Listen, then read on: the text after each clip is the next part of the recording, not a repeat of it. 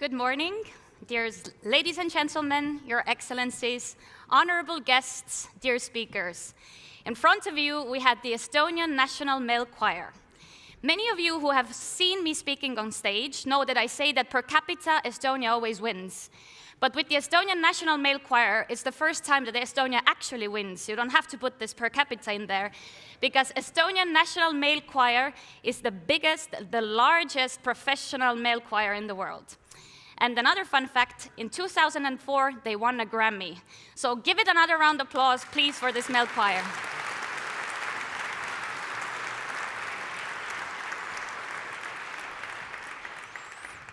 And with this, it is my honor to welcome you to the Tallinn Digital Summit 2024. My name is Sandra Särav, and it is my honor to be your Master of Ceremonies for the next 2 days, for the third year in a row for this flagship event. Let's start with a quick show of hands. For whom is this the first Tallinn Digital Summit? Impressive, quite a few of you. I can assure you that with 900 distinguished guests and speakers, you are in excellent company today. Over the next 2 days, we will deep dive into different areas of digitalization, focusing on 3 things: secure innovation and technology, resilience and partnerships, and global tech governance. The Tallinn Digital Summit is hosted annually by the Prime Minister of Estonia, and it gathers leaders from the world's most digitally innovative countries, international organizations, academia, and the private sector. This means you. As we gather here in Estonia, a country renowned for its digital leadership, we're here to shape the future of digital tech leadership and build a resilient, secure tomorrow. This year's Tallinn Digital Summit comes at a critical moment for global digital and tech agendas. While some industrial policies and strategic autonomy efforts may risk fragmentation, we are here to develop the concept of friendshoring. And this is why we are here today. But before I announce the Prime Minister of Estonia, I do have some organizational remarks for you. I see quite a few of you standing up. Actually, until 11 o'clock, we'll be streaming this stage from also the Cauldron Hall. So if you didn't find a seat, feel free to go back to the Cauldron Hall. You can find the seat there, and we will live stream all the sessions from this stage until 11 a.m. Today, we will have 4 different stages, or 4 different halls. The black box, which is where we are now, then the Cauldron Hall, the small stage, and the terrace hall. Both days, both today and tomorrow, will be live streamed from the black box as well as from the Cauldron stage. They will also be recorded and are available later for viewing. We also have a live stream. Welcome our guests who are watching us online. We encourage you to follow and engage with our social media. Tallinn Digital Summit has a LinkedIn site. We also have an X page, which is still called Twitter, and I don't blame you if you do as well. And if you post, please use the hashtag TDS2024. There's Wi-Fi available. It's called Digital Summit, and the password is Digital Summit 2024, capital D, capital S. As mentioned, until 11 a.m., the program will be only on this stage, and it will be broadcasted to other stages as well, namely the Cauldron Hall, so please go there. Another note is that if you didn't get yet your badges, then please go get them, because otherwise you won't be able to join the rooms without the badge. So after this session, please go downstairs and get your badges. And now, without any further ado, it is my great pleasure and honor to invite the Prime Minister of the Republic of Estonia, Mr. Kristen Michal, to officially open the Tallinn Digital Summit 2024. Please, Mr. Prime Minister.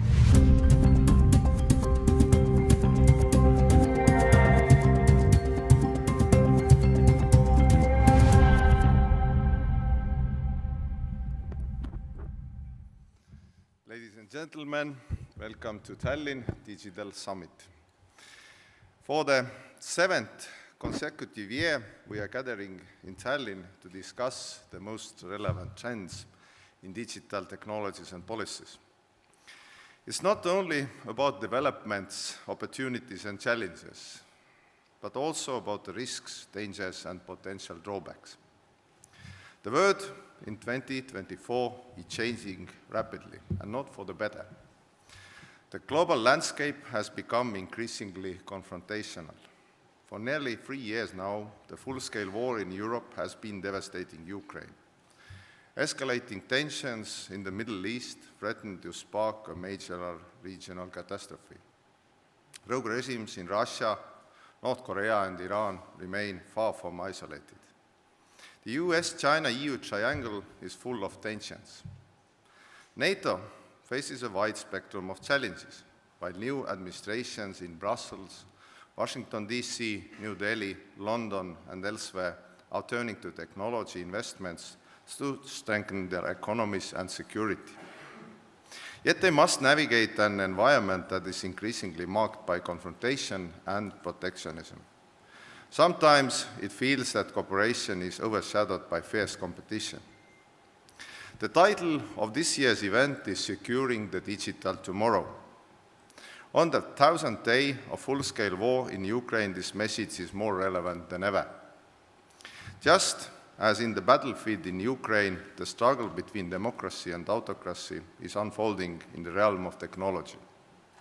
It is our task to demonstrate that technologies can and should be used for democratic and not for autocratic purposes. We must embrace technological development and innovation. We must be ready to adopt digital technologies despite the accompanying risks. In short, even in challenging times, we choose optimism. Dear friends, I would like to highlight 3 key topics today. First, defense innovation. Digital technology is a powerful tool for development, good governance and delivering public services.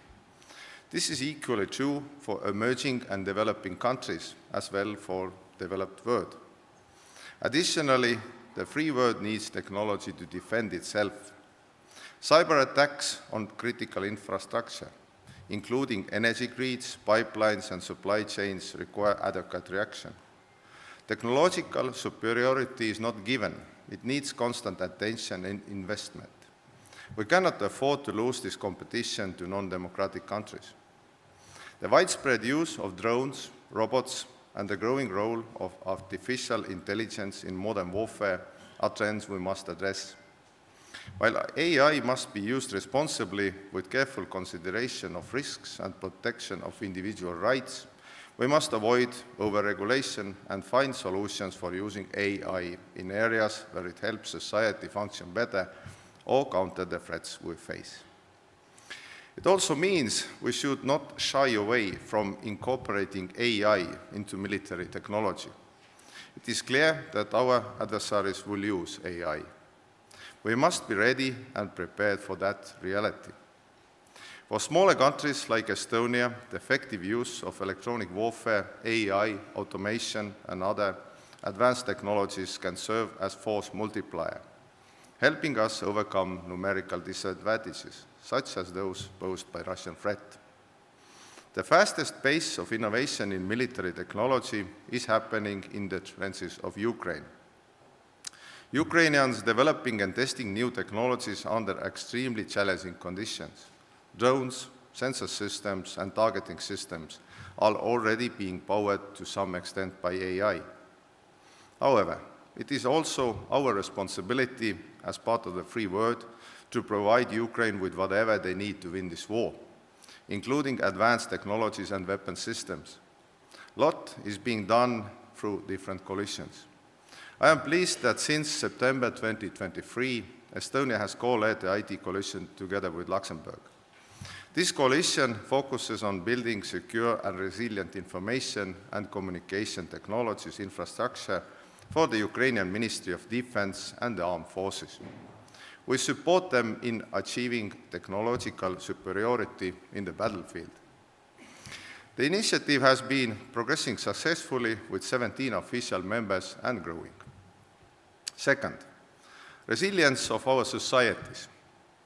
Digital technology is far more than just a tool for military security and applications. That would be too narrow and destructive. Digitalization is not only about technology, solutions, or information systems. At its core, it's about well-being, cohesion, and resilience of our society. Estonia's digital journey is well known. Our success over the past 30 years of independence is largely due to our bold use of technology and large-scale digitalization of society. Our scorecard is very good, but there's a flip side. Our growing vulnerability in the cyber domain is reality we cannot ignore. Hybrid warfare on the civilian front is a new challenge we must face. We've seen how our water supply, migration, and even information can be weaponized. Elections have been manipulated, and hostile actors have used unauthorized means to create instability, sow fear, and weaken societal trust. Estonia has been targeted of several Russian hybrid operations. What began in 2007 with the first recognized cyber attacks on government institutions has continued in various forms. For instance, 2023, Russian intelligence services launched a coordinated campaign to undermine Estonia's security, including physical attacks on property, some of which were thwarted while others were carried out. Our response must be strengthen our resilience at the societal, state, and democratic community levels. It is vital that we enhance cooperation, including with NATO, to raise awareness and develop new response measures. One possibility for coordinated response is public exposure and attribution of offenses. For example, this September, Estonia attributed the 2020 cyber attacks against Estonia to concrete members of Russia's military intelligence. It is the first time in history that Estonia has attributed cyber attacks against the state to the perpetrator of the attacks. Last but not least, cooperation for good technology governance. Estonia has pushed for digital topics in global politics for more than 15 years. We actively share our experience with partners around the world because we believe digitalization is key to strengthen democracy. We are not alone in this effort. The entire democratic world, including the EU, recognizes the need to improve digital technologies and governance. The work in this area is speeding up, and more countries are focusing on what good digital governance should look like. We are at a crucial moment. For the first time in history, the world has agreed upon common principles for digital cooperation. On September 22nd this year, world leaders met in New York for the United Nations Summit of the Future and adopted the Global Digital Compact, a framework for governing digital technology and AI. This gives us a shared starting point for global digital cooperation. We've also made progress through initiatives like Hiroshima Process and Bletchley Declaration, where countries agreed on data governance and AI principles.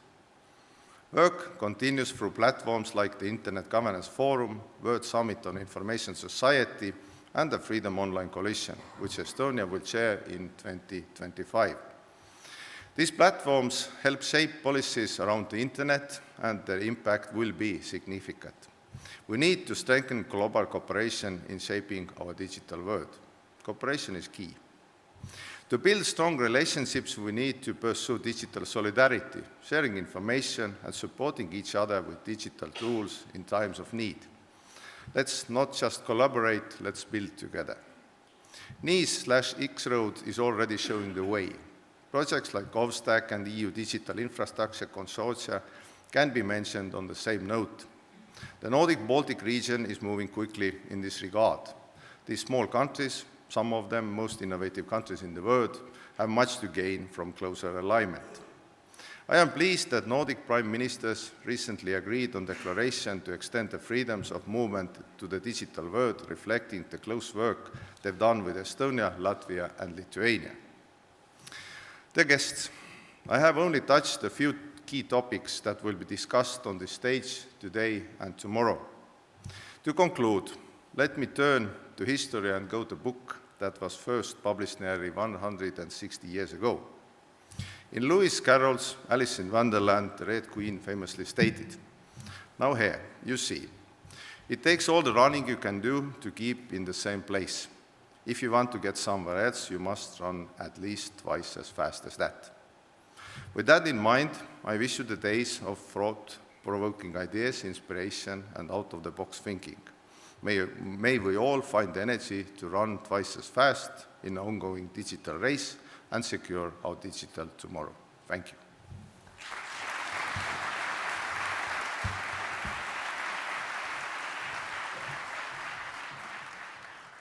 Thank you, Prime Minister. So we all need to run twice as fast in order to create the trust in digital democracies with the digital tools.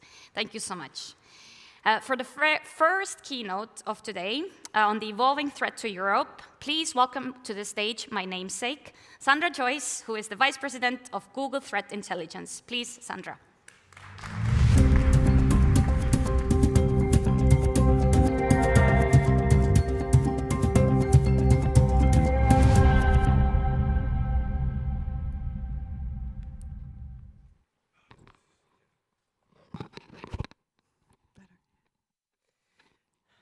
Thank you so much. The name tag tried to eat me, but I'm all right, don't worry. So my name is Sandra Joyce, and I'm the Vice President of Google Threat Intelligence. And what we do, our vision and our mission, is to protect Google, its customers, and the billions of users by creating a threat picture. And with this threat picture, we hope to disrupt adversaries. Now, there is a lot to this to understand the threat actors and what they are doing and what they are up to. But I think in a forum like this, it's incredibly important for us to understand what we're up against. Because if we're going to work together, we need to be very, very clear on how things are going and what is happening and what we're trying to solve for. So let me start off. The Prime Minister would actually referred to this already, but the GRU is the military intelligence arm of the Russian government. And what we have seen is an increased tendency to commit sabotage in this group. So not only has the sabotage unit that is disrupting around Europe in a physical sense occurred, but they also have a cyber unit now. The top right is the picture of this group holding up a sign saying sabotage. This is straight from the indictment. Now, many Western countries, including Estonia, were part of exposing this group. But if you think about that, the tendency here, it is nonstop. Just this morning, my team briefed me that APT44, a group that we call Sandworm, is actually, right now, as we're in this room, targeting and continuing to work towards targeting the electrical institutions and organizations across Europe. So different organizations that are charged with providing power as winter comes, that's what they're targeting this morning as we're sitting here. We also see that APT28 has been disrupting some of the logistics lines. APT28 is also a GRU unit, disrupting logistics lines going to Ukraine. So when we think about the way that the government is, governments are trying to work together, the thing that strikes me is those smiling faces. The disruption and that they're so proud of, the sabotage that they're so, willing to put out to everybody else. So we have to think very clearly about what we're up against, because there is not just the capability but drive from the perspective of these folks. Another thing that we think about is the information space, and we track this very carefully. So the Baltic Word is a publication that calls itself a very comprehensive and objective source of news for Lithuania, Estonia, and other countries around there. But as you can see, it doesn't look very objective, does it? And this we have seen is very aligned with a group that does information operation campaigns called Ghostwriter. We've been tracking Ghostwriter since 2019. And the information space has been very important, especially with the Russian invasion of Ukraine. We've seen groups like Ghostwriter be very active. We've also seen another group called Doppelganger. Doppelganger is also an information operations campaign. Now, what are the three things that they are trying to put out there? Number one, they're trying to get all of these narratives that are going to disrupt the alliance between NATO members. So their narratives are about fake, terrible things that NATO soldiers have done or something like that. So disrupting the alliance. Number two, they are trying to disrupt inside of Ukraine, trying to get their government to look as though they can't support and can't win. And then they also, the third pillar of their information operations campaign is to buffer and lift up the Russian narrative. So fake numbers around casualties and losses and that type of thing. So we see this as definitely one of the main pillars of how the threat is evolving here. In this case, we also see that Ghostwriter we have attributed in large part to Belarus, with some, obviously, the long arm of Russian influence on there, because all of their narratives are aligned with Russian objectives. We also see a shift between strategic Russian efforts in the cyber domain to the battlefield itself. So in the first 4 months of the invasion of Ukraine, what you see there in the red boxes is all of the wiper malware that was used to target mostly civilian organizations and government organizations, trying to wipe out any command and control capability. What you see now to the right is what we're seeing most recently. These are fake mobile apps that are supposed to look like what Ukrainian soldiers are using on the battlefield. And they're tricked into either using these or downloading them, or they're putting their personal information in them. So we're seeing this focus. And remember, in the first 4 months of the invasion of Ukraine, what we saw was actually more wipers deployed in the first 4 months that we have tracked in the last 8 years. That's the level of aggression that we're looking at. Now we see a lot more targeting individual soldiers on the battlefield as they conduct their campaigns. So not just mobile malware that we've seen, but we've also seen close access capabilities. So what Russian soldiers will do is pick up mobile devices, either from fallen soldiers or from areas that they have captured, and continue to use the access that those devices have. We've also seen them siphon messages, so what that means is that they will be tricked into logging into encrypted messaging apps where it's Russian-controlled. So familiar Signal or other type of communication means, they're actually sort of sharing an account with Russians who can then see what they're saying. All of this is really about tracking Ukrainian movements on the battlefield and doing sort of pattern of life to really understand and give that battlefield edge. And then finally, they're using it to do watering holes. We've seen Russian targeting of iOS in these devices as well. So there's truly a broad spectrum of what we are seeing the Russian capability turn into. Now, I'm going to turn to something you probably aren't expecting if you don't follow this area very, very closely. And that is the new and evolving threat of North Korean IT workers. And I know what many of you are thinking. Why should I worry about a North Korean IT worker who is in a small, rogue country on the other side of the planet? Well, what's interesting is that these IT workers are stealing credentials online and getting themselves hired at Fortune 500 companies. They're getting hired at companies that are household names, international companies, tech companies, IT companies, cybersecurity companies.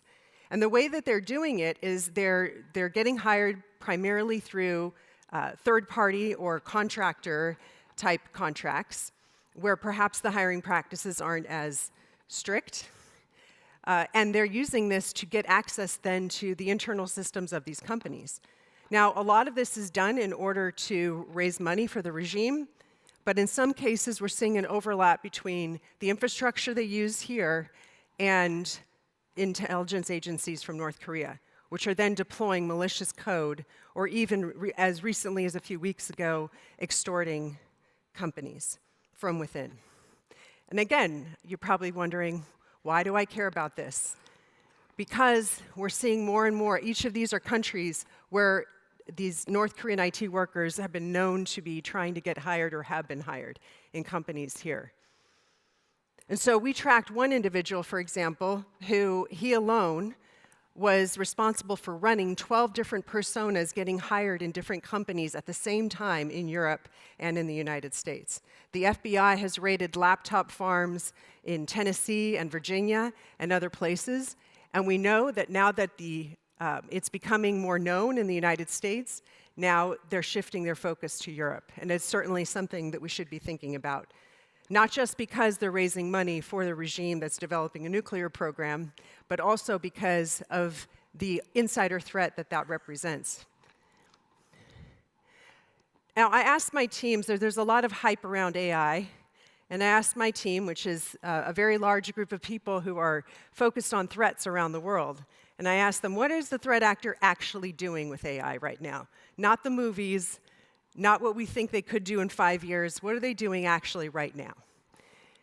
Well, what you see on the left is that's actually an IT worker that was hired into a cybersecurity company, and they used AI to change the image of their face so that they could get hired on. The only reason this person was caught was because when they were given a corporate laptop and they uploaded a remote access tool onto it, that triggered an alert, and then they were found out.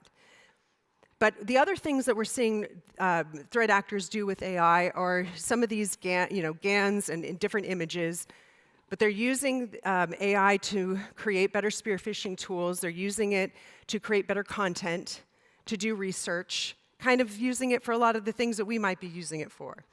But nothing that I would say turns into a real innovative use. So we respond to about 1,300 incidents every year as part of the Mandiant Consulting Group. And we have not yet seen a real AI usage that would surpass what a normal human can do. And that means not that we have to keep our guard down. What it means is that we need to take this moment where the innovation is still happening on the defender side, because it certainly is happening. We're using AI to reverse malware faster. We're using it to look for anomalies in a large data set of alerts. We're using it to get more productive. We're using it to look at smart contracts and cryptocurrency criminality investigations. And we're using it to try and do a lot of things that can defend us. The image on the right is a China-based information operation that was going, this is a completely fake individual with the whole setup. And what she is doing is she is talking about a supposed scandal with a Taiwan presidential candidate. All of it fake. But this is, again, what we're up against. So in conclusion, we talk a lot about the public-private partnership. It's almost like you have to be able to say those words to gain entry into a lot of these forums. But what exactly does a public-private partnership mean, concretely? Well, first of all, we need to build a collective view of intelligence. We need to understand what the threats are doing. Industry has a really good view into victimology, as we call it. We can see what is happening from a victim's perspective. We can build that piece together. We can get very deep into one thing or look across. Governments tend to be really good at a much broader view. They have national assets, things that industry can't do. But putting them together, we should be able to build a much more comprehensive picture. Second, creating national continuity through cloud. This is something that Estonia is already miles ahead of, or kilometers ahead, I have to remember where I am, kilometers ahead of everybody else. But one lesson that was learned in Ukraine was that when these wipers were hitting, and it looked like a lot of that was going to be successfully landing and wiping out a lot of the networks that were there, they were able to switch to cloud very quickly and maintain their sovereignty. And finally, enhancing government resilience. Again, making sure that industry can be that force multiplier. But we don't win this with just government or just industry. We don't make a dent in this if we try to do this separately. So if you're in a room trying to solve for a threat, maybe against critical infrastructure, and the private sector isn't there, we're going to lose. And finally, I would just say this. I was asked by somebody the other day, what is the rate of change that you see in the external environment right now? And I said, well, the regulatory environment, the threat environment, there's a lot. I would say 20%. I was just making it up, but it seems right. 20%. So about a fifth of what we deal with every single year is completely new. And then she asked me, well, what is the rate of change internally in your organization? And then she got me there. because it's so much harder. Now, I don't think that an organization needs to change if you have sustainable, flexible systems. But if we're not changing from inside to match the threats that are outside, we are not going to win what we're doing. So, ladies and gentlemen, this is what we're up against, and I hope to work together so that we can make a difference. Thank you so much.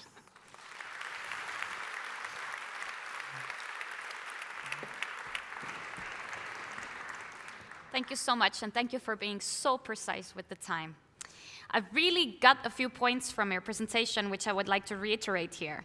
If we are going to work together, we need to be clear about what we are facing, and we need to have a collective view on intelligence. We cannot allow innovation to happen only on the offender side. We need to leverage better than we have before. And this is literally why we are here for, and this is also what the next panel will speak about. The next one on stage is the inaugural panel of the Tallinn Digital Summit 2024. The panel will examine how national, regional, and global priorities shape our collective digital future, and how diverse leadership approaches addresses shared challenges in cybersecurity, digital economy, and technological sovereignty. With this, I'm very, very excited to invite to the stage the next panel, with the following people. We have with us Dr. Margaret Nyambura Ndungu, Ms. Cecilia Bonafel-Tal, and this discussion will be moderated by Marjorie Bayon, a journalist, a presenter, and an expert on tech and politics. Please.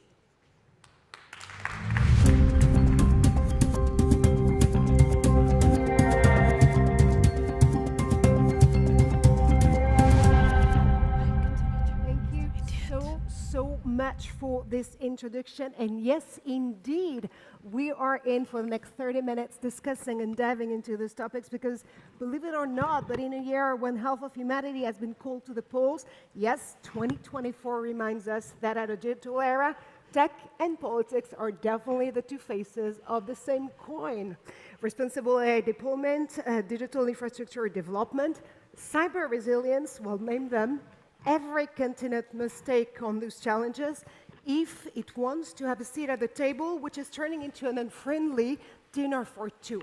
Now, Europe and Africa wants to make a difference. Well, that's good. And believe it or not, it's not always by playing the regulation card. Let's put our global leadership lens with our next guest, Dr. Margaret Nyambura Ndungu. You're definitely the Cabinet Secretary at the Ministry of Information, Communications and Digital Economy of Kenya, and Cecilia Bonafel-Tal, your Director General at Digital Europe. You're actually giving a voice to 45,000 digital companies in Europe. So if you are ready, we're going to dive in right here, right now. And first, maybe with you, Cecilia, because I was just stating the fact that maybe sometimes we don't really need to play the regulation card, but Europe has been rather in the hot seat for being a champion for regulation rather than being innovation or business-centric. Even Mario Draghi, in his last report about European competitiveness, put it this way: invest or innovate or perish, basically. So, can Europe change the narrative here? Can we actually try to make a difference when it comes to better innovating than regulating? Well, I don't think we have a chance, to be honest. Yeah. I mean, one of the things that that Mario Draghi highlighted was that 20 years ago we were more or less at the same GDP growth as the US. The gap has widened with 30% since. We are right now lacking every year 800 billion in investment capital compared to the US. What happened? I mean, if you look 20 years ago, what happened was that there was a major consolidation phase of both tech companies, defense companies, everywhere else than in Europe. Yeah. We stayed the same. We talked about sovereignty in small, teeny-weeny units of countries. We did procurement in small units of countries. We did implementation of endless amount of rules and regulations, country by country. And we really saw a depopulation of tech companies in Europe. if we look right now, I think on the top 100 companies in Europe, in the world, Europe has 4. On the tech scene, we have around 10. And many of them are not their biggest market is not Europe anymore. It's the US at best, I would say. So we are really squeezed in this situation where security, I mean, honestly, technology has always defined security, whether that has been from the steam engine to the fuel engine, or whether that has been, from the horse to the car, or whatever. I mean, the technology has always driven growth and prosperity and security in society. And somehow along the line, we decided that we want to regulate everything that might happen in the whole wide world with these technologies, instead of really thinking about that. In that period, we've had technology innovation moving from typically the military, public sector, research and development, into private sector. And if you if you bring down the price level by law, and you refuse to have companies merge, even though it's a very mature market, then you lack this kind of consolidation phase that creates the next investment and innovation wave. And that's basically what Europe did. We got stuck in the centuries behind of countries by country doing things by country. So on top of that, lacking those, I mean, if we had followed the curve of the US, we would have had in taxpayers' money around 300 billion more per year. But instead, we have added a burden of 200 billion in compliance costs for companies. And we just did a survey with all our companies, and I can tell you that 60% says that their burden of compliance have increased more than 20% in the last 2 years. And that is without all the existing regulation of the last commission basically being rolled out. So can we change? Yes. I mean, I think we have now seen that we have a president. I'm a big fan. She is knowledgeable. She knows what she's doing. She knows the European leaders. She's a liberal. We have a digital or technology commissioner who is Finnish, who knows that security and technology is very linked, and also has security as one of her main aim. And for the first time in history, we have a commissioner that actually has defense in his title. Also a Lithuanian gentleman that knows that security and technologies goes hand in hand. And I think we can say with Ukraine and everything that we have learned, and God forbid that we don't learn from that and we don't support them, I really hope that we'll continue, and it looks like Europe is really on that path. But with them, we have really learned that the future of warfare will basically be centered around technology innovation cycles. Let me follow up on that one, because we're going to have an entire panel dedicated to defense tech at the very beginning of the afternoon. But what you're saying out here is that we're probably more ready to actually create together the defense tech of Europe more than European defense itself. Yes, I think we are. I think we're more ready in history than we have been in the last many, many decades. Will that mean that we can execute? Are we agile enough to think about pan-European procurement, incentive structures across Europe? I mean, we have the saying, we need to do 3 things. We need to cut regulation, we need to simplify the single market, and we need to start incentivizing. So less stick, more carrot. And are we basically able to do that instead of, putting endless amount of research into technologies that are created maybe in China or somewhere else? But, for the sake of not picking the winners, maybe we need to look at the winners. I mean, if we look at critical technologies, which are defined in the US, in Europe, and in China, these are the fundamental technologies that defines economic and military stability in society. Europe leads in one, which is connectivity. They're like second in green and energy tech. We have a lot of innovations in the biotech areas. So I think that's exactly where US and Europe are meeting each other in spite of, protectionist measures on being more centered at the home market. I think that is where we are basically meeting each other in the fight between autocracy and democracy.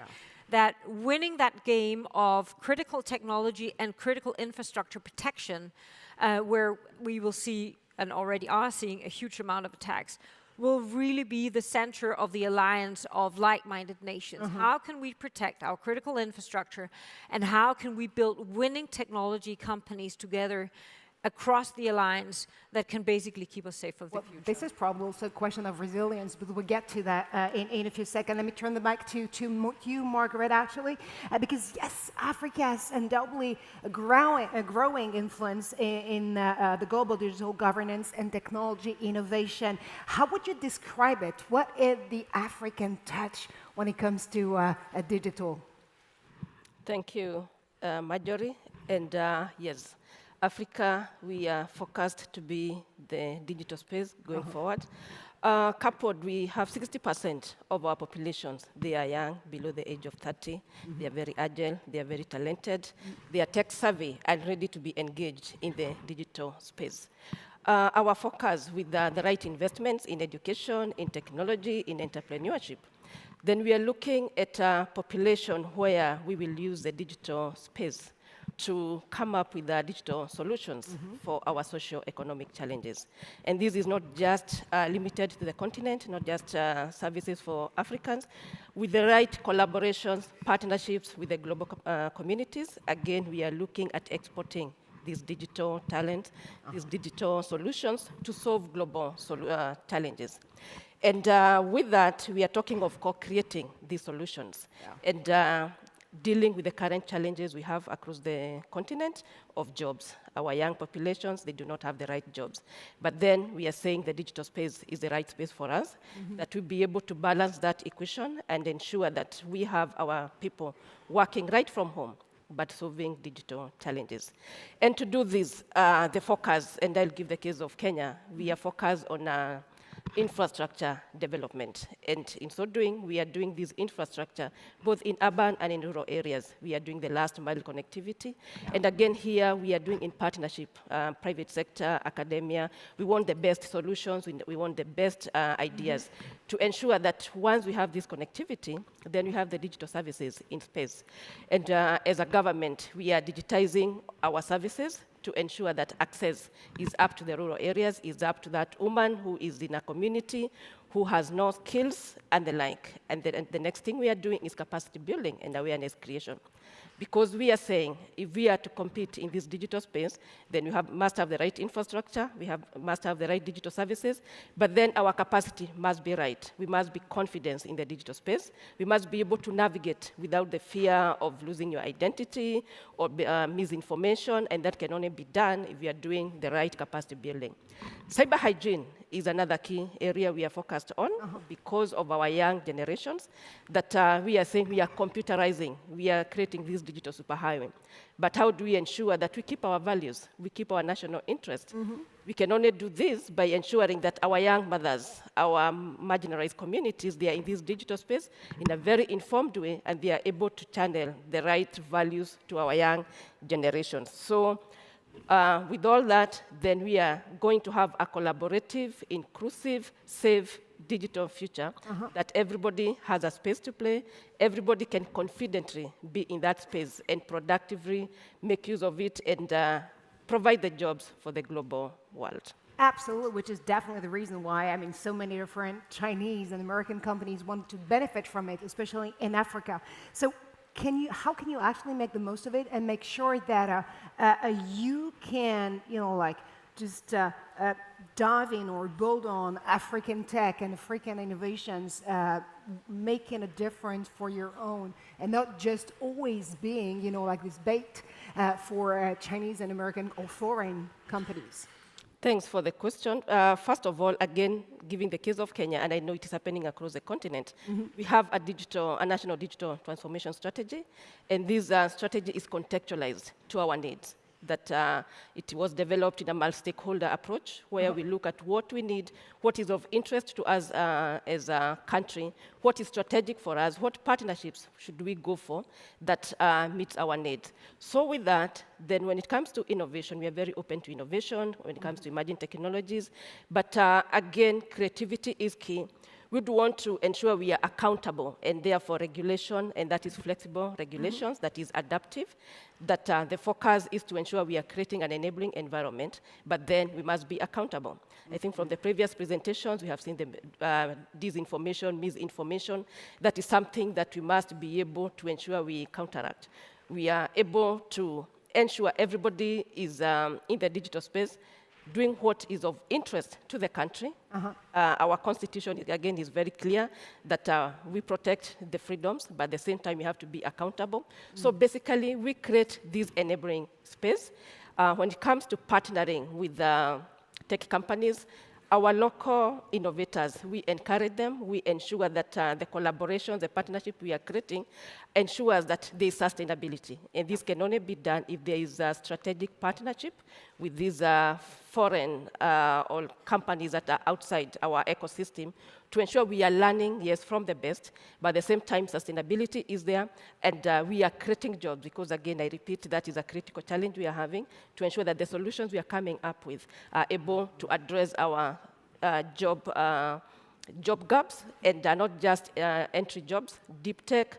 And again, when it comes to education, we are partnering to ensure that the kind of courses we are creating, they are focused towards making us creators of knowledge, creators of content, and creators of solutions. Which is really interesting, because I mean, while leapfrogging either on technology itself or regulation or creating this digital ecosystem, you are definitely preventing yourself from every single nuance and layers we had to go through, or any step in the process we had to go through as a European, and especially when it comes to tech sovereignty.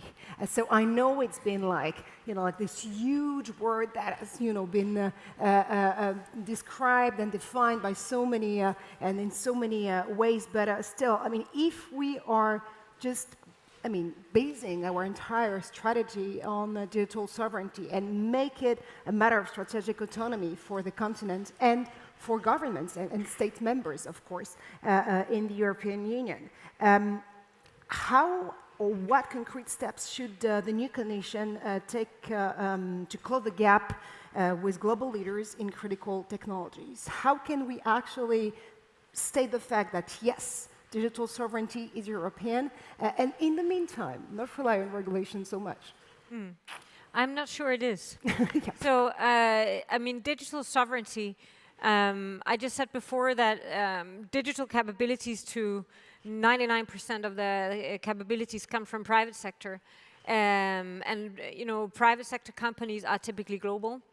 What I do think is that there is a NATO alliance and a NATO plus alliance. Let's hope that Ukraine and others join soon in a like-minded, and beyond that, that could also be G7 scope.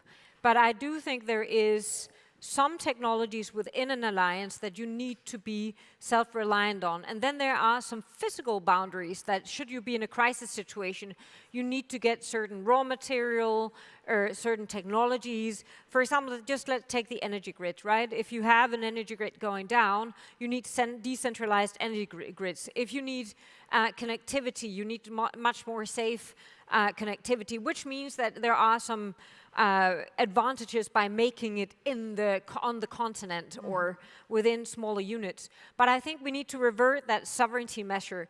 Digital or technology sovereignty for me is, are you able to protect your citizens by use of technology? Are you able to protect your critical infrastructures to make the society function? And then you should ask yourself, who are my friends that can help me to make that happen? And in crisis situations, what are the real threats? Not like imaginary threats of being like totally autonomy or whatever, right? But with the real threats that I need to address, and who can help me with that in the near by environment if that is needed. So I think we need to think totally different on sovereignty that we have done before. I don't believe in national sovereignty anymore in the sense that everybody needs to have their own little thing. If you look at Europe, there is no defense in Europe that can stand the boundaries alone, right? So, and that's even more truth in digital. We just had Sandra Joyce telling us just before how, cyber threat. If you look at the future of warfare, I feel that I'm like scaring people, but it's it's going to be a tax on critical infrastructure, right? And they're not going to care which country it's in. Oh, yeah. So no country can solve this by themselves. And the capabilities that we need to solve, that whether that is drones or drone jamming or AI to detect malware, or whether it's you know, a decentralized energy grids, or, and I could continue, warning system for floodings. We couldn't even get that right. We could have invested money in that, right? And we could have kept the citizens safe for natural disasters. These are the type of things we should be looking at. And then we should ask ourselves, who are our like-minded friends to solve that problem? And who has the capability, and where do we need to build more capability within Europe?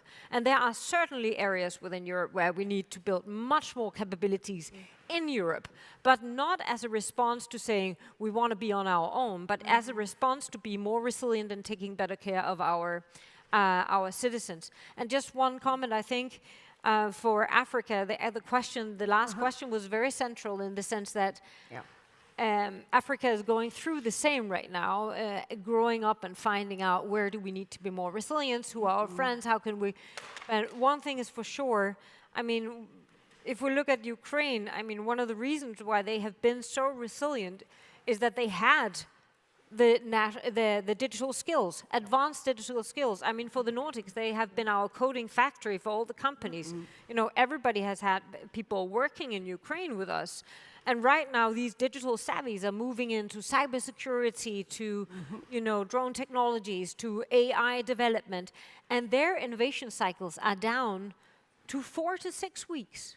So within 4 to 6 weeks, anything has been copied by the Russians. So for example, procurement processes. If you have, you know, NATO procurement processes that takes 8 years, or endless amount of bureaucracy to come to buying critical technologies and agile, it just doesn't work. I mean, it just needs to be changed. And all these learnings is something that I think Europe has to, you know, untangle itself from. NATO needs to untangle itself from. But Africa stands a chance to basically say, maybe we shouldn't have a procurement process that takes that long for emerging technologies. Maybe we need to change this already now in our digital development, and rightfully so. Well, I mean, sometimes it might be coming as an epiphany that tech has no border. Yeah, exactly. Yeah, there we go. Margaret, actually, I want to... And neither security. Absolutely. I want to follow up with you on this concept or idea of digital sovereignty. What does it mean to Africa? And again, I mean, you have the great luck and opportunity to be building this entire ecosystem from scratch and just, you know, avoiding yourself the pain of going through, again, this multiple layers and steps that we had to go through. So digital sovereignty when it comes to Africa, would it be more about, you know, relying on private-public partnerships and global initiatives to make it happen? Yes, I fully agree with you, Cecilia, that when it comes to issues of procurement, they are cross-cutting. You cannot say at the national level. For us, digital sovereignty is about ensuring that the solutions we are coming up with, the products we are purchasing, whatever initiative we are coming up with, they are contextualized to address our challenges, to address our needs. Partnership, may it be with local organization, may it be with the organization from outside the country. That partnership must be tailored to enhance our needs, so that from the word go, whatever collaborations we are coming up with, we have our country interest, our national interest at heart. And yes, the procurement processes, you have said they have been taking a long time. With emerging technologies, then we have to be very agile. And again, that is where PPP, public-private partnerships, comes in. And when we look at the projects we are implementing in Kenya, that is the approach we have adopted. When it comes to broadband connectivity, we are working with the private sector to ensure that we complement each other. We have this ambitious project of connecting 100,000 kilometers in the next 10 years. And in so doing, then the public sector has a role, the private sector has a role. When it comes to education again, we are partnering with the private sector to ensure that we are doing both traditional training curriculum, but then we are also doing online. And the government is there to create an enabling environment and allows the private sector to innovate and come up with the solutions that, again, address our needs.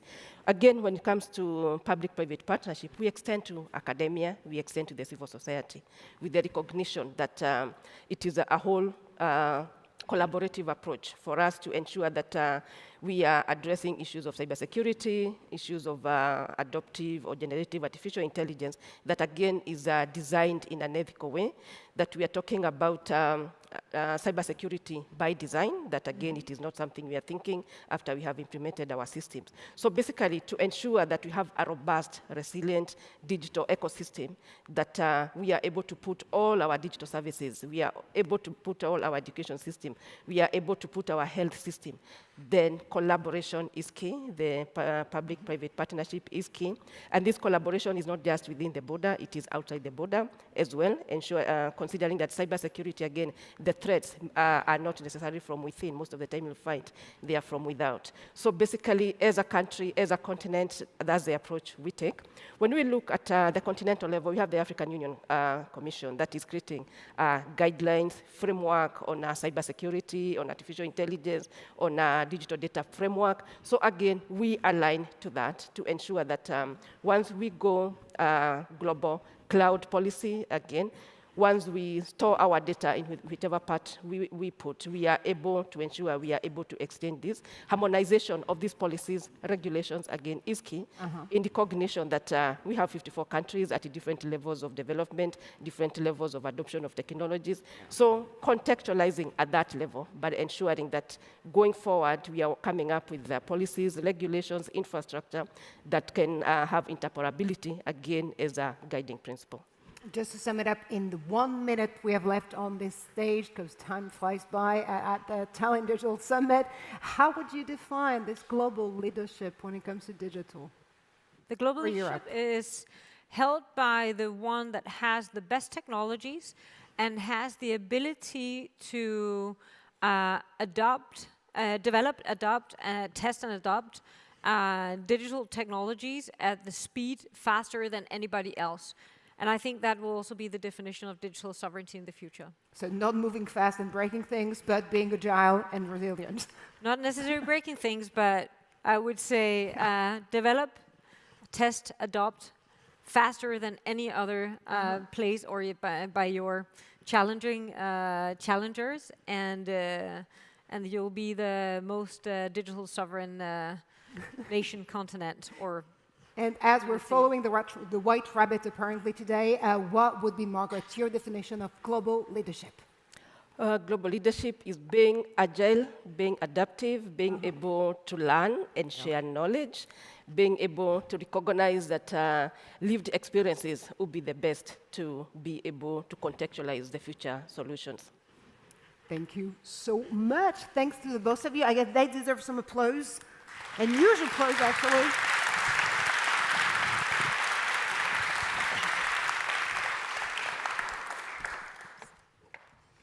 Thank you so much. We are more ready than before, but the question is, can we leverage this situation properly? If it takes us 6 months to procure new and emerging technologies, while Russians copy everything in 4 to 6 weeks, we're not ready. Less regulation, more incentives is what we need to do.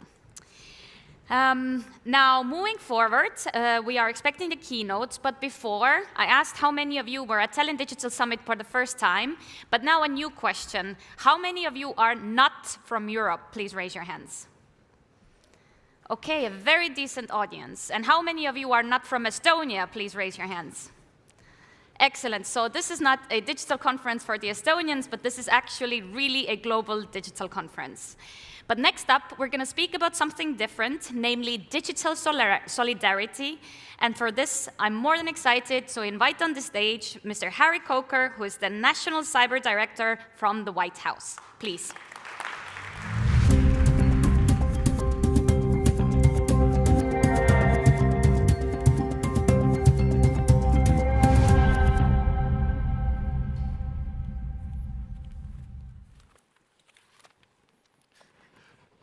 Good morning. It really is an honor to be here in Estonia, a country that embodies leadership, partnership, resilience, and innovation. And Estonia is not only a steadfast ally in our shared pursuit of security and stability, but also a global pioneer in digital governance and cybersecurity. The Office of the National Cyber Director in the United States really does appreciate your leadership, and the United States government as a whole is eager to build on the lessons we learned here at the Tallinn Digital Summit. And thank you to the Prime Minister for hosting this year's summit, joining so many dedicated leaders from across government, academia, and industry, including our international allies and partners. This event is an inspiring reminder of our shared commitment and responsibility to a secure, prosperous, and sustainable digital future. We currently stand at a pivotal moment in our digital evolution. The convergence of rapid technological advances, global interconnectedness, and the escalating threats posed by malicious cyber actors have thrust cybersecurity to the forefront of our national security and economic prosperity agendas. Innovations like artificial intelligence and quantum computing hold the potential to transform industries and propel global development. But this progress also expands the threat landscape, reminding us that our interconnected world can be both a powerful asset and a substantial vulnerability. There's nothing profound about that statement.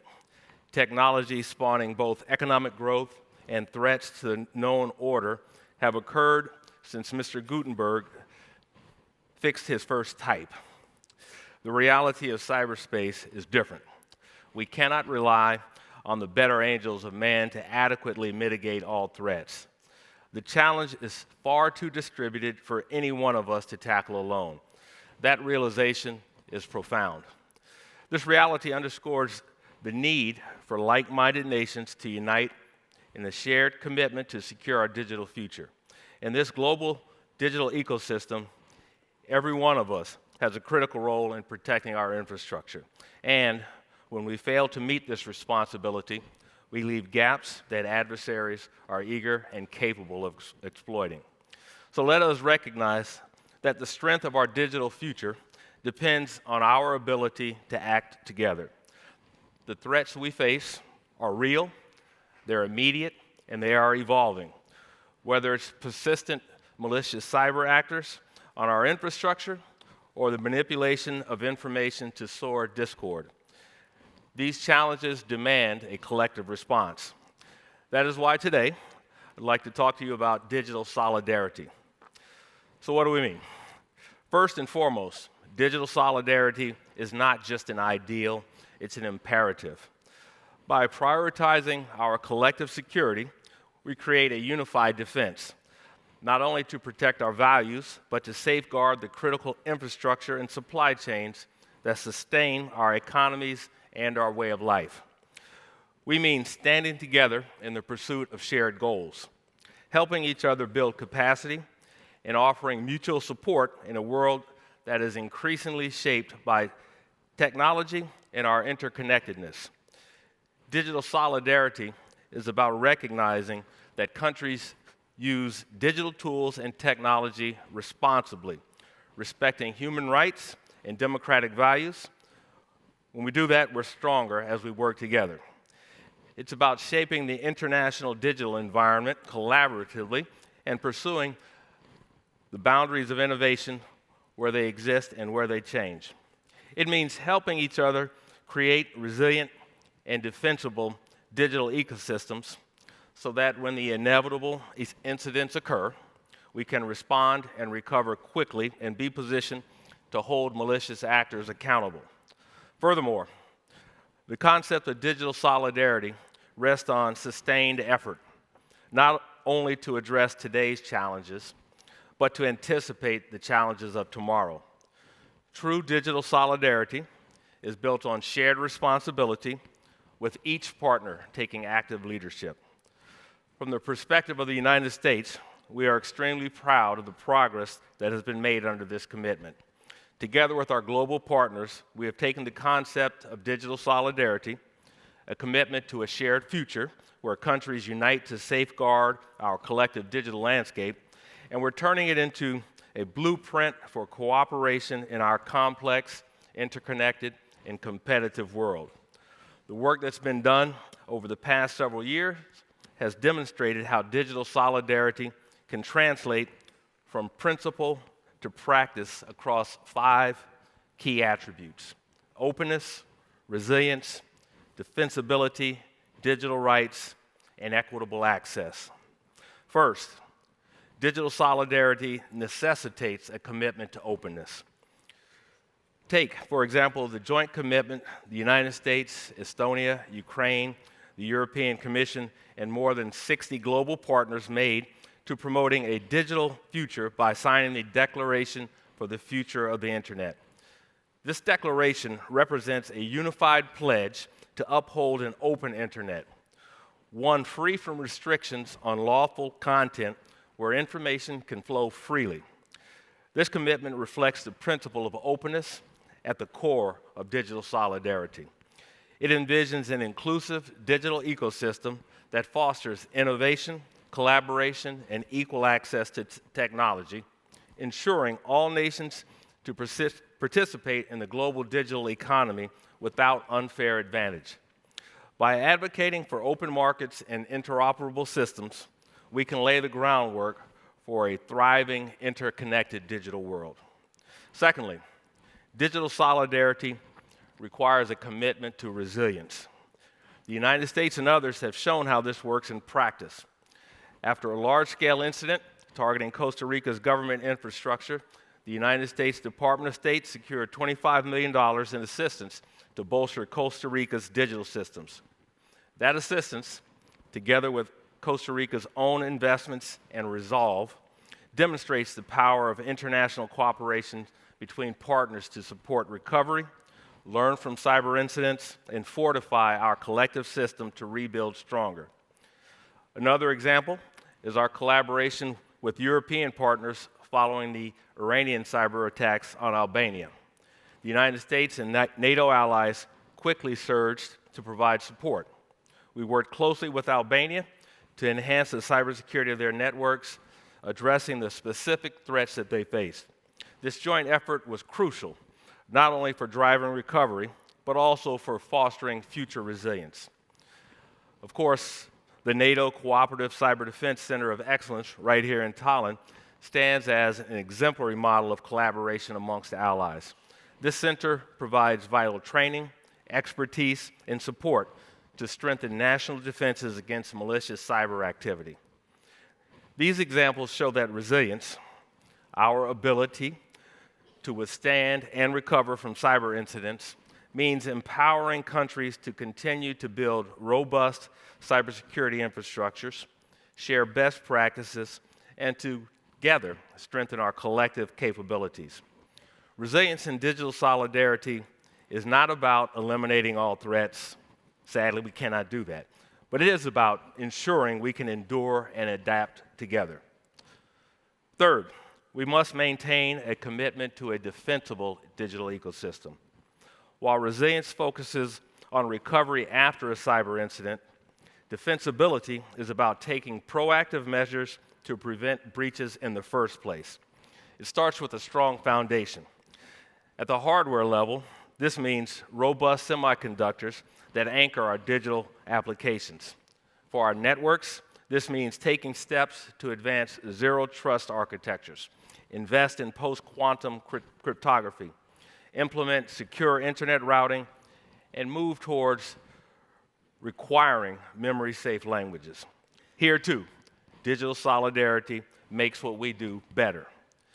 Take, for instance, the steps our global community has taken to address the threats posed by cryptographically relevant quantum computers.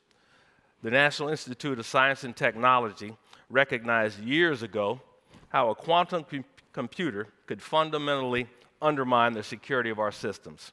So we began to discover, test, and standardize post-quantum cryptographic algorithms as far back as 2015. We relied heavily on our international partners, with over 25 countries submitting algorithms for consideration. And in August of this year, we standardized 3 post-quantum encryption algorithms that are ready for immediate use. By leading on post-quantum cryptography, we're not just protecting our systems, we're helping secure the system of our allies and our future. Fourth, digital solidarity requires that we be rights-respecting. Consider the EU's General Data Protection Regulation, GDPR. This landmark regulation demonstrates that it is possible to establish global standards for data privacy and user rights, ensuring that technology serves the people, not the other way around.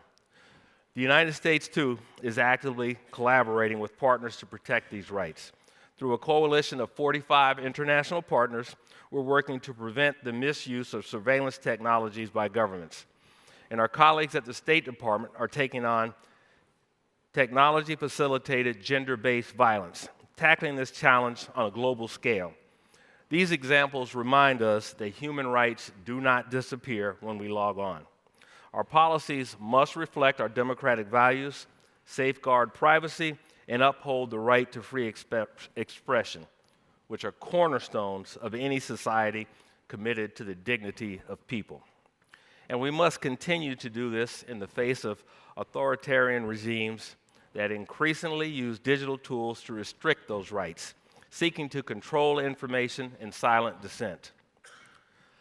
Finally, we must cultivate a prosperous digital ecosystem by expanding equitable access to technology and fostering economic growth through innovation. Our goal is to create opportunities that uplift both communities and nations, particularly those communities that feel passed over by the digital age. The United States Digital Connectivity and Cybersecurity Partnership embodies this vision. Through this program, we are investing in digital infrastructure and cybersecurity in developing countries, showing how targeted efforts can not only strengthen security, but also stimulate economic growth, create jobs, and improve livelihood. These examples that I've shared today are proof that by pursuing actions which embrace openness, resilience, defensibility, respect for human rights, and shared prosperity, we can create a digital solidarity that protects us all. And make no mistake, inaction carries significant risk. So we have to take on digital solidarity. Otherwise, consider the alternative. An era where a lack of coordination leaves each of us vulnerable, our systems prime targets for manipulation by hostile forces aiming to disrupt, control, or destabilize. Remaining passive is not a neutral stance, it is a risk.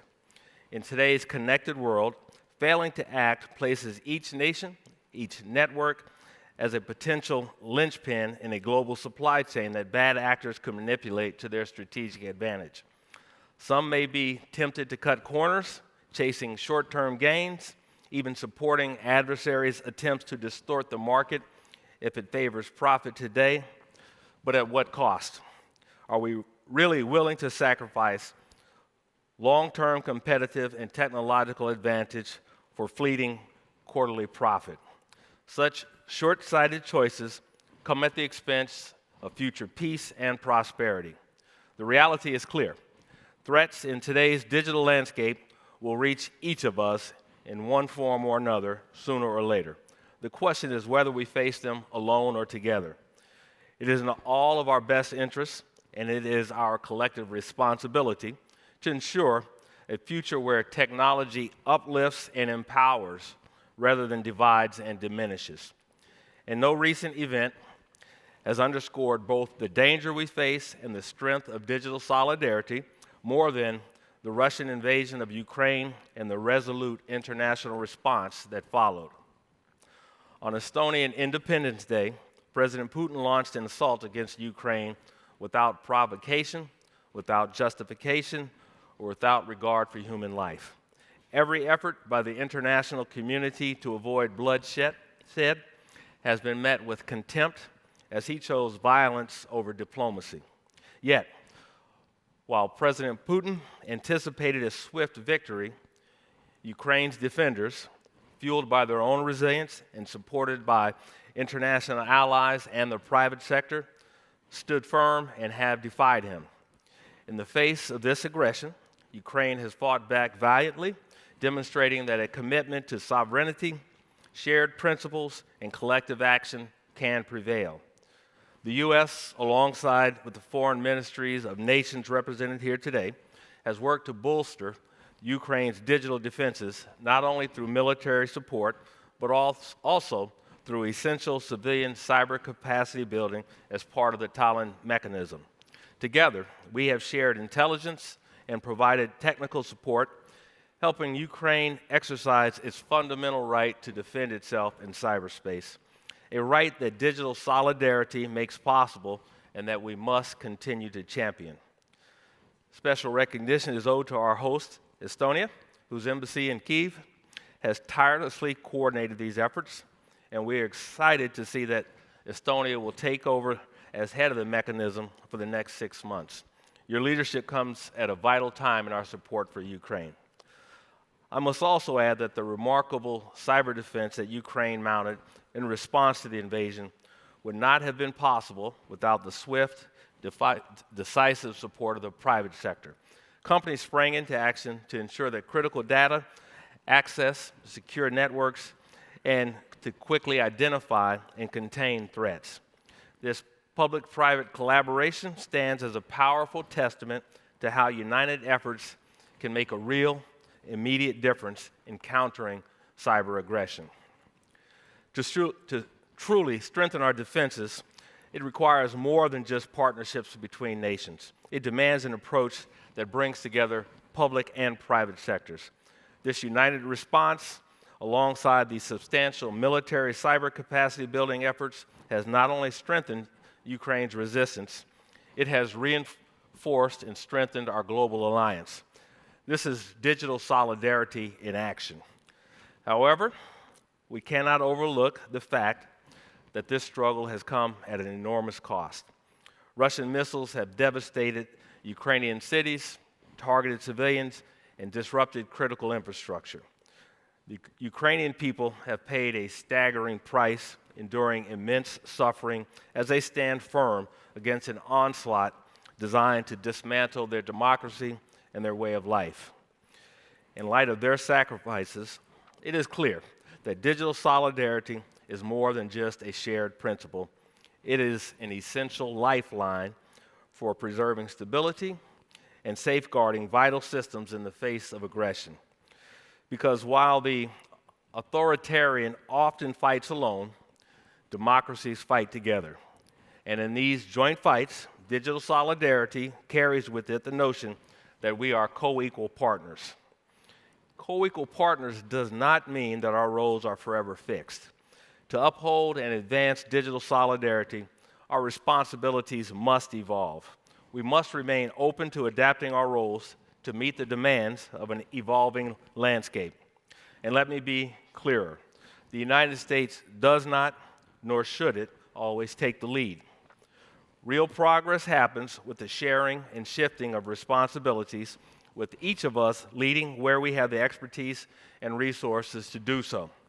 Our strength lies in this flexibility, in allowing each country to step forward when and where it can be most impactful. The reality is there's so much that we can and must learn from one another. We find ourselves here in Estonia today, a country that serves as a beacon for cybersecurity innovation. 17 years ago, Estonia endured a wave of denial of service attacks. And instead of backing down, Estonia chose to defend and strengthen its information defenses and e-governance structures, areas in which Estonia has become a recognized global leader. Estonia's resilience inspires us all to learn from our past experiences, pushing towards a future built on shared strength. And for Estonia's aggressors to the east, it should have been a clear message. The free people of this world fight together and will not back down to a poor imitation of a 20th century dictator. Advancing digital solidarity calls on each of us to play a part.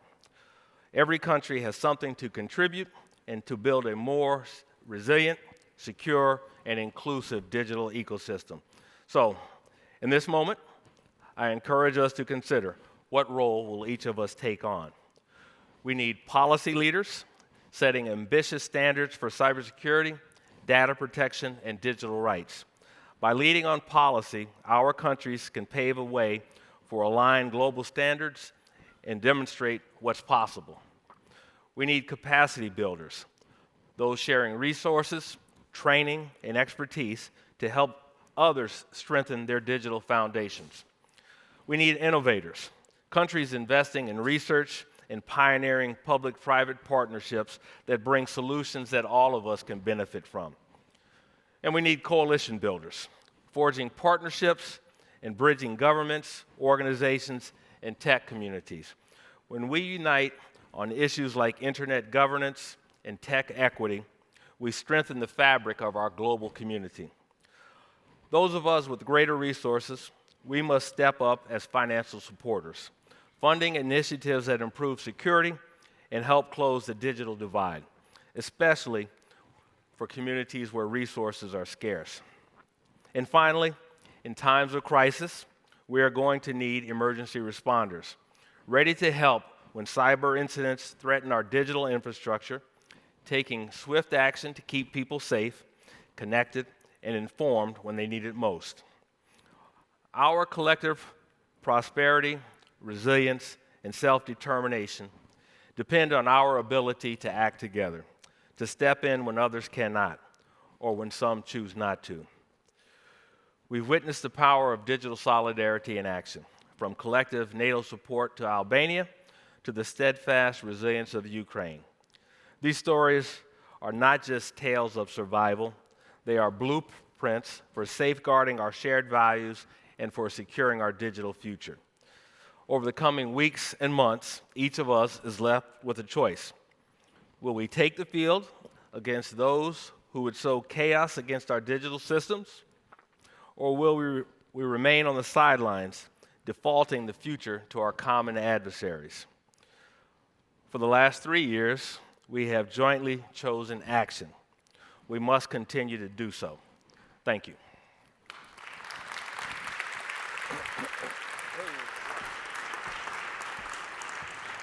Thank you so much, Mr. Coker.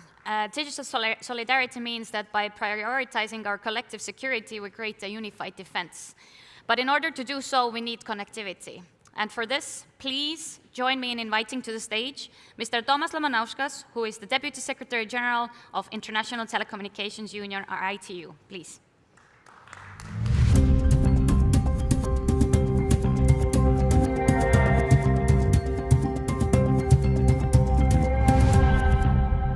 Good morning, everyone. I'm honored to take part in this Tallinn Digital Summit, where we grapple with the challenge of securing the digital tomorrow. Excellencies, distinguished colleagues, I thank the Republic of Estonia and Honorable Prime Minister for hosting this impressive occasion. And I'm grateful for the opportunity to provide you with the perspective of ITU, the United Nations Agency for Digital Technologies. There is one similarity, actually, between Estonia, especially Estonia's male choir, and ITU. We don't have a Grammy, but we have 6 Emmys, and I welcome you to Geneva to see them with me. Dear colleagues, there are a number of prerequisites for making the digital tomorrow reality for everyone, everywhere. First, connectivity. For now, some 2.6 billion people, 1/3 of the world's population, are still offline, with high, low income, rural, urban, and male-female usage gaps.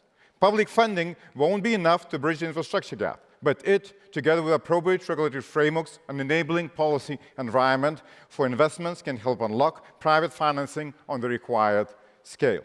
This is the aim of the Digital Infrastructure Investment Initiative, which we have been co-leading with 6 development banks. We launched it together with the G20 presidency of Brazil. It is set to continue under the South Africa's G20 presidency as well. Results of the initiative will feed into the International Conference on Financing for Development to be held in Spain next summer. Ladies and gentlemen, satellite technology, especially in low and middle Earth orbits, presents new opportunities to expand connectivity and backup terrestrial networks. The rapid development of direct-to-device technologies is merging satellite and mobile connectivity, starting with emergency communications. Every 4 years, the world comes together to agree on the rules governing wireless and satellite communications at our World Radio Communications Conferences, or WRCs. Agenda of our next WRC in 2027 is 80% about satellites, a clear demonstration of the expanding place of this technology in our digital world. Secure digital tomorrow depends on digital infrastructure being resilient. Submarine cables, which carry 99% of the international data traffic, are key in this regard. Those cables, however, are vulnerable to cuts and mishaps with serious impact, as recent disruptions in East Africa, the West African coast, and the Red Sea showed. Actually, the last 3 days have starkly demonstrated that the Baltic Sea is not immune to such disruptions as well. In the coming days, ITU, together with the International Cable Protection Committee, will be launching the International Advisory Body for Submarine Cable Resilience, comprised of ministers, heads of regulatory authorities, industry executives, and other senior experts from around the world. It will work to address challenges to submarine cables that carry the globe's communications traffic. Importantly, it's not just submarine cables that are at risk. For example, over the past 50 years, natural disasters have increased fivefold, threatening digital infrastructure. ITU is helping countries to develop and implement their national emergency telecommunications plans to strengthen the overall digital resilience. Digital infrastructure, regretfully, is increasingly targeted in the raging wars and conflicts. For example, the war against Ukraine has resulted in an estimated $2.1 billion damage to the telecommunications infrastructure. ITU has been consistently calling to, at all times, ensure continuity of communication services and protect communications infrastructure. Cybersecurity must be strengthened along hard physical infrastructure as well. In 2023, 34 countries received assistance in their cybersecurity development from ITU, addressing areas such as CERT support and national cybersecurity strategies, and participants from over 130 countries engaged through cybersecurity events. Importantly, of course, connectivity is only as valuable as the services and opportunities accessible over it. Global DPI Summit that we co-hosted in Cairo in the beginning of October, together with UNDP, UNSG's Second Voice Office, and Co-Develop, provided a further boost in helping all countries build the foundational blocks of digital economy, digital public infrastructure. Our key partnership in this regard, GovStack, co-founded by ITU with Estonia, Germany, and the Digital Impact Alliance in 2020, has provided facilitated development of digital government services. ITU is also promoting digital literacy and skills, addressing gender, socioeconomic barriers, and providing regulatory guidance to creating inclusive digital societies and economies. A key aspect is the environmental impact of digital development. Digital technologies are crucial in helping other sectors respond to climate crisis and cut emissions. However, the environmental footprint is noteworthy too. Actually, I have just come back from a United Nations Climate Conference COP29 in Baku, Azerbaijan. Last Saturday, 16th November, was the first ever COP Digitalization Day dedicated to building a climate-positive digital future. I'm grateful to Azerbaijan COP29 presidency for convening a high-level roundtable with ITU and for putting the COP29 declaration on green digital action forward for endorsements. Building on the Green Digital Action Initiative launched by ITU and more than 40 partners in the lead-up to the last year's COP28, the declaration embeds digital technologies as a transformative tool for climate action while committing the digital industry to take responsibility for its own environmental footprint. It has received over 1,000 endorsements from governments, companies, civil society organizations, international and regional organizations, and other stakeholders. Thank you to Estonia for being among early endorsers and for your strong statement in the high-level roundtable this past Saturday. It is still open for endorsements until the close of COP29, and I would like to urge everyone to use this window of opportunity to join this historic moment. A key area of increasing focus for all of us is, of course, artificial intelligence. AI can boost education, agriculture, health, and inclusive finance. If done right, it can even mitigate 5 to 10% of global greenhouse gas emissions by 2030. But it also carries risks, from misinformation and disinformation, as well as exacerbating gender, racial, and other biases, to, as we heard from Google earlier this morning, cybersecurity, and even potentially existential risks. A key risk for many is also to be excluded from the AI revolution and to be left on the wrong side of the deepening AI divide. Investments in AI, however, with its tremendous energy needs, are destroying net zero roadmaps of technology companies. It is therefore, for all these reasons, it is a key focus of the Pact of the Future, as well as the Global Digital Compact annexed to it, both adopted by the UN Summit of the Future in this past September. ITU has been working on both benefits and challenges of AI for over 7 years. I hope many of you were able to attend our annual AI for Good Summit, convened together with over 40 UN agencies earlier this year. It also featured our first AI Governance Day, which explored emerging governance frameworks for this technology. Please mark your calendars. AI for Good Summit returns in July 18th to 11th next year as an even bigger and even more exciting platform for all of us to work together to make sure that AI benefits us all. Ladies and gentlemen, bringing digital future to everyone requires commitment and hard work of many stakeholders. Galvanizing them is the purpose of Partner to Connect Digital Coalition. Pledges of its partners have now surpassed the $52 billion mark. This partnership campaign is producing success stories like new broadband networks helping connect rural schools and healthcare centers, digital literacy programs empowering women and youth, and digital infrastructure investments facilitating e-governance services, making it easier for citizens to access public services online. This complements the broader UN-wide and multi-stakeholder digital development and cooperation framework set 2 decades ago by the Twin World Summit of Information Society, which is due for review next year. Dear colleagues, secure digital tomorrow needs navigating the complexities of our digital destiny, leveraging opportunities and addressing challenges. Let us continue to innovate, invest, and work together to build a prosperous, connected, resilient, inclusive, and sustainable digital future for all. Thank you very much. Thank you. Thank you so much, Mr. Lamanauskas. Secure digital tomorrow needs connectivity. Now, raise your hand if you have already had the urge to look at your emails today. Not too many of you. But now I will give you the chance. There's going to be a small coffee break. We would expect you to be back precisely for 11 a.m., because then we will have a global launch of something that is going to be a very nice presentation and a panel. So please be back at 11 precisely. Thank you so much.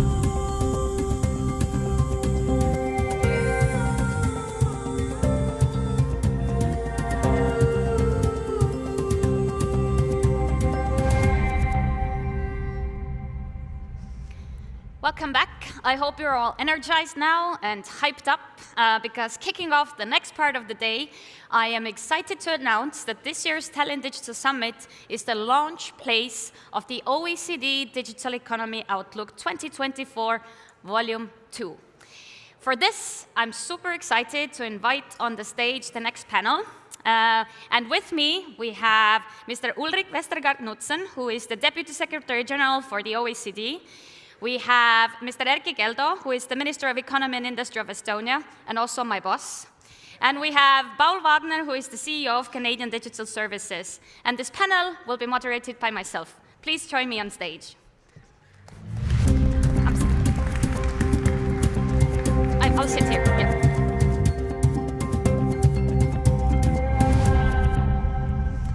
Perfect.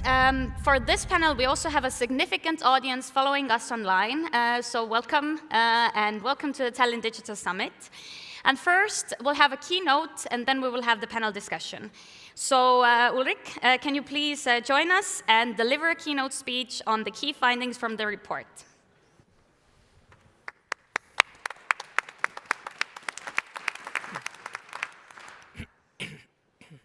Thank you so much, Sarah. I have to admit I'm a little bit nervous today, not because that I'm nervous about the solidity of OECD data, they're always rock solid, but because that just a month ago our roles were reversed and I was moderating a panel in OECD that was pretty lively with you on it, so I'm afraid it could be payback time now today that you are moderating a panel with me. But before you get a chance to grill me with your difficult questions and the rest of the panel, I'm really delighted to be able to present here today Volume 2 of the OECD Digital Economy Outlook 2024.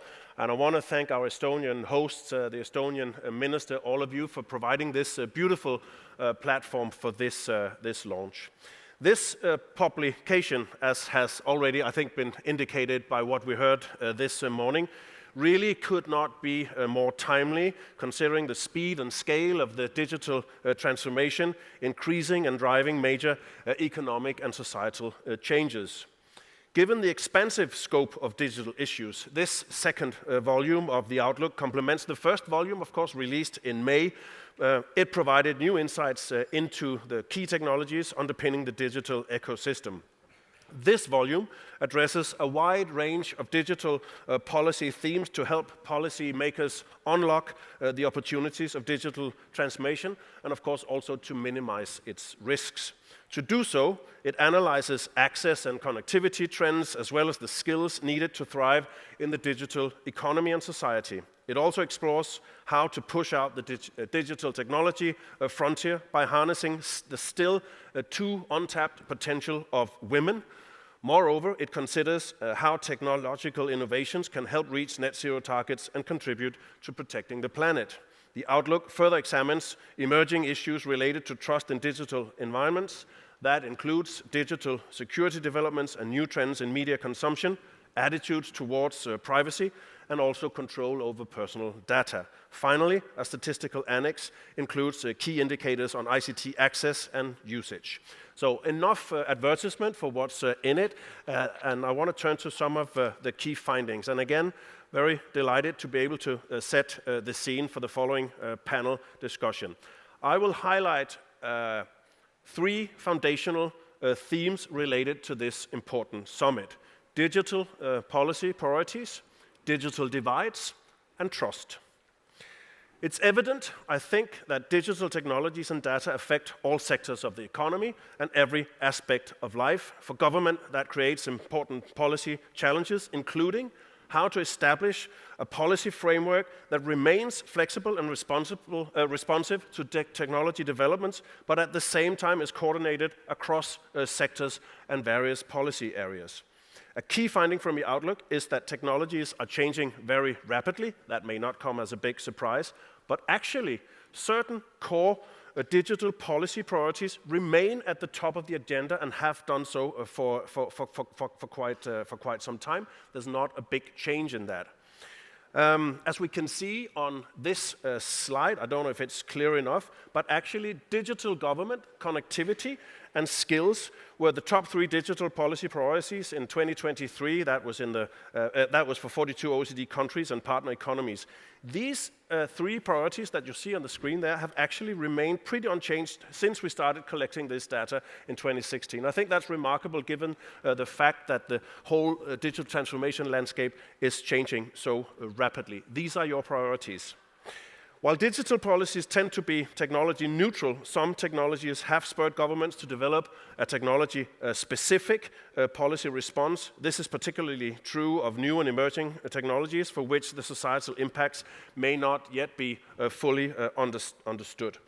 Among the almost 1,200 digital policy initiatives that we collected across 37 OECD countries and 9 partner economies in 23, as you can see there, artificial intelligence and 5G are the most often cited technologies. They collectively represent actually 80% of all technology-specific references in these policy initiatives. So AI and 5G very much at the forefront of policy considerations. The next key finding I'd like to highlight relates to digital divides. And digital divides, of course, come in very, very many different dimensions by geography, across demographic groups like age, gender, income, education levels, and even by firm size. Not surprisingly, digital technologies offer economic and societal benefits, as data shows that firms using AI see a higher productivity. But this advantage relies on key complementary assets like digital infrastructure and ICT skills. A key finding from the outlook that we're launching today is that digital divides persist, and bridging them is key to making technologies benefit all people, firms, and places. And I would like to add here perhaps that as globalization, the big engine of the world economy over the last 2 or 3 decades, is perhaps decreasing, or certainly we see protectionist pressures and tendencies towards deglobalization. The alternative engine for the world economy and national economies that we have is the digital transformation. And we don't want digital transformation to be given a bad name because we're not able to spread the benefits like it happened with the globalization, at least in some Western European countries. So I think making sure that we don't deepen digital divides from the digital transformation is extremely important, not only for the vulnerable ones, but also if we are to have popular backing for the digital transformation across countries and the planet. For the next slide, I'll say that data in the outlook show that the demand for high quality and affordable broadband services continues to increase. Affordability, availability, and quality are key aspects of bridging connectivity divides. People living in cities in OECD countries enjoyed median fixed broadband download speeds 50% higher than people living in regions far from cities in the 4th quarter of 2023. So 50% higher broadband connectivity speed in cities compared to rural areas. That's one important divide.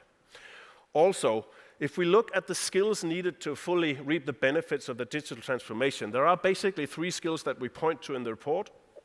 One is what we call foundational skills. That's like maths, reading, science, obviously important. Second one is more technology-specific skills, like how to use software, how to use AI. And then a third one is what we call complementary skills, perhaps even more important in a digital age, where more and more will be automized and AI can replace humans in certain functions. And that's, those complementary skills are like being able to work in teams, be able to do critical thinking, and also have empathy, basically what we hope separates human beings from AI. Now, it's worrying that the foundational skills, math, reading, science, which are a prerequisite for the effective use of digital technologies, are on the decline across the OECD. The share of top-performing 15-year-old students in science, math, and reading decreased on average in OECD countries from 2012 to 2022. I think something we all need to worry about and do something about. Another concern relates to female workforce participation in the ICT sector. In 2023, women represented between 11 and 24% of all ICT specialists in the OECD. 11 to 24%. That's really not good enough. And while the current growth of female ICT specialists actually outpaces men, that's good at least, it will take a lifetime, in fact 87 years, to reach parity if the average growth rate we see now persists.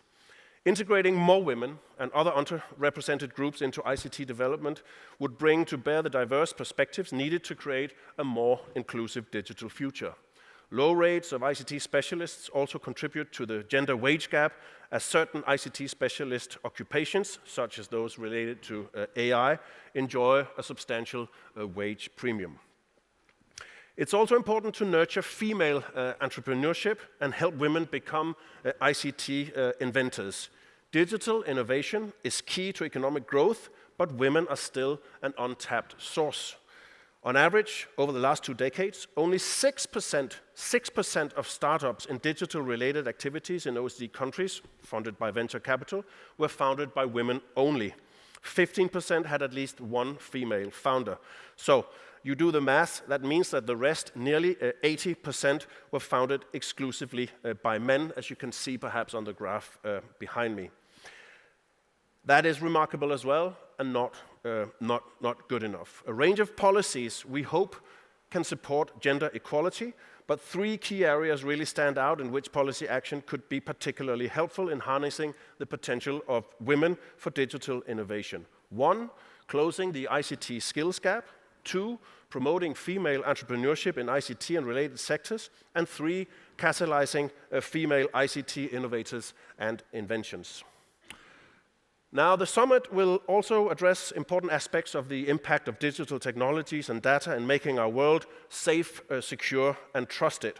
The rise of internet and online platforms have changed the scale and speed by which lies, conspiracy theories, propaganda, and other false and misleading content can spread, creating real and rising risks to the safety and well-being of people and society. Through analysis and framework development, we at the OECD are actively working to address the challenges posed by false and misleading information and to help ensure information integrity across the information ecosystem. A key finding from the Outlook is that a safe and secure future requires greater trust in the information ecosystem. So we produced what we call the OECD Truth Quest survey. Sounds grand, doesn't it? A Truth Quest survey. It measures the ability of almost 41,000 people to identify false and misleading content online across 21 different countries. The results show that people correctly identify if the information they see online is true or false in only 60% of the time. So in other words, we're only doing 10% better than if we tossed a coin to determine whether something was true or false. Or put differently, 40% of the time, people cannot tell whether what they read online is true or not. 40% of the time. Helping people become better at identifying false and misleading content online is absolutely essential to mitigating its harmful effects and to fostering trust in the digital age. And while technology is certainly one part of the solution, people also play an important role. Data from the OECD Truth Quest survey demonstrate that reading more context about a headline does not always increase the odds of correctly identifying its veracity. This may indicate that media literacy initiatives should focus on encouraging people to seek additional information on third-party websites through what we call lateral reading. So not perhaps just exploring more from the same source, but seeking more sources. It may also suggest that people simply do not want to expend additional time to verify their understanding. That would pose, of course, other challenges for media literacy. To address the pernicious effects of false and misleading content online, we also need to understand how people consume information and what influences trust in media sources. Data from the OECD Truth Quest survey show that those aged 18 to 24 are 25 percentage points more likely to get their news from social media than those aged 65 and older, perhaps not a big surprise. They're also 20 percentage points more likely to trust this information, perhaps a little bit more surprising. On average, across countries, those who trust information on social media a lot demonstrated a lower ability to identify its veracity compared to those who trust the information a little bit less or not at all. Concerns about privacy online, not feeling in control of personal data, also reduced trust in the information ecosystem. Over half of the individuals surveyed avoid using certain websites, applications, or social media due to privacy concerns, a perception that actually increases with age, with income, and education level. In addition, 1/3 feel they do not have control over their personal information when using websites, apps, or social media. That's also a perception that tends to decrease with age. Media sources can increase trust by providing a high level of data protection and by giving users control over their data. Now, the policy information underpinning the outlook can be found in the new OECD digital policy platform. I'm delighted to announce that it went live just earlier today. This portal maps the main policies in countries' digital policy landscape, and it can be found at the address that you can see up on the screen, or maybe you can't see it, but it's called dep.oecd.org, so there's plenty of opportunity there to dive further into all these figures, and I've only been able, in this short span of time, to mention a few key findings. There's so much more to be found in there. The digital transformation has progressed significantly, but as is quite clear from this morning's deliberations, it also presents various policy challenges that we really need to tackle together. The OECD is very, very proud to continue to offer evidence-based advice, leveraging our multidisciplinary, multi-stakeholder perspective. As I said, there's a lot more content in Volume 2 of the OECD Digital Economy Outlook 2024, so please do not hesitate to visit our website to find out more. Thank you very much for your attention. I look forward to the panel discussion. Thank you.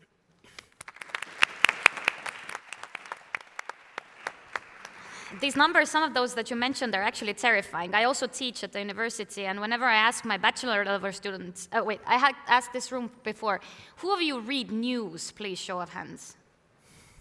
Right? Okay, so this is the right audience where to ask these questions. When I ask my students, at bachelor level, 0 people read news. They get all their information from social media. Erkki knows this, but I had a job shadow a few weeks ago, and the only politician she asked me about is the one who's on TikTok. So this is a shout out to all of you politicians out there. If you want to appeal to young people, you need to go on TikTok. Okay, so thank you so much for this presentation. I'm sure you know it by heart. I still haven't read it. I might put it under my pillow tonight, so this is how I get this information. But I think it mentioned that digital government connectivity and skills were the top 3 digital policy priorities for governments between 2016 and 2023. So what I would like to ask the panelists, firstly, should a digital policy even be a priority, and what does it even mean? And what do you see are priorities for your government going forward? And maybe I'll start with you. You identify today as Ulrik, but actually, I mean, you're Paul, but it's okay. But please go ahead, just Sure. elaborate on this. Yeah, no, thank you. Paul Wagner, the CEO of the Canadian Digital Service, and it's an honor to be here today in Tallinn. I think from a policy perspective for the Government of Canada, we established what we call the digital ambition. And the digital ambition speaks to what the government is looking to achieve, but it goes broader. It does speak to the private sector as well. And I think one of the things that I'm seeing and I'm learning, certainly from a lot of my colleagues, is that proximity between government and private sector is absolutely incredibly important, not only from a practical perspective, but also as we develop policies, as we develop legislation, regulation. And so that digital ambition that we have, which if you go to canada.ca, you'll be able to find it there, it's really rooted in 2 things, service and trust. And I think that's a lot of the themes that we're seeing here today around service, thinking about how do you serve your customer. And we talk about digital transformation. I think the word transformation has been overused. I think it's actually an evolution, right? We haven't transformed by now, we're never going to Exactly. transform. I mean, the OECD can tell us that with many details. Maybe in volume 3 of your report, you could do that. But I think, that service and trust, and it's interesting to see the word trust up there with concepts like connectivity, like innovation. I think thinking about trust and what that means to citizens, what that means to your consumers, and what that means to a country has become incredibly important. And I think having that dialogue, whether you're talking about a new service that you're putting out to serve your citizens, or even in the language that you're using to describe how you're going to go about changing the way you deliver services, that trust, and in Canada, we've seen that trust, as I'm sure in many countries represented in this room, we've seen that trust ebb and flow, certainly over the pandemic. During the pandemic, the government was seen as one of the greatest trust purveyors, and that fell away the longer that went on, and we had truck convoys and strikes and all sorts of things in Canada that made a difference in the way that government was perceived. And I won't be so naive, and I'll finish on this, and Minister, I'll let you give an Estonian perspective, but I won't be so naive to think that digital can change that, but it's incredibly important that as we start to deliver services and think about innovation and scale, there's a digital divide there that we need to be careful of, is that we can innovate very quickly, but we have to think about, can we actually take that innovation and scale it? Does it have the privacy, security considerations that our citizens expect? So I'll leave it there. Yeah, I mean, I think you highlighted one of the most important topics, which is trust. I think in Estonia, we have been quite successful, maybe perhaps even thanks to the digital services that people trust those services. So are we ready now? What are the next policies or priorities? Yes, thank you. For us also, as already mentioned, trust in the services, especially in e-services, is crucial. If people trust it, and it has to be as easy as possible, and it has to be transparent. Otherwise, usually a lot of the people, starting with the elderly ones, it seems like a black box. You don't know what's happening there, so the system itself has to be as easy as possible. And going back to the start, we're actually really happy to see the OECD outlook, that because it's really important input for our policy making as well. If we're talking about skills, connectivity, transparency, that's all crucial elements if you want to succeed in e-services. And for example, let's take connectivity. Estonia is quite rural. And we actually, if we want to have businesses, people living rural areas, then the connectivity has to be great. If you want to do business outside the capital or biggest cities, if you don't actually have access to internet, then you can't have those kind of e-services. And unfortunately, looking yesterday's and today's news, connectivity, we have to think it even across borders. We saw what happened. We don't know exactly yet, but we saw what happened, and we know that even connectivity throughout countries is a crucial element of starting with cybersecurity, starting with sharing the data, and actually having those kind of services. I can't even imagine a day where Estonia, for even one day, don't have those kind of e-services, starting with e-health, ending with e-taxation and everything. So for us, definitely, e-services is our crucial pillar for the public services. And I'm actually really, really glad and happy among all the 38 countries that were surveyed, Estonia allocated the most money. We allocated over 3% of our GDP to the national digital services and systems. So I'm really happy about that, but we can't rest on that. We definitely have to look forward, what we can do on our personal government and so on. And in this age of misleading information, let me confirm what the minister said. You are number one when it comes to investment. Ulrich, do you want to comment on this as well? But before you do, I mean, I think it also said in the report that Estonia has one of the cheapest internet available in all of the OECD countries. But if you would ask any Estonian, they would say it's expensive. So I guess you should come to Canada. Yeah. Come to Canada. We can compare. Yeah. Do you want to add anything to what Paul or Erkki said? No, I mean, I can't speak for one specific country, exactly. So maybe just a few words on the importance of international cooperation. But I will say that Estonia really is a shining example on this. Not only a European leader, but really a global leader in many of these issues. So an example for many of the other OECD countries and also countries beyond our membership. The Prime Minister this morning mentioned Bletchley Park, the first of the AI action or AI safety summits. He mentioned the Hiroshima process under the G7, and I think he also mentioned the Global Digital Compact that was agreed at the UN summit. And I wanted to maybe just spend a minute on this need for international cooperation, because it's not easy and it's a crowded space. You could also mention the OECD GPI integrated framework. We have a summit coming up in Serbia in 2 or 3 weeks. I launched with the UN Special Envoy for Tech, Amandeep Gill, in New York also 2 months ago, a new UN OECD collaboration on AI.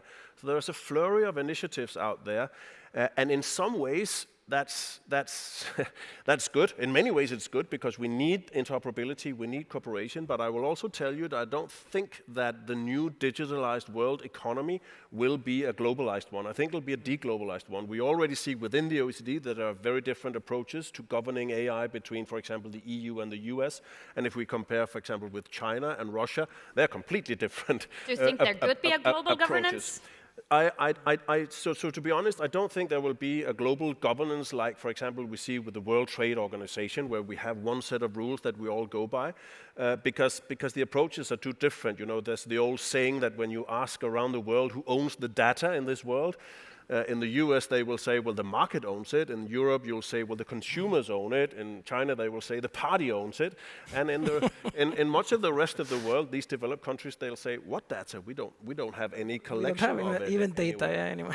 So that's very different. So that's why the key word is probably going to be interoperability. So if we can't live by the exact same regulations, at least we can perhaps, if we agree on certain definitions, and if we're transparent, we can maybe make them interoperable. So as we trade and as hopefully globalization doesn't die completely, there will still be a chance for data and goods and services in this digitally enabled global economy to still move across borders. I think that is what we should aim for. Yeah, I can only agree, because what we see in the upcoming years, that data is new oil or new coal, as you say, because it has a lot of value, starting with these like health services, going forward if we want to succeed, I don't know, in global markets as well. But there is a problem that every country sees the specific data usage way differently. I've already experienced that.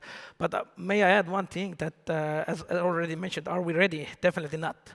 And where we see one big challenge is definitely the skills gap.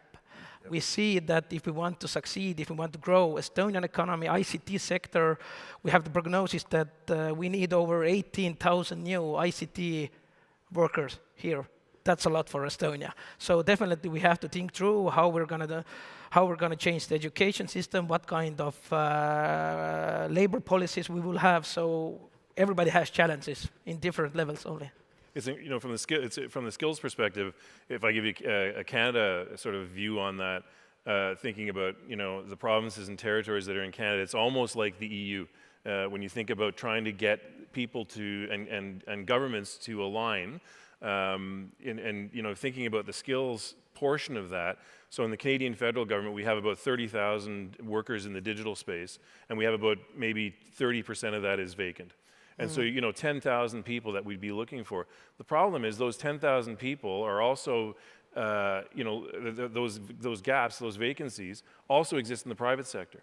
And so, you know, I think the opportunity that we have both as governments to work together, because we're solving the same problems. Agreed that the contexts are different, the policies are different, and so forth.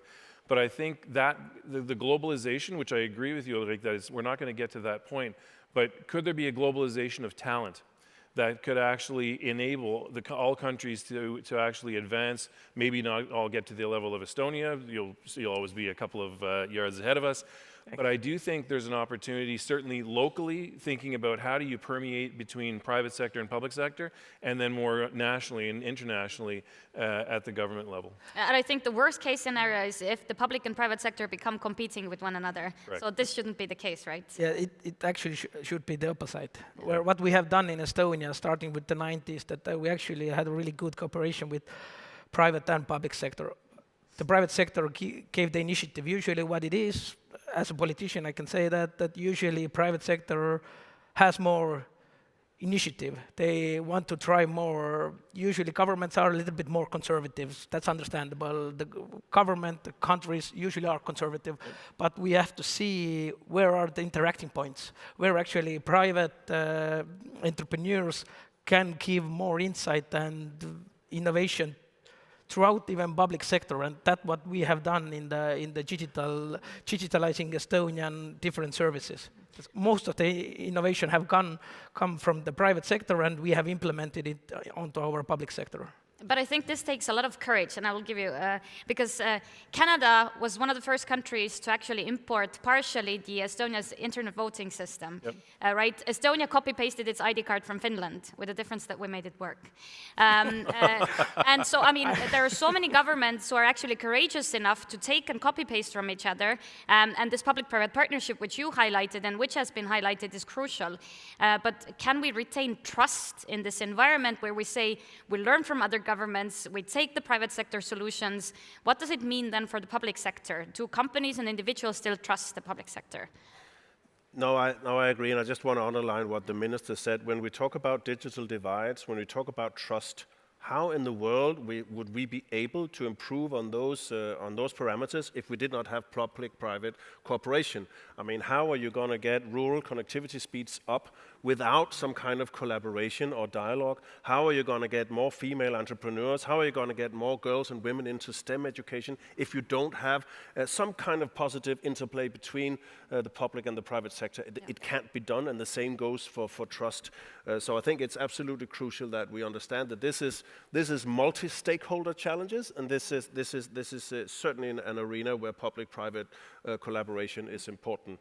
And thus very good that we have everyone assembled here today, thanks to our Estonian hosts. But it can't be also done, traditionally. Again, to use Canada as the example, and Minister, you're absolutely correct in terms of the innovation coming from the private sector. I think if you try to create those partnerships and those relationships with the procurement processes that most governments have, you will never get there. I mean, we certainly see that within Canada. The procurement process is the way to engage private sector is through a very laborious process where you can ask a question about what you're trying to achieve, then you put out a request for proposal, and may the best company win. That doesn't sound like a partnership to me. And even when you come out the other side of that, to create a partnership out of that is you're created a transactional relationship. And so I do think there's a separate path that's required for digital, for service delivery, that's different from buying pens and warships. But actually a point, sorry for now, I'm advertising Estonia, that one of our competitiveness initiatives is actually that we want to see innovation procurement in public sector as well. We have agreed already that 2% of public procurement, we will do innovation procurement, right. Because otherwise, it only measures price, that's mostly it. But if we need innovation throughout public procurement, then definitely, then the key factors have to be something else, and we are doing that, and I'm hoping that we will have a really good success story on that also. Let me just take a look at the other side of the coin, of the coin that is called trust. Trust towards government, but then you spoke about the false information.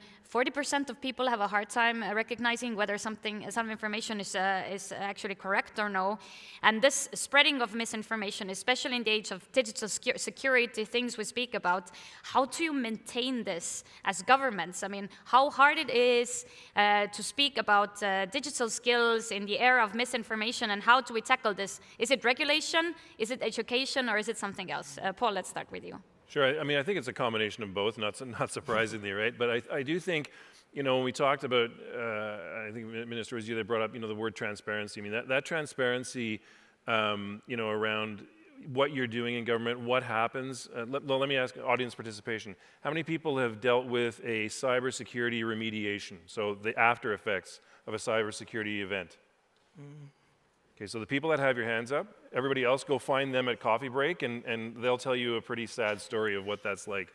But that's, from a trust perspective, and we've seen this in Canada when I was the deputy CIO for the country, I unfortunately oversaw a number of cybersecurity events where we had to come out and talk about what was happening. But that increased the level of trust in government because we explained what was going on. It wasn't something that the media reported and then we responded to as a government. We owned the narrative. And I think as governments, we have a responsibility to own the narrative around digital literacy, especially as it comes to government services. And I think that starts to permeate other sectors as well, whether that's the academic sector, whether that's the private sector. I think in countries where, certainly when we're talking about democracies, where you can come out and own that narrative, it's really, really an important piece. Okay. Yes, definitely. It is a mixture of different things we have to do. First of all, it all starts with education.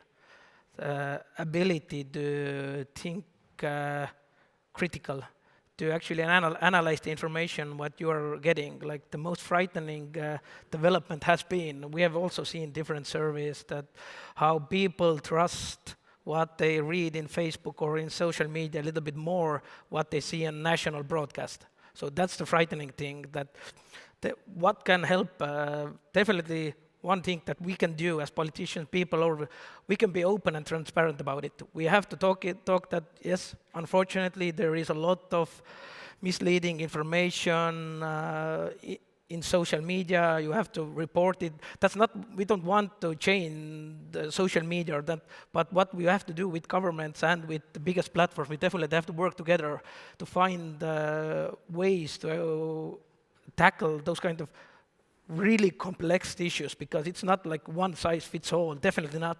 So this is something that we have to think through, but it can't come like a government's initiative. Otherwise, it feels like we're trying to see like people not to think freely. No, we actually want people to get the right information, qualified information, and make their decisions on that. Not vice versa. Yeah, thank you. I mean, you have the overarching view on this, to see that governments are doing the right thing, or what do you recommend us to do? I don't want to be over dramatic, but basically what is on the line here is the future of our democracies.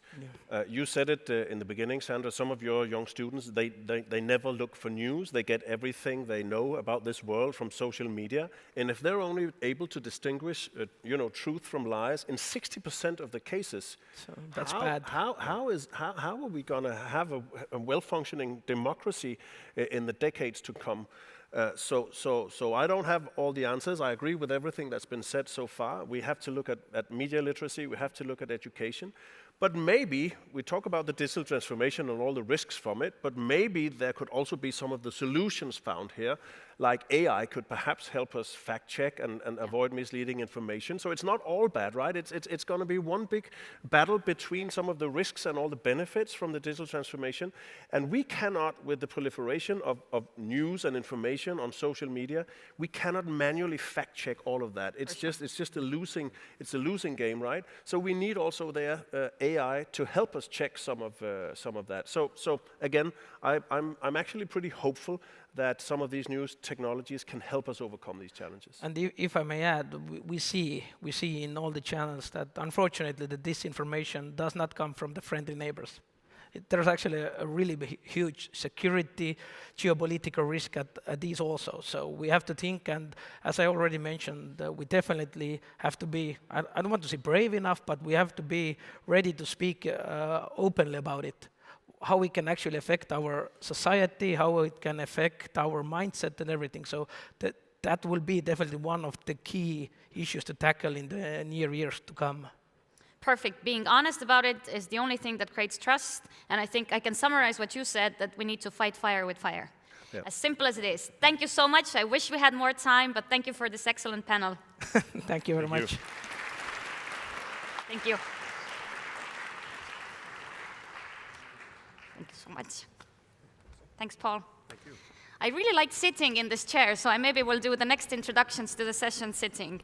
But moving on from the digital world, where we speak of security, now we will next move back to the physical world, and we will have a keynote on how we can secure the borders, so the physical borders, but perhaps also the digital borders. And for this, I'm very happy to invite on the stage Mr. Uku Saragano, who is the Deputy Executive Director of Frontex, which is the European Border and Coast Guard Agency. Uku, please join me on the stage.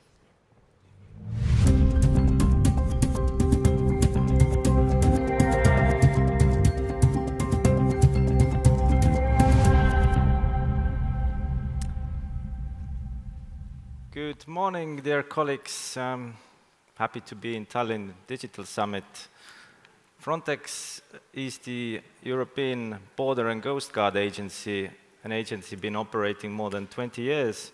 We have currently around 3,000 officers in the field supporting member states, European member states in their different operations. We have around 1,500 staff members in Warsaw working with the intelligence products, with the situational awareness concerning the border management, coordinating the return operations, and also dealing with the travel flow management.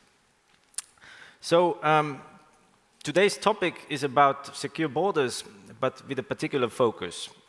If we speak about travel, or if we speak about border management, the first thing that comes into mind is irregular migration.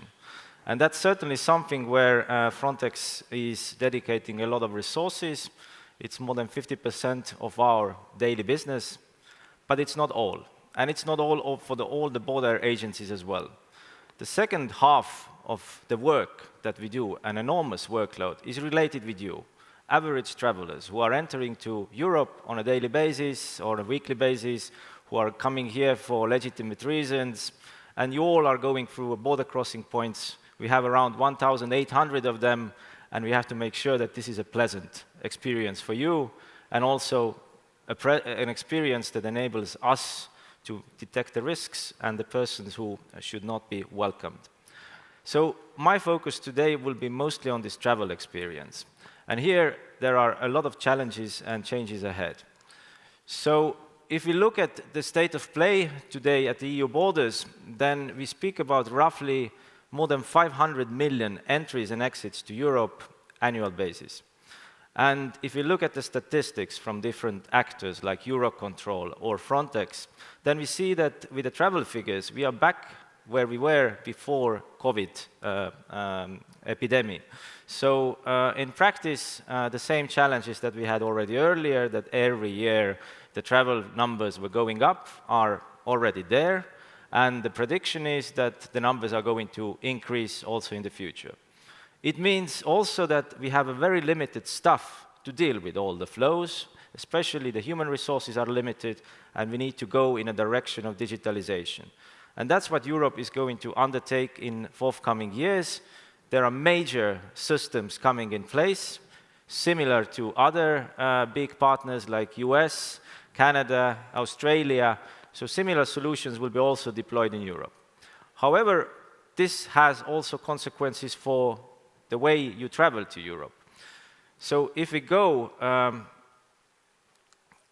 to the new systems that will be implemented, then two major changes will be entry-exit system for Europe, where every traveler from third country in the future needs to register.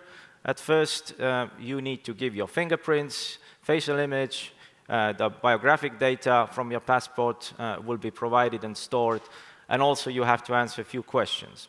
Certainly, this will have an impact to the way our border officers are going to work at the border crossing points, and in major hubs like Schiphol, Charles de Gaulle, also Eurotunnel, and many other entry points to Europe, you will face a significant pressure for the infrastructure to cope with this challenge. And also, I think some of you were today queuing here in order to get the badges for the event.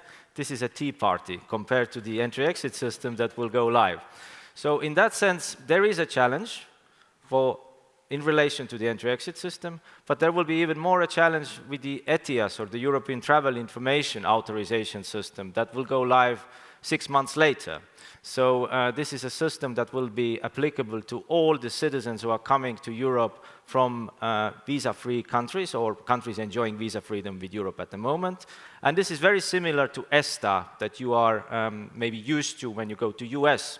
And if you're part of the visa waiver program. So also, the citizens of US, UK, Canada, quite a high number of you in the audience will in the future have to sign up, register, provide your information in advance, and contribute to the EU budget, also with a small amount, and then you can have a green light to go. All right, that's what we have in the pipeline. This is a result of legislative procedures that has taken already more than 10 years. There is a huge development effort behind that. In fact, these systems, the entry-exit system is supposed to go live already last week, but is postponed because of the readiness of some of the member states, but it's coming, it's coming. What about Frontex in this context?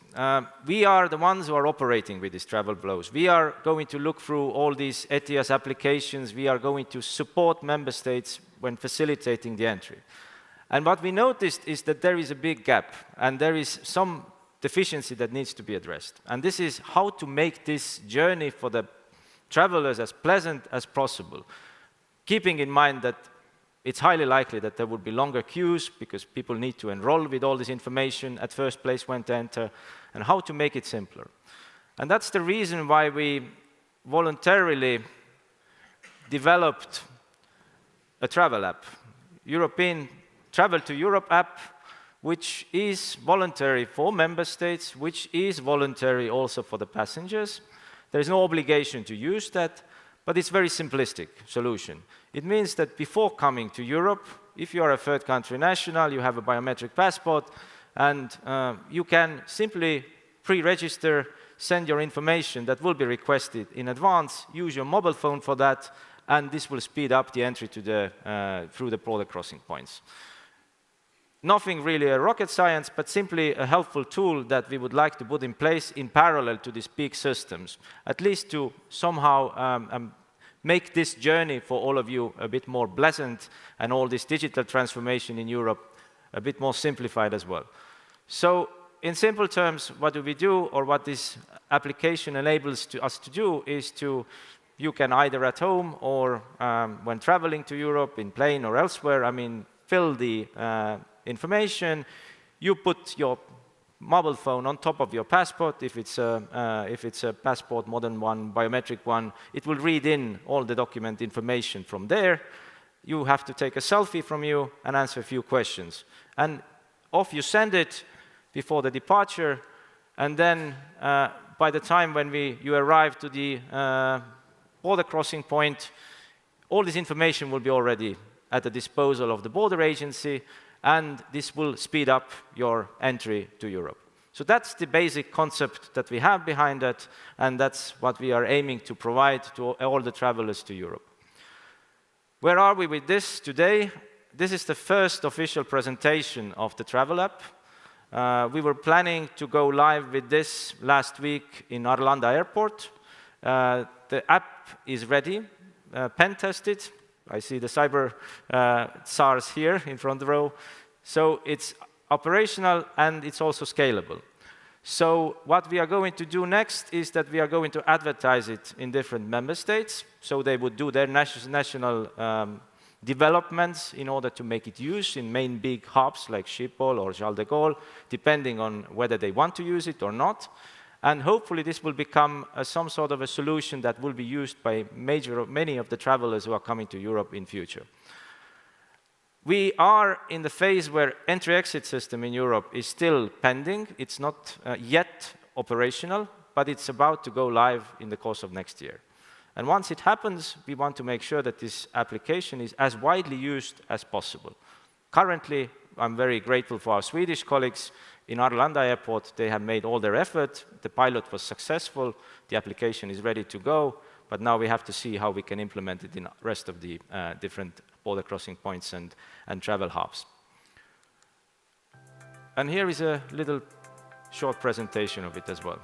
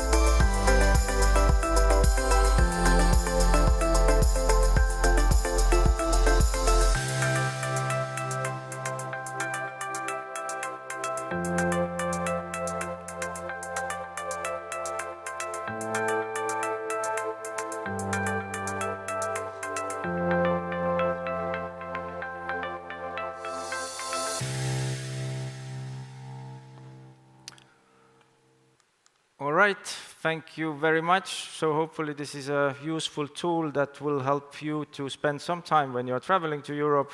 Hopefully this will make also your entry to Europe smoother. Encouragement to all the EU member states to consider using this application and also make relevant investments. And for all the travelers to Europe from third countries in forthcoming years, just a little patience recommendation, because this is something which is unnecessary what we are doing at the external borders at the moment, but this will pave a way for the further digitalization in the future and hopefully more secure Europe as well. Thank you and welcome to Europe.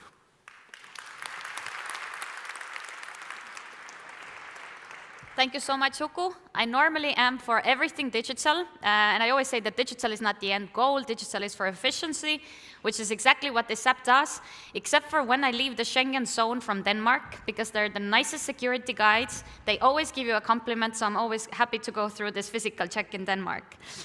But going on with the next panel, it's going to be called Securing Innovation in a Geopolitically Tense World. When we listened to the keynote by Mr. Coker earlier, he said on the stage that when we use digital tools, we have to use them responsibly and we have to respect human rights, because human rights don't cease to exist in the digital world. And so this session addresses the critical balance between innovation, regulation, and human rights in today's interconnected and challenging world. Some of the key topics for this session include future of technology regulation, lessons from existing networks, and bold policies. For this, I am proud to invite on this stage a very honorable panel with our Minister of Justice, Lisa Lipa-Costa, Mrs. Mercy Van Jau, Ms. Nomi Baryakov, Ms. Agnieszka Brujere, and this panel will be moderated by Kristen Davies, who is the CEO and founder of Sync-C. Thank you.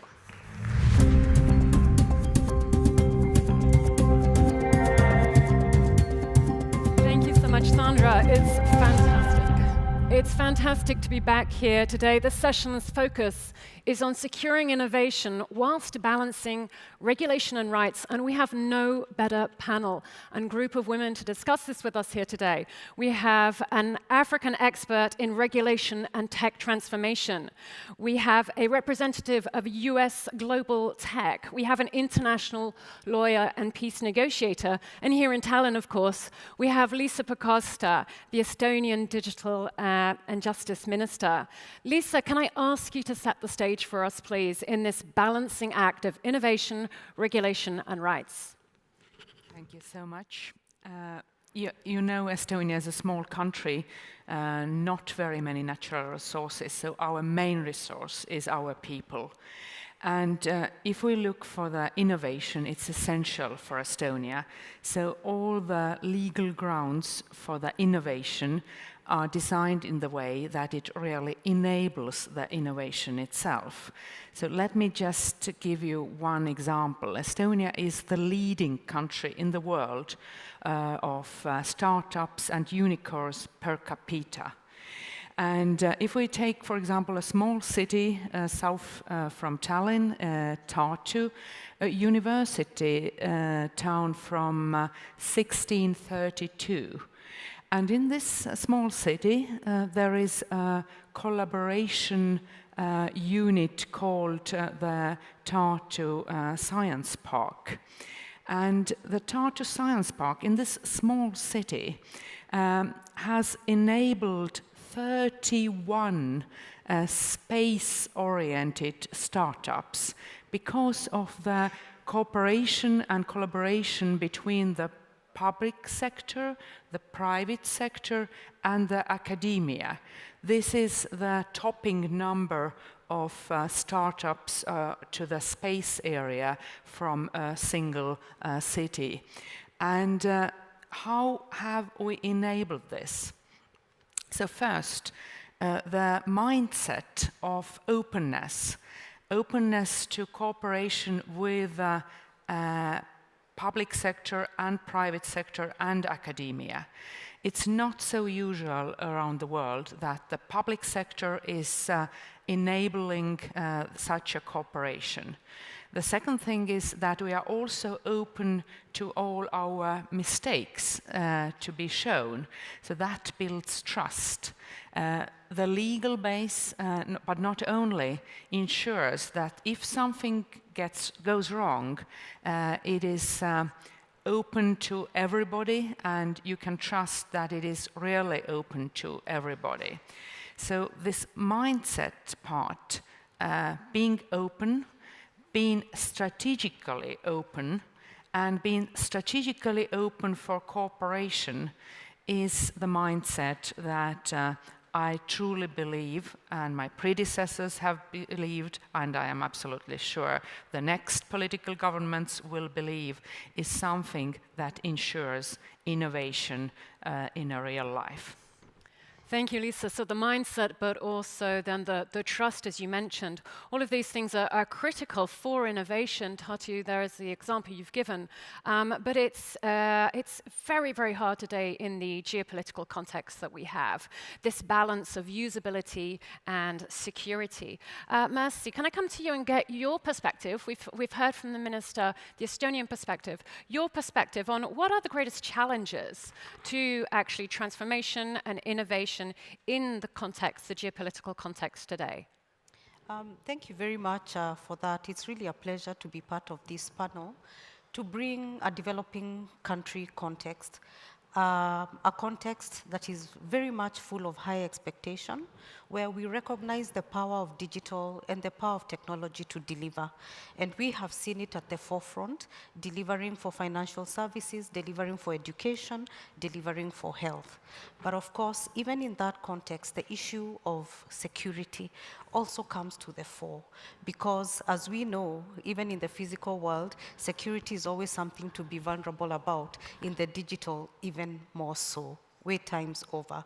So one of the challenges has been, how do we ensure that we foster innovation, make it responsive and agile to the very, very fast changing times, and at the same time, ensure that there is respect for privacy, there is respect for the individual, there is respect for delivering development goals, and at the same time preserving the dignity of the individual. This is often a very delicate balance, one that calls for urgency and agility at the same time. Almost sounds like rocket science. But then it's the day-to-day reality that we live in. Fortunately for us, we come from a place where we have chosen to really do a deep dive and learn from others, draw inspiration from experiences of others, and hopefully learn from some of the areas where they could have done better, even as we pilot our own unique lived experience in Kenya. I may speak very much within a Kenyan context, but in a way, it also mirrors the African reality that we continue to work together within the African Union context and to work on tools and collaborative agreements that would then shape a shared future for Africa, even as we go out to meet the rest of the world. Thank you so much for that, Mercy. Now, Agnieszka, many countries' tech stacks are running on Oracle across the US, LATAM, Africa, the EU. What are you seeing in the different approaches to regulating tech innovation and protecting citizen rights and sovereignty? What are some of the emerging trends that you're seeing out there across Europe, Africa, and your other markets? So first, I would like to reflect on the 3 pillars that was mentioned by Prime Minister today, just putting this all in the context. So first, defense. I think that the fundamental human right is right to peace and physical safety. So I think that defense and the innovation in defense is absolutely crucial. We talk about the war in Ukraine and the importance of IT technology, innovation and AI. So I think that one of the things, and I see a lot of projects now opening to combine, of course, the military forces, but also IT innovation, cloud and AI with the innovation in military space. So I think that one of the trends we are seeing, it's not from regulatory perspective, it's rather a need, a necessity, absolute necessity to combine the field forces, the innovation in military space and IT innovation that enables all of this, as it was mentioned by Prime Minister. Then about digital growth, public sector growth, combined with resilience. So it's interesting how we approach now differently sovereignty. It was said by Director General of Digital Europe, just in the previous discussion about first sovereignty was about getting everything in the country, full control of the country, and considering IT infrastructure, data, etc. Now, in the context of geopolitics, what we see that sovereignty is not equal of being in the boundaries of the countries. So this is really the new dimension. We are very good in data privacy, at least in Europe. We've got the framework. Now the question is rather about operational resiliency in a context of threats. So it's not national anymore. It's really building the ecosystem with allies countries, within the group of countries, to actually create the sovereignty thanks to the resiliency that will be brought thanks to the collaboration between the nations. So this is what I'm saying, moving more and more. We still want to be kind of protected in a boundary of allies in a different international organization, because the world is uncertain, but it's really a shifting approach in sovereignty, which is rather continuum of operation and to provide to citizens and more widely to all the populations. We've been hearing this. We've been hearing solidarity for a number of years now, but also just this morning we were hearing about solidarity, and I think it's about balancing all of those. How do we do that? Continuing on with our balancing act here. Naomi, you wear many hats. I'm going to ask you to put your negotiator hat on, okay? And thinking about innovation, regulation, rights, this triptych we're trying to find here. Yet we know that the dynamics between politicians and global tech organizations and platforms are pushing to favor economic growth. There's a security in that also, GDP. How do we keep human rights and keep that seat at the regulation discussion table when we actually see economic security driving democracy in many countries today? So thank you very much, Kristen, for that excellent question, and thank you to the Tallinn Digital Forum for having me here.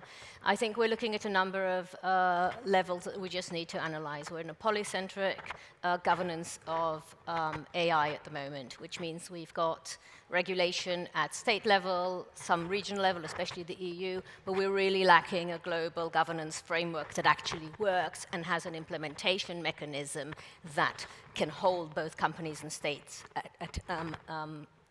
accountable. And what we need to move forward towards doing a risk approach, like a kind of traffic light, so where you have very serious risk, you have sanctions, you have a very serious implementation mechanism, and then you have kind of the yellow area where there's some negotiation. So in terms of negotiations, you need both formal negotiations and both back-channel negotiations. You need to involve state levels and you need to involve companies and not just the big companies. So for example, with the framework that exists today, and it's really only a framework, there is a new office for AI in the Secretary General's office in New York. And that needs funding. So everybody in the audience, that needs funding in order to work. And that is, yes, it is a direct call for funding.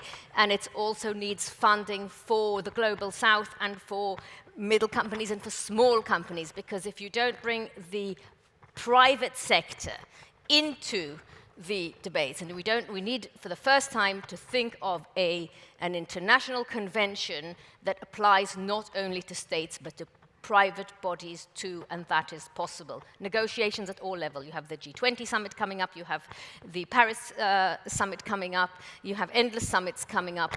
Sidelines, perfect for small forums, big thinking.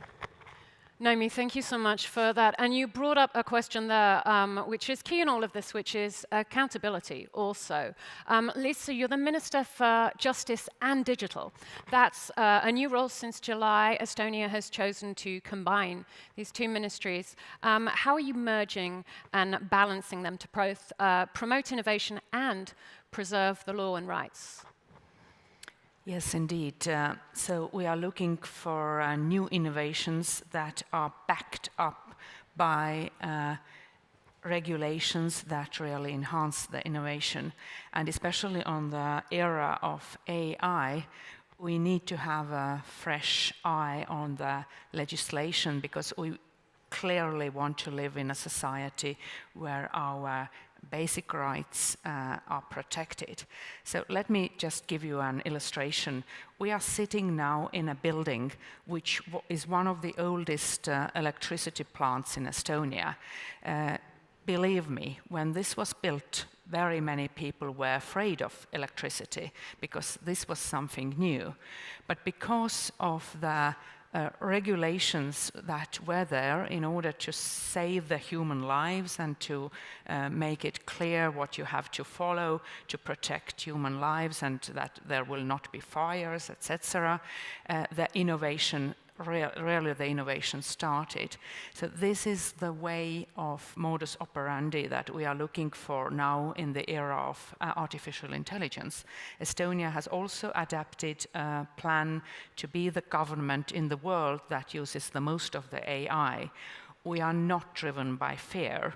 We are driven by belief that we truly can, with cooperation and collaboration, we truly can make the laws and offer the possibilities that guide us both on the way to that we protect our human rights, the basic rights and freedoms, and that we get the most out of the technological innovation that is out there. So the technology develops much more in a quicker way than the laws can come after that. So putting these two sides into one ministry is the way that we protect the human rights by design and that we allow the innovation ongoing by design of the government ministry. Thank you, Lisa. And I think it's fantastic that we've actually got these emerging countries that are out there doing this and that we can then look to, and as the previous panels have said, also sort of like copy and apply. Mercy, Kenya is considered to be the leading technological and innovation hub in East Africa.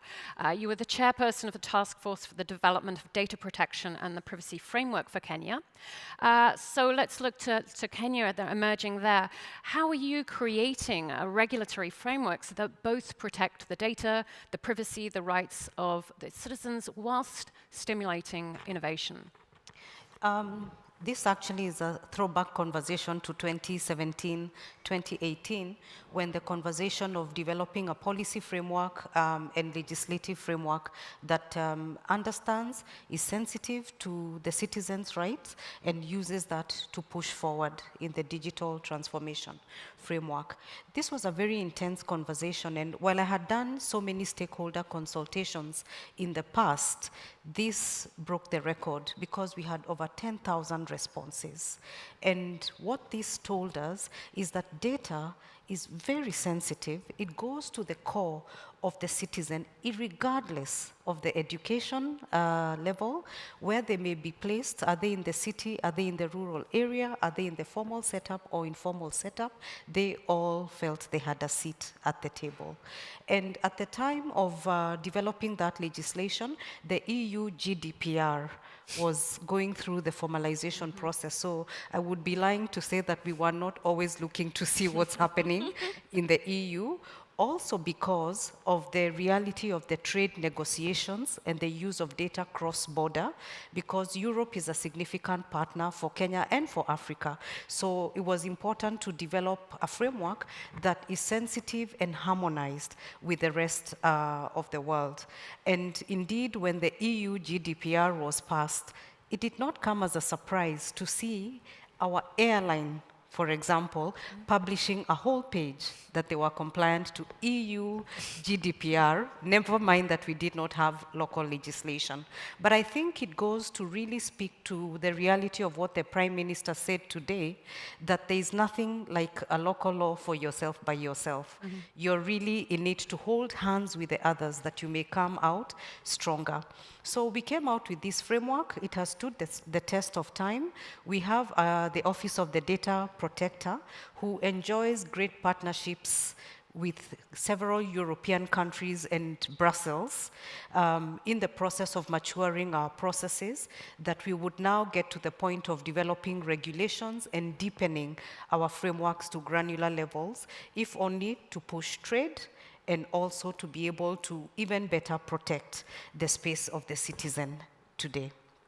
Okay, and now whilst I've got you, Lisa and Mercy, on stage here, given that your countries are both out there sort of at the lead of this, many of us are looking at what you're doing. What needs to change, maybe to start, to stop, to continue, to be able to create future regulations that both facilitates the innovation whilst continuing to protect our citizens' rights? Lisa. Yeah. I think regulation is needed. We see GDPR as an enabler. Our companies could do things because there was a regulations that enables the companies to offer services so that they can be fully aware what are the needs in other countries in European Union and on our single market, and to grow based on this regulation. So yeah, we have all heard about the burden of regulations in European Union, for example. Definitely we need less regulations, but we need regulations that ground us for growth, because you need, especially in the technical fields, you need regulations that give you concrete possibilities for growth, and that is what we definitely stand for. If we do a new regulation, it has to be all the time a regulation that enables growth. And the second thing is that, again, I have to underline, do not be afraid. When I took this example from our small city in Tartu and the record number of space tech startups, it is enabled because our regulations do not stop or prohibit innovation. So you have to be very clear that you regulate for growth. You regulate because you want to protect the basic rights, but at the same time you regulate for growth. You need the regulations that are there for the growth. So Lisa, a message to all of our regulation makers and policy makers in the audience: do not be afraid. We need less regulation, but better regulation, grounded for growth. Thank you. Mercy, yourself. Yeah, I think we actually need to have more conversations about what is the future we want, so that we begin the next phase with the end in mind, as opposed to going it on your own and discovering at the end that you overreached and you went into areas that were not necessary. How about bringing the future here, and then we begin to pave the way forward? Fantastic. So yeah, determine what the vision is, regulate maybe for that, and then come backwards, rather than maybe putting the brakes on here and now. Okay, Naomi, now the EU, we're talking about regulation. The EU has the EU AI Act. The US, California is leading the way out there with its AI Transparency Act. Singapore, Japan, Australia, everyone's doing their own thing. This can present an absolute raft of challenges for businesses looking to scale internationally and ethically. How do we address the discrepancies in all of these AI acts out there when we're looking also at legality and rights?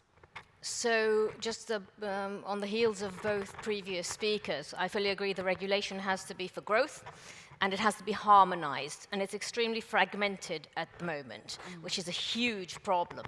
And in order to get there with the negotiation hat on, there need to be numerous contemporaneous negotiations with all countries. So, you know, we need to take it away from the big powers, and I fully agree that the end goal has to be very clear. It's like, unless the end goal is clear, we don't know, you know, where we're going, and we are in a time, you know, race, because technology is developing very, very quickly, and the dangers as well as the growth. You know, there's a question of where the carrot or sticks. I go back to what I said earlier. We have to have a risk-based approach so that we actually have a way to limit the very dangerous trends in some countries, but we need to be all-inclusive.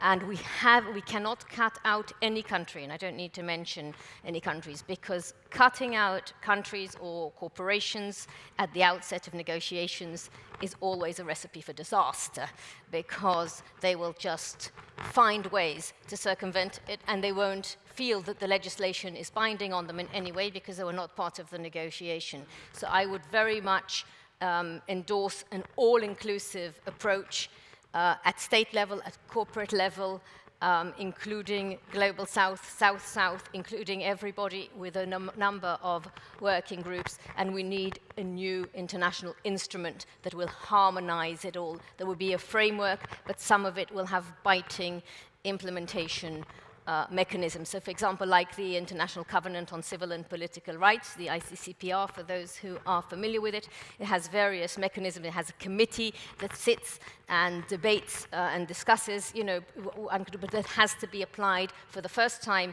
in international law and in this in a globally challenging geopolitical framework, has to be applied also to the private sector. You cannot have a treaty that only applies to states, and that's where the challenge is, and you need to bring individuals from companies of all sizes, including the big ones, into the actual frameworks, and not only into the negotiations, but into the committees that are discussing these, so that they feel a certain responsibility. So all-inclusive and risk-based, and again, I stress, we need money, because this can't be done just, out of the blue. So if we care about growth and equality and democracy and some sort of regulation that advances innovation and at the same time protects our principles, we need to all put our hands in it together. Thank you for that overview, Naomi, and I do want to just pick up on one point there, which is also you've put out not exactly utopia, but something for us to aim for there, which can sometimes feel like quite a hard goal and quite a way off. But we do also need to hold that line then as such. And as you said, bring the private sector and make them responsible in this as well. We've started to see this now. Brazil with X or Twitter, for example, France taking Durov into custody for Telegram. We're starting to see it. Now, Agnieszka, so I want to come to you, because often when we talk about sort of innovation, we talk about the technological drive first, and then human rights and citizen rights comes a little later in the train as such. From what you've seen in your experience out there, how does promoting citizens' rights and human rights actually help and drive innovation? How can we use this as a way to actually help European competitiveness, European growth? And do you have some examples of what you're seeing out there in the private sector and the public sector for us, please? So first, I would like to just reflect what Ministry of Justice said about the partnership between private, public sector and academia. I think one of the things in the context of human rights, and actually the best thing to give the possibility to aspire to the human rights is actually to reach the right education level. Mm-hmm. So I think that one of the key things is education. That's why one thing we are doing, and it's not related to the innovation, I will come back to this question, but what I'm saying that it's so important for people to take the power somehow. It's really the level of education. That's why we have a lot of partnership with many governments and private companies and academia in many countries, in Africa, in Morocco, in other countries. We are collaborating also with Kenya. We have the partnership in Europe, in Greece, in many other countries to create the platform to educate people, not only the academia, the super scientists, but also the whole population, civil servants as well, to raise the level of awareness and actually be an actor of digital transformation. So this is the major focus to accelerate. We are doing this just to accelerate the growth, but also raise the awareness. On the innovation side, so I will mention the COVID-19 situation, right? Because, of course, one of the fundamental human rights, we say it's safety and peace, but also health. And it was mentioned in many sessions this morning, the actual situation that we faced a couple of years ago really triggered a lot of innovation in health. Mm-hmm. And we will be working, including in Africa, about vaccination, about analytics to bring the new vaccine, etc., etc. So the situation and the human rights can trigger the innovation, because the necessity triggers the innovation. So for me, we see this trend, definitely health as a huge space for innovation. Then agriculture, it was mentioned also this morning, agriculture in Europe, in Africa, in many other countries, as in the context of climate change, a big challenge to solve. And actually, how do you solve the challenge? It's actually bringing some technology to solve it. And then, of course, defense, as I mentioned. I mean, when we see, and unfortunately, we see that the battlefield in Ukraine, it's the source of all the innovation, including in technology. So when we try to solve, I mean, the innovation is coming with the necessity to solving all the human problems we are facing, and human rights in the center of this. We say in English, never waste a good crisis, okay? And I think your point there is very much what I'm hearing, is that if you've got the people that are educated at all the levels, when that crisis comes, that's when you're able to be truly innovative. And effectively, we've seen the examples here in Europe with biotech, agri-tech, green tech.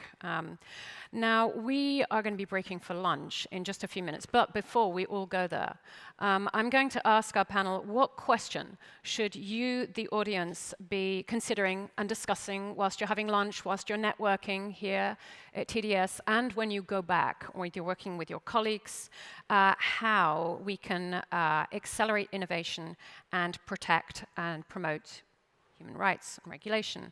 So Lisa, from a government perspective, human rights and technology, what should our audience be thinking about, taking away and talking about over lunch? I will actually add one question that I picked up from your education side. Of course, education is extremely important. 100 years ago, Estonia had 100% of literacy. Russia had 13%. We were still occupied by Russia shortly after that.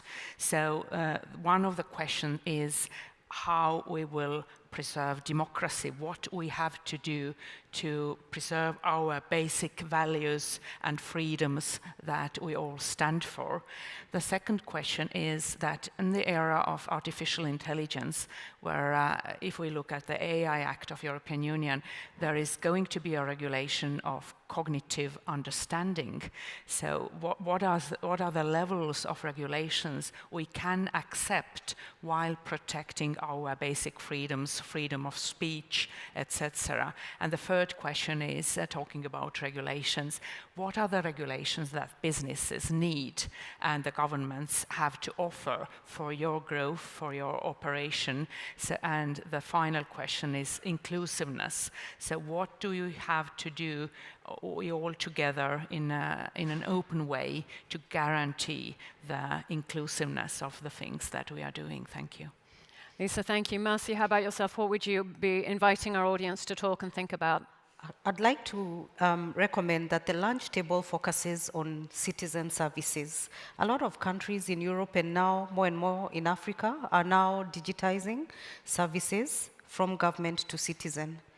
If that conversation went to ask, these are the services that government is giving us. If I close my eyes and make a wish, what are the other services that I think government should give me? That's the reverse. It's about citizen delight. Because so far in Kenya, we have defined it within the scope of what government is giving me. How about moving it to the space of what do I want from government? Because in digital, that marks a new reality. But that reality is in my hands as a citizen to shape it. So let's have that conversation on what more, what other service can government give me that I'd be willing to pay for, because it's going to chart new territories for me, new possibilities, either as a citizen or even as an investor or even as a corporate entity dealing with government. What are those new spaces? I think that's a great challenge for us all. What are our wish lists as such, rather than being reactive? What do we proactively want? Agnieszka, what would you like to hear people talking about over lunch and thinking about how?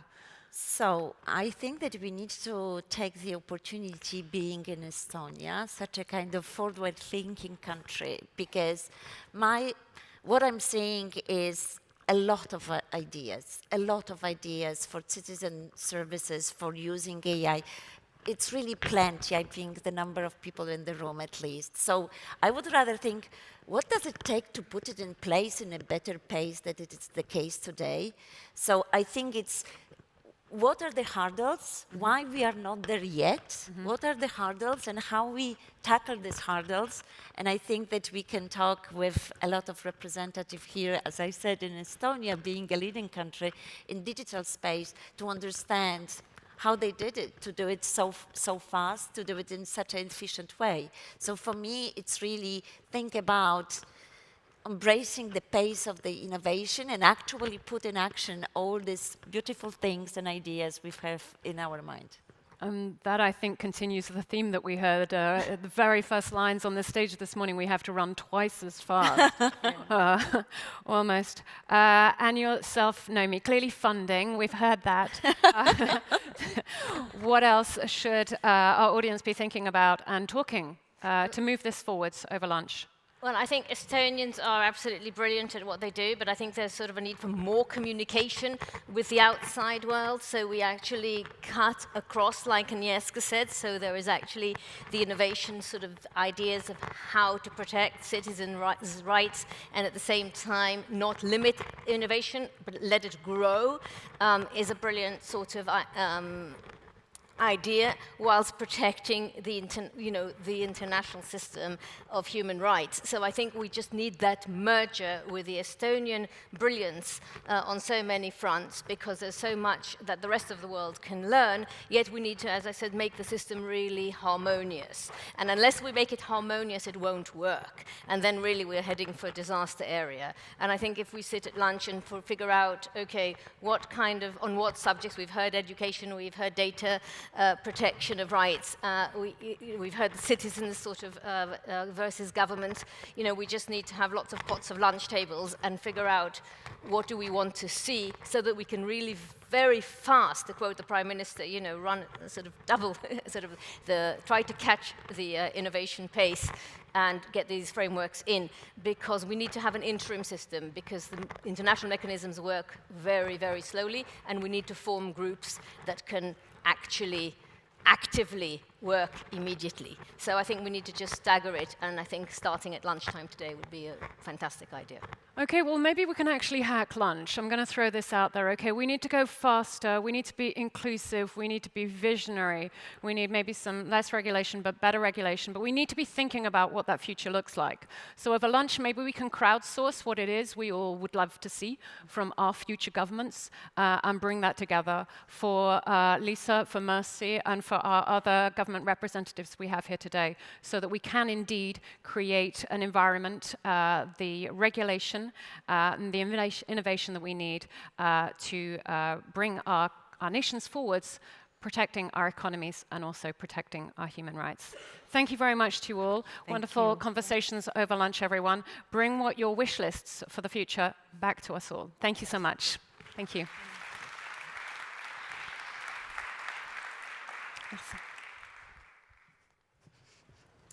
Thank you so much. As Kristen said, bon appetit. There will be a lunch served downstairs. There's also an exclusive ministerial lunch hosted by Minister Pakosta, primarily for heads of delegations. This is an invitation only, and you will find the signs or people who will lead you there. Thank you, and bon appetit.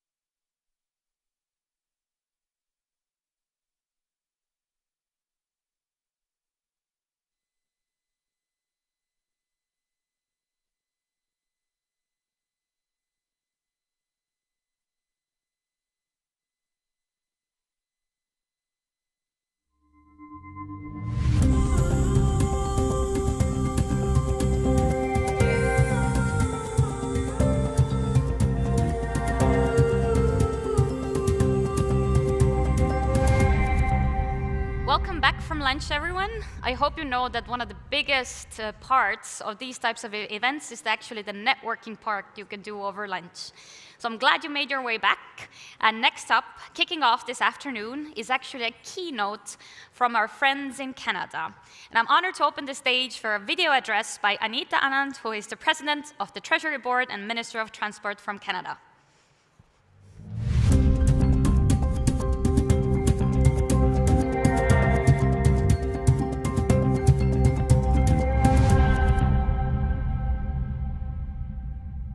Hello, everybody. Bonjour tout le monde. My name is Anita Anand, and I am the Member of Parliament for Oakville, Ontario in Canada. I'm the Minister of Transport as well as the President of the Treasury Board. J'aurais aimé être présent en personne avec vous tous aujourd'hui, mais je suis heureuse de pouvoir me joindre à vous virtuellement pour parler des initiatives du gouvernement du Canada en matière de transformation numérique. As some of you may know, Canada is a world leader in artificial intelligence and digital government. Last spring, I announced the first ever cybersecurity strategy for the federal government in Canada, and we are in the midst of developing an AI strategy for the public service to enhance the way we deliver services to Canadians as a whole. Comme beaucoup d'autres gouvernements dans le monde, nous avons la responsabilité de fournir les services essentiels dont nos citoyens dépendent tout en veillant à ce que nos systèmes restent sûrs, accessibles et fiables dans un monde qui évolue rapidement. Pour les Canadiens, cela commence par la stratégie Ambition numérique, notre plan pour fournir des services gouvernementaux modernes, sécurisés et sans obstacles. Our approach centers around three pillars: people, policy, and technology. People are the driving force behind our digital transformation because our initiatives cannot succeed without a skilled, well-supported team. Canada's public service is, in fact, one of the best in the world, and we are always thinking of new ways to recruit, train, and retain diverse employees. To do this, we created a digital talent platform as the central recruitment hub for digital and IT professionals to streamline hiring processes. Policy provides the framework for our efforts and defines how we manage service delivery, data, IT, and cybersecurity. This guides us towards creating citizen-focused services using tools that improve both the customer experience and government operations while building trust. And lastly, technology. It brings new opportunities, responsibilities, and sometimes risks. We are met with the challenge of maximizing technology's potential while mitigating any risks at the same time. And that's why we're working on Canada's first AI strategy for the public service. And we have also introduced a guide on the responsible use of AI to help our employees use AI safely while addressing concerns about bias and human rights and trust and privacy. Une infrastructure numérique solide pour les Canadiens dépend de notre collaboration entre les gouvernements et avec nos partenaires internationaux. I encourage all of you to experiment, to engage, and to take full advantage of this opportunity to share your best practices, your success stories, and yes, even some failures. Sometimes our biggest breakthroughs come from lessons learned in our setbacks. It is only by working together that we can create a unified and secure digital world. I wish you all a very successful conference and hope to see you soon. Thank you, merci, and miigwech from Canada.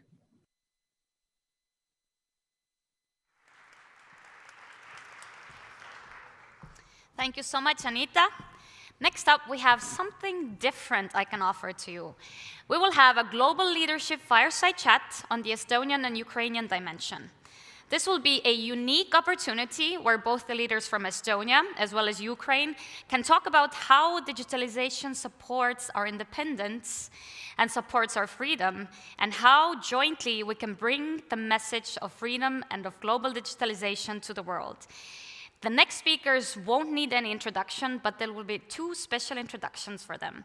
So firstly, I would like to invite by myself on stage, Liisa-Ly Pakosta, who is the Minister of Justice and Digital Affairs from Estonia, Valeria Jonan, who is the Deputy Minister for Euro Integration, as well as Lukas Ilves, who is the former government CIO and the current advisor to the Deputy Prime Minister of Ukraine. Thank you.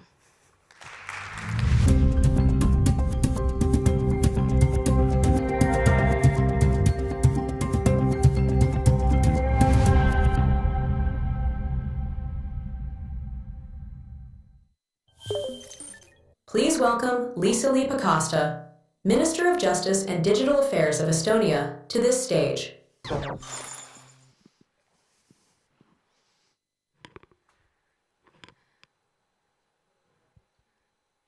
So we just heard from my good colleague from Canada, Anita, that it is only in cooperation we can go forward. Let us present to you one example how Estonian government and Ukraine government have been successfully cooperating and work together, offering better services for our citizens. In these hard times when the aggressors from Russia are attacking the values and freedoms in the world, not only in Ukraine. Estonia is a country where we have shown the way for the whole world how effective it can be, how trustworthy it can be, how cost-effective it can be, how good it can be for the citizens to get the services from the government in a digital way. And Estonia's digital transformation has been hopefully a leading path for many countries.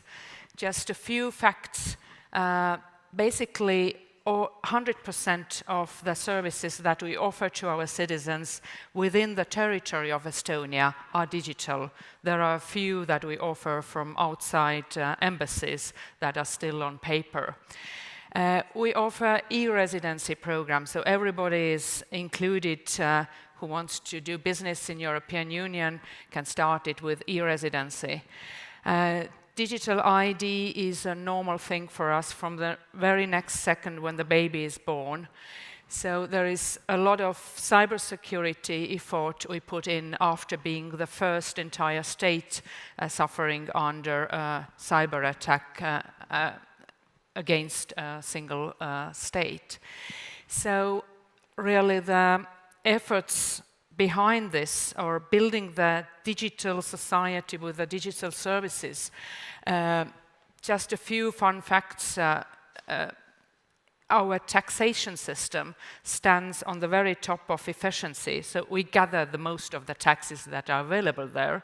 But at the same time, our tax office is valued very highly by the businesses and citizens because of the efficiency.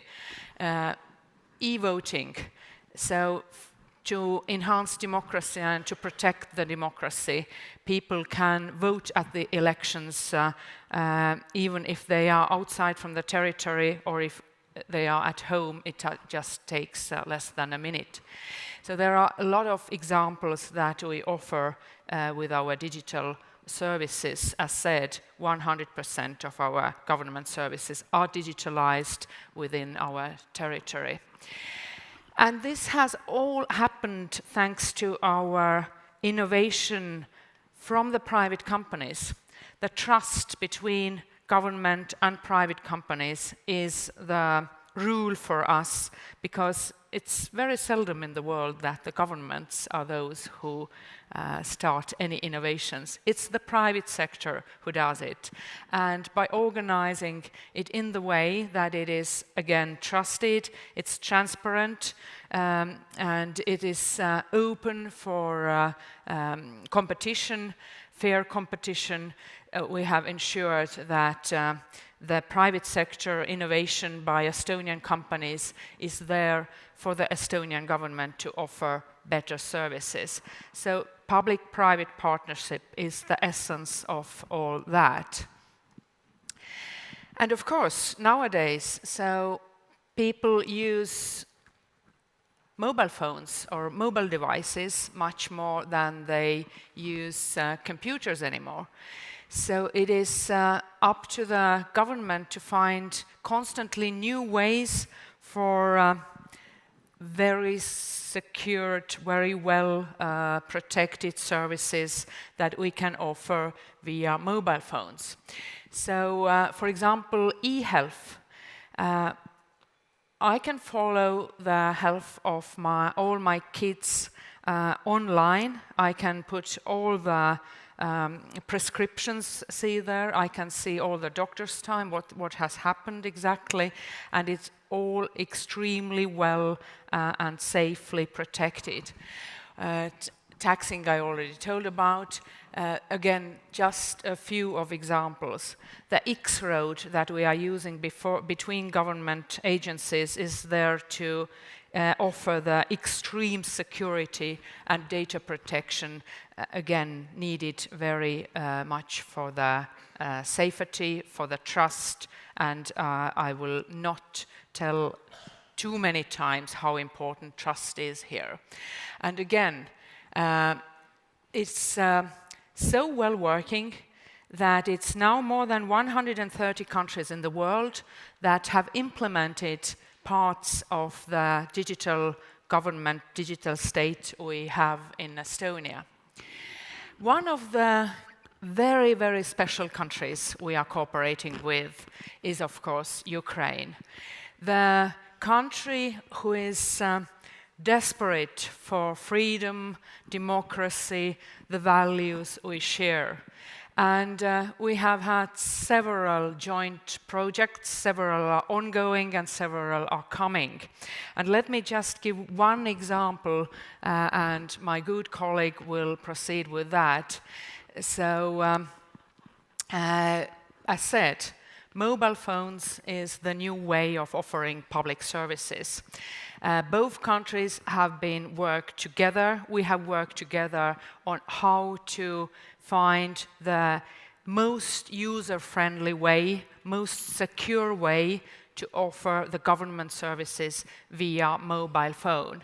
So it's called DIA in Ukraine, it's called mRiik, mobile state in Estonia, and the lessons we have learned from each other by doing this application in a great amount together, learning from each other, learning also from the mistakes that can be there.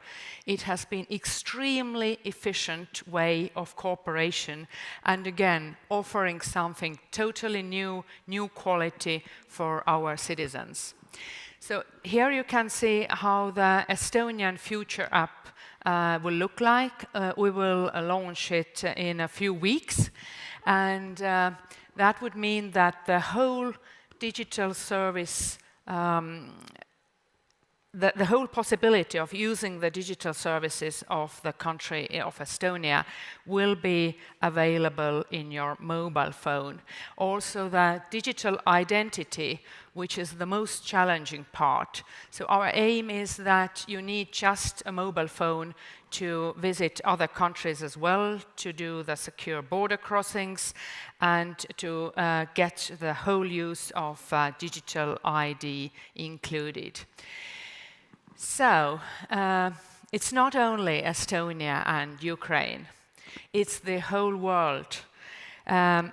Offering digital services in a democratic and transparent way is not just something that we need nowadays to with the time of budget cuts of states or to just aim for more efficiency. We definitely see it as something that we need in our world of shared values, of valuing the human rights, the basic freedoms, and we definitely see it something that the good excellent services from a state is something that builds the bridges. If you remember the song that was here on the stage at the very beginning of our event, it also told us about how important it is to go together, especially during hard times, shoulder to shoulder. Offering excellent services for citizens by governments with a tight cooperation with private companies. We have excellent companies in Estonia who have done all that, is something that we would like to see going on, and definitely to go on and on with new projects we do together with Ukraine.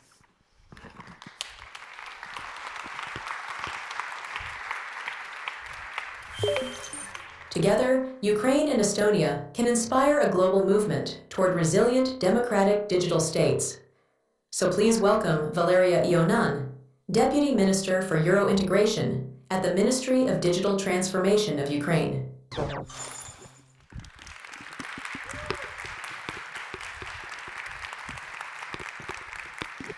Good afternoon, dear ladies and gentlemen. Thank you, Minister, for your support and our partnership. So, indeed, the Ministry of Digital Transformation of Ukraine is the newest ministry in the Ukrainian government. We're only 5 years old, and over these 5 years, we have been proudly building the most convenient digital state in the world. But of course, one of the first trips of our minister, Deputy Prime Minister Fedorov, was to Estonia in 2019. So he came here together with our team to learn more from Estonia, to learn about the foundation of digital state, to learn about the approaches, digital products and services. And since that time, since 2019, we have been very closely cooperating with our Estonian partners. And we are inspired by Estonia. We admire Estonia. We work with Estonian companies. We use Estonian products. And we really learned a lot for this period of time. And that's why we are also extremely proud that in the middle or in the end of 2022, there was a new chapter of our partnership when also Estonia started learning from Ukraine, when we did our beautiful and great and efficient pilot on DIA and MRIC together. And I believe it is more and more to come. But over those 5 years, we really have created a lot of digital reforms and digital products in Ukraine. And I think one of the good results, not bad results, basically is we could see it in the ranking of e-government development index by UN of this year, where Ukraine improved its positions a little bit, just in 97 positions in 6 years. So today we are the 5th country in the world in digital services. Just to be very, very brief about the most probably efficient reforms and products that we have created. First of all, it's of course our DIA ecosystem, which completely changes the way how government communicates with the citizens and vice versa. DIA became a real love mark for Ukrainian citizens. So our cornerstone of this ecosystem, State Super App DIA, has 21 million users, 21 digital documents, more than 30 digital services, and digital signature. We also have the state portal of public services, DIA, where we have more than 125 services, including the fastest business registration in the world. DIA Education helps us to boost the digital literacy in Ukraine. DIA Business, a project for the development of SMEs. DIA City, the best tax regime for IT companies in Europe. DIA Engine, a low-code open source solution for creating state registries, which is implemented in different ministries and regional councils across the Ukraine. Code UA, absolutely new project which was launched several weeks ago. It is the marketplace of verified Ukrainian IT companies. So we have a very powerful and thriving IT sector and startups. And this is the possibility for foreign partners to learn more about IT sector of Ukraine and to build and to strengthen partnerships. Mria, our new big thing, I would say, we just launched, and this app right now in a beta test. Mria, it's a governmental app for education, and it is now piloted in 40 schools and has more than 100K testers, scholars, parents, and teachers. And the main idea is to rethink the educational system with the help of the technology, with the help of AI, and to give more opportunities to scholars, to teachers, to parents, to improve, the process of education. Brave One, Ukrainian defense tech cluster, which serves like a bridge between the government and defense tech companies and facilitates all the communication and brings innovations closer to the battlefield. Win-win Global Ukrainian Innovation Vision, which very soon will become a national strategy, highlights the main priority directions where Ukraine will invest in order to make a huge economic leap. So it's also, of course, defense tech right now, med tech, ed tech, AI, secure cyberspace, and others. Your residency. This is, again, a great opportunity for foreigners to start and open businesses in Ukraine remotely. This is just a small part of what we are doing and what we have done in Ukraine for the past 5 years. But of course, it's not just about government technology and government products. We have a great IT sector, great startups, and we would like to share our lessons and lessons learned, to share our experience with the world. And that's why today we are launching the brand of Digital Ukraine, the platform which will unite all the stakeholders in GovTech, tech, and IT. They said, Ukraine won't stand the test of war. Its system will collapse. Well, world, let us prove you wrong, because it works. Day by day, Ukrainian GovTech powers millions of citizens with state digital services. Its tech capabilities fuel civil and defense innovations, and its IT talents help global businesses solve their most challenging problems. Ukraine ranks 5th globally in terms of digitalization, surging from 102nd to 5th place in just 6 years. How? Dia State Super App allows 21 million Ukrainians to use digital documents and state services on their smartphones 24/7. E-Entrepreneur Service provides the world's fastest business registration and innovative tools. Dia Education Platform helps 2.3 million Ukrainians upskill, achieving a 12.6% digital literacy boost over 4 years.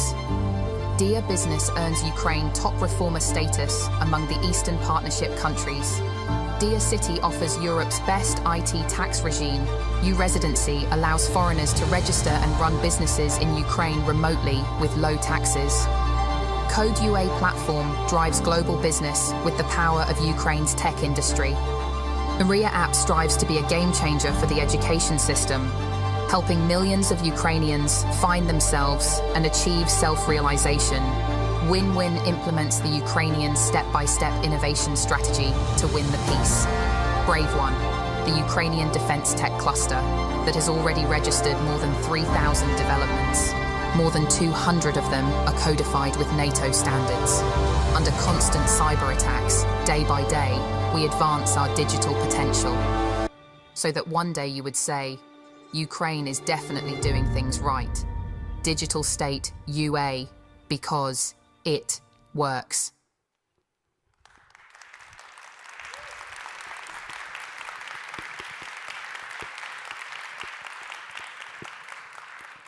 Thank you. So Digital State UA, the platform, will be available in January 2025, and one could find everything about GovTech, Tech, and IT in Ukraine there. And basically, it is a great opportunity to, make investments in Ukraine, make strong partnerships to scale products.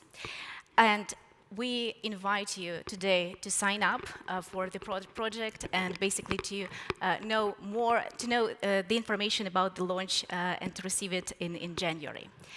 And as I finalize this presentation, I would like to say that today marks 1,000 days of the full-scale Russian invasion to Ukraine, 1,000 days of our fight, 1,000 days of our work, but it's also 1,000 days of our unity. Thank you very much to all of you for your support. We appreciate it very much. So let's work together towards our bright digital future. Let's unite. And please join Estonia and Ukraine in our way for the great digital, technological, and AI future. Thank you. And now, to continue the conversation on stage, please welcome our moderator, Lukas Ilves, former CIO of Estonia and advisor to Ukraine's Vice Prime Minister, Mihailo Fedorov.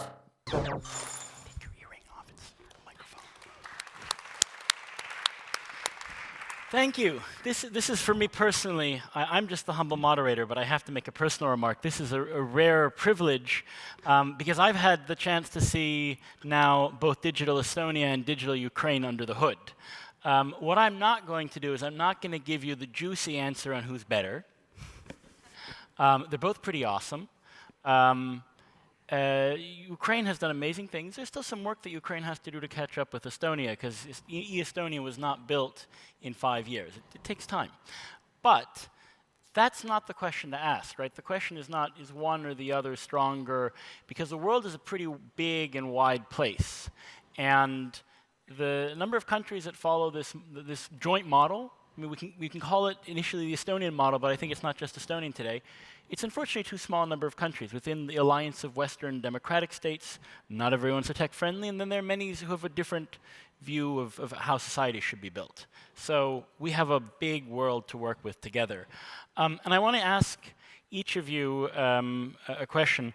Valeria, Ukraine and Estonia are both kind of part of a new Europe. And we've both zoomed past a lot of old Europe and a lot of the old industrial giants of the 20th century. What's your experience been when you talk to people from Western Europe, North America, other G7 countries? How can they usefully benefit from our experience and sort of maybe revive themselves a little bit? Great question. Thank you, Lucas. Well, first of all, I think that it's very important to change a little bit the attitude to towards digital transformation. So it's not just a regular tool or nice to have or must have. I think that this is something which the new government, the government should be reinventing themselves right now to be more efficient, to be more transparent, to be anti-corrupt. And in that case, digital transformation, AI and technology could definitely be that foundation. So when you look at digital transformation, not just as an instrument or as a tool, but as the foundational layer for everything, for all the processes which are going in the government. That's a completely different approach, and that brings you to completely different results. And I think that's the biggest problem, because nowadays, everyone could talk about state super app or the state portal, but digital transformation, it's much more than that. You can't, just do an app with lots of great services and digital ID and think that, well, that's fine, we have a good digital transformation. Honestly, it should be on every level, on national level, regional level, but what most importantly, there should be a digital culture built in the country. So I think the first thing is the attitude, and secondly, it's partnerships to learn from other countries, not to be afraid to learn. That's really great. You don't have to copy everything. You can just take a part of what you think would be valid for your government and just create more and more. That's what we are doing constantly when it comes, for example, to cooperation with Estonia, and we see it really works. And I think it could just speed up a little bit the process of digitalization for other governments. Just as a quick follow-up, I mean, your mindset that and I saw this when I was working with you from the Estonian government side, what's really impressive about it is the two things you mentioned put together. The humility to say, hey, this has been done really well elsewhere, let's copy it, but at the same time, very clearly the confidence to then, build on that and excel beyond what you've copied. Any tricks to, I think a lot of people in this room have this mindset, but their bureaucracies, their colleagues may not all. How do you bring that mindset about in the people around you? Oh, wow, that's 30 seconds. Good question. Well, you actually just, you just have to showcase and to show real stories. The thing that works for us, we bring people to the real environment and we show them how it really works. And we show the bigger picture, the vision. When, I give this example everywhere. We have the big vision. We want to build the most convenient digital state in the world. Whenever we are doing something, we try to understand whether it correlates with our vision or not. If the answer is yes, we are going with that. If the answer is not, we are not going with that. And I think it's also the part of the answer. Lisa, when we speak with other countries, we often hear reasons why they can't possibly be like Estonia or like Ukraine. And one of the topics that comes up is the question of rights, inclusion, ethics. Now, we clearly don't agree with those critiques, but what lessons do you take in terms of how digital government, digital society can help us stand for freedom and rights within our societies in Estonia and Ukraine? I think these are the core issues. So I haven't actually seen a government in the world who says that we want to offer very bad services at a very high cost. So if the government has another vision to offer good services for a low cost and do it very efficiently, it has to include the inclusion, the protection of basic rights, the data protection, everything that is valuable to us. It has to include that from the very beginning.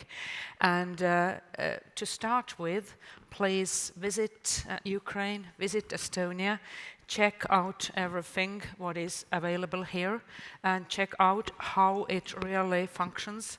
Because one of the core values in Estonia has been that everything is open. Everything is transparent. We also make our mistakes open. We explain what went wrong and how we improved it. Building of trust is so extremely important, and we can have societies with trust only when there is a high level of democracy, only when there is a high level of protection of freedoms, only when there is a high level of data protection, and I can't go on without cybersecurity, which is again something that we all have to do together. So just to follow up, I mean, if you're talking to a minister from Germany or Canada, and they're talking about the trust and security concerns they might have and how that might slow down their transition, what might you say to them? How would you help them overcome that, or how would you help them think through that process? Of course, when you start as a government, you need a secure architecture behind it. So Estonia and Ukraine, we use X-Road. The development by Estonian private companies, adopted in many countries, also in Ukraine. So you need a basic secure architecture behind that. And then what you already, Valeria, named, you need a political will to offer better services to your citizens. If you have these two things, you have X-Road or another architecture behind it, which is absolutely secure, and you have a political will to offer better services to your citizens, then everything else is history. So quick lightning final question to both. What's coming next? What are you building? What are you building together? What might you invite the rest of the world to build with you? Estonia is looking for a new era where AI, artificial intelligence, is helping us to offer not only better services to our citizens, but to offer also the higher level of security, to offer the better, even better level of democracy and core values and freedoms. So we have to see AI as a possibility that we fully use in good purposes. I think, great minds think alike, because in that case, we would all talk about, we were talking about AI, but I will touch it from another angle probably. I think the AI-driven government, this is a possibility to reinvent the government systems again. So I think that would be the very big next thing. And I imagine you would both join me in saying that this is not just a question of Estonia and Ukraine, but it's an open invitation to both countries' friends throughout the world to work together on both the ideas and some of the practical projects. So with this, please, a warm round of applause for two digital ministers, two ladies making great changes and pushing the frontier of the future of government democracy. Thank you very much for your work. Thank you for being with us. Today, Estonia and Ukraine want to inspire and support democratic countries all over the world to become more digital. Oops.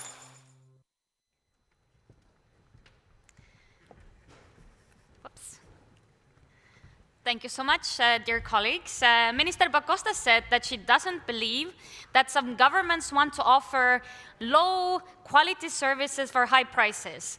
And yet some governments still do that. So those services might be simply of low quality, or they might be very easily susceptible to cyber threats.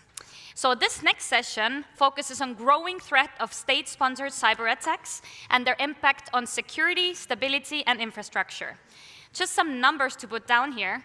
As of 2023, 34 countries are suspected of sponsoring cyber operations, with 4 countries, Russia, North Korea, Iran, and China, accounting for 77% of all suspected activities. For the next panel, please join me in inviting to the stage Anna Bulak, Juhan Lepassaar, Phil Stupak, Gert Auväärt, and the moderator Kristen Davies, CEO and founder of SyncC. Please.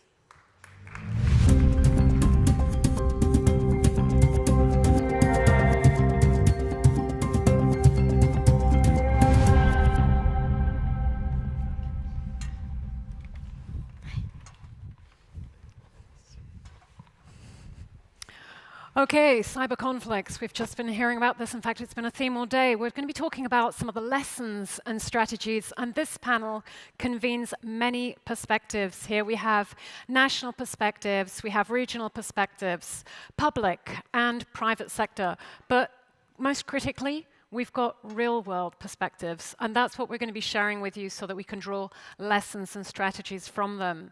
Now, whilst we've been hearing about the physical attacks on Ukraine's power grid this weekend, cyber attacks targeting critical infrastructure, national security, and economic development are a daily reality in Ukraine, around the globe, and these are continually becoming more and more sophisticated. Let's start off by hearing how so.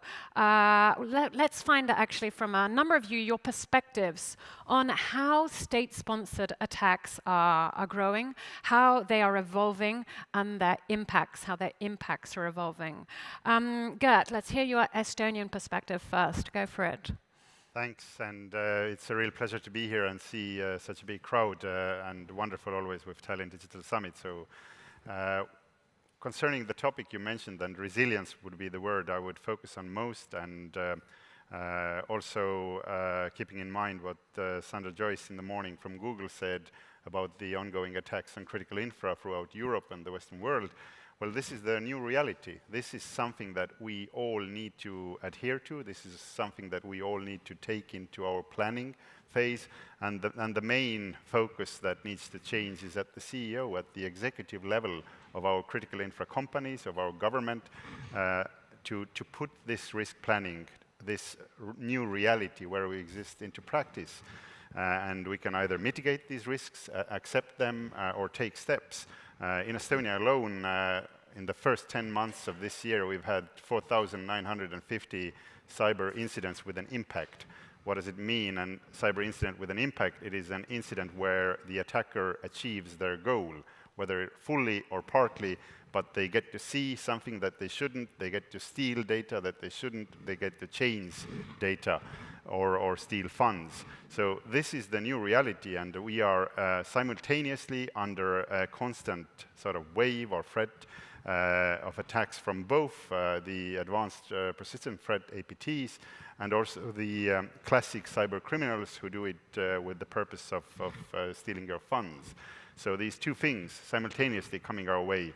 And to top off my idea, we definitely have witnessed over the course of the full-blown Russian aggression and war in Ukraine that cyber attacks are a formal part of the Russian diplomacy toolbox now. If you say something they don't like, if you do something they don't like, if you decide something they don't like, a cyber attack is imminent and follows.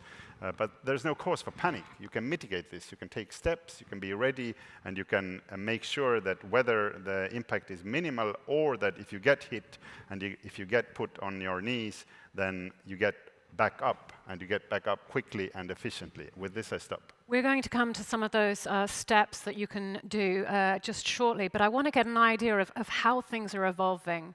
Johan, can you give us a European perspective? How do you see the state-sponsored cyber attacks are evolving and their impacts are changing? What's going on? What's the landscape from your perspective? Thanks for inviting me. Glad to be back in my hometown. Now, some things that I will say are already publicly available, so the data points that I will use is essentially coming from the ENISA threat landscape report that was published in September. in an event. Gert was present there as well. So what do we see? First of all, of course, the war in Europe, the kinetic conflicts that we see in the Middle East, they are very much driving the cyber threat landscape. And clearly, these are in turn driven by sovereign actors. So they're very much present in the cyber threat landscape, and they do mold the way that things are evolving. The other thing that we see is when it comes to threats against availability have become real big issue.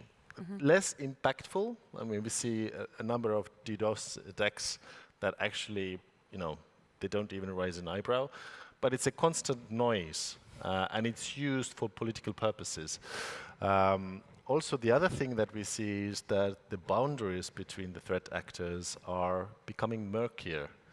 We can't really say, we have only ransomware groups, or we only have hacktivists, or these things are getting closer to the state actors. And finally, I think one important thing is that we understand that we are a target.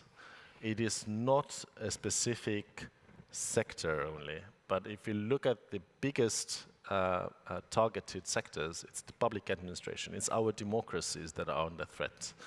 19% of the attacks that we observed, and what we look normally is that we look year by year on the most impactful incidents that have happened in the EU, more than 11,000. Out of these 11,000 incidents, 19% targeted at public administration. When it goes to specific businesses, so we see transport, banking, energy, following up, but twice as less. So clearly, the aim is to disrupt, cause panicky emotions, or undermine our democratic government. The other thing is that they are not targeting single member states. More and more we see attacks that target 2 or more member states. Out of the 11,000 incidents that we observed last year, more than 300 were specifically targeting more than one member state. So it is getting also more complex, the spillovers are bigger, and yeah, I would invite everybody to read from our threat landscape how it's going. Definitely, it's not just about sort of threatening the infrastructure, it's undermining that confidence level as well. Phil, from your US perspective, we heard from Harry Coker this morning. What do you see as being sort of like the emerging, the edge of the cyber attacks and the threats out there? Well, thank you for having me back in Tallinn. It's always a good time to be here, but especially during the Tallinn Digital Summit. I did not have as long of a commute as Gert. Kidding. But I think really the operative word is evolution, is what we're seeing. It's been almost 40 years since Cuckoo's Nest saw the very first cyber attack, which was a vulnerability concerning a confidentiality. It has been about 15 years since Russia had its tantrum and DDoS attacks against Estonia, which was an availability attack. It's been about 15 years since Stuxnet. No, I take that back. It's been about 10 years since Stuxnet, and we saw the first integrity attack. What we're now seeing is an evolution away from adversaries trying to break systems and more to leveraging those systems for their own nefarious purposes. So what we're seeing are ongoing espionage attacks within our networks that are targeting not necessarily that network directly, but rather the supply chain behind that network. It's a more nefarious way to get past our defenses because we are getting pretty darn good at defending ourselves against cyber attacks. So this forces an evolutionary response by our adversaries. They're starting to get inside our supply chains. They're using social media in order to get to the public directly. And then, of course, we are beginning to see pre-positioning within our critical infrastructure, and not just our own critical infrastructure, by the way, by adversaries as a message, a warning over what they might be able to do in case of actual hostilities in the future. So this really marks an evolutionary moment where we move beyond what we have seen under that traditional CIA triad, where someone's trying to disrupt, degrade your capabilities, instead are using that to benefit themselves. It's almost like an HIV moment where they're attacking the immune system response itself. Thank you, Phil. And in fact, that goes back to many of the things we heard from Sandra Joyce, Google, this morning. Anna, Google provides infrastructure to the Ukrainian government. Can you share with us just your real-world perspective of what is actually going on, the volume, the number of attacks in Ukraine over the last year, cyber attacks, and how these are evolving? What are some of the strategic learnings you're taking away from them? Yeah, sure. Of course, not a lot of data is available that we can share publicly, but what we can look at the trends that between 2020 and 2022, there was a surge of 250% of attacks against Ukrainian users and 300% against NATO countries. So this trend is obvious. And what I want to highlight here is that cybersecurity is a process. It's always a process, it's never a final result, and it's about how we adaptability to those novel threats. So when we're looking at the trends, and we can highlight what are the major trends, looking for the past 4 years of, how many years, full-scale invasion, 1,000 days, right? So the major one is, of course, the attacks against critical infrastructure. That is a major target. That is demanding the trust to the services that can be provided unstoppably to the users, and this undermining the trust to access to digital services also influences, it creates psychological pressure on population. So we have to combine it as a symmetric, huge amount of strategy here. Second, it's adaptability and new kinds of threats. So, for example, a recent report by threat intelligence analyst group at Google found out that malware distribution was hijacked at Telegram. So we find those adaptability and new threats. And the third, that is really, really core one that I want to bring more in our discussion is, of course, how we build this resilience. It's about cooperation. And of course, public-private partnership, we are discussing it always, but how important it is. Because resilience, it's about several gaps. It's about communication, it's about capacity distribution, the capabilities distribution. So of course, private sector and companies, they have more access to those technologies, but without sharing information about the threats and novel attacks, we won't achieve that level of resilience and providing sustainable access to digital services to population. And the third one, and the fourth one is actually undisrupted access to truthful information. Because DDoS attacks, what they prove is that disturbing the image of how the state services are provided, how the private services are provided, is basically making a big attack on user-facing information provision. And here you go. It's a huge combination of psychological pressure, trust building, and resilience. Okay, so we've got a perspective here of how the cyber conflict is evolving, how it's emerging, and the speed at which it's going also. Let's now turn to you all, and this panel is about lessons and strategies. How are you evolving your strategies to actually protect then your economic stability, your national security? Johan, Europe, what are you doing to ensure that we are running at this double speed we need to keep up with this conflict? I think part of the game is to have a good situational picture so that you can build a even better foresight of where the things are going. I don't think that we are there yet. I think there is a lot more that we can do in order to share data, understand the data better, have taxonomies in place so that we can actually talk to each other across public and private spheres between Ukraine, US, Europe. But I think if we look at the critical infrastructure that we have in Europe and the critical sectors that are under the NIS directive, which is the directive for high common level measures of cybersecurity, a new iteration which is just now came into force finally. And we do a study every year. We survey the critical entities under it. So this year on Thursday, we are going to publish our new NIS investment report, one thing that emerges from there is, though that there is an uptick of cybersecurity investments as a percentage from the IT budgets, it's going to very basic stuff. And when we look at the supply chain security that was mentioned, and when we look at the new technologies, only 4% of the 1,400 companies that we surveyed invest to make themselves post-quantum encryption safe. 4%. It's the tip of an iceberg. And when we talk about future-proofing our cybersecurity capabilities, this is the key. So we have a long road to cover, to make sure that actually our critical infrastructure becomes resilient for the future. We don't see that now, and I think it's time to really take the emergency bells out and start ringing them. Certainly, if we're going to be using foresight and preparedness, then that 4% definitely needs to come up. Phil, in the US, what are you guys doing to evolve your strategies? Yeah, I think I would start with our national cybersecurity strategy that we released a little over 2 years ago. And I really like this analogy that the Prime Minister spoke of running twice as fast, because this is an insight that we had when we wrote our strategy, is that we historically think of cybersecurity as operating within the national security realm. And so that's only running at half total speed, so that's just one time. But what you really need to do is you also have to run again within economic prosperity. And what we saw within our strategy is when you begin merging economic prosperity with national security, now you can start getting things done.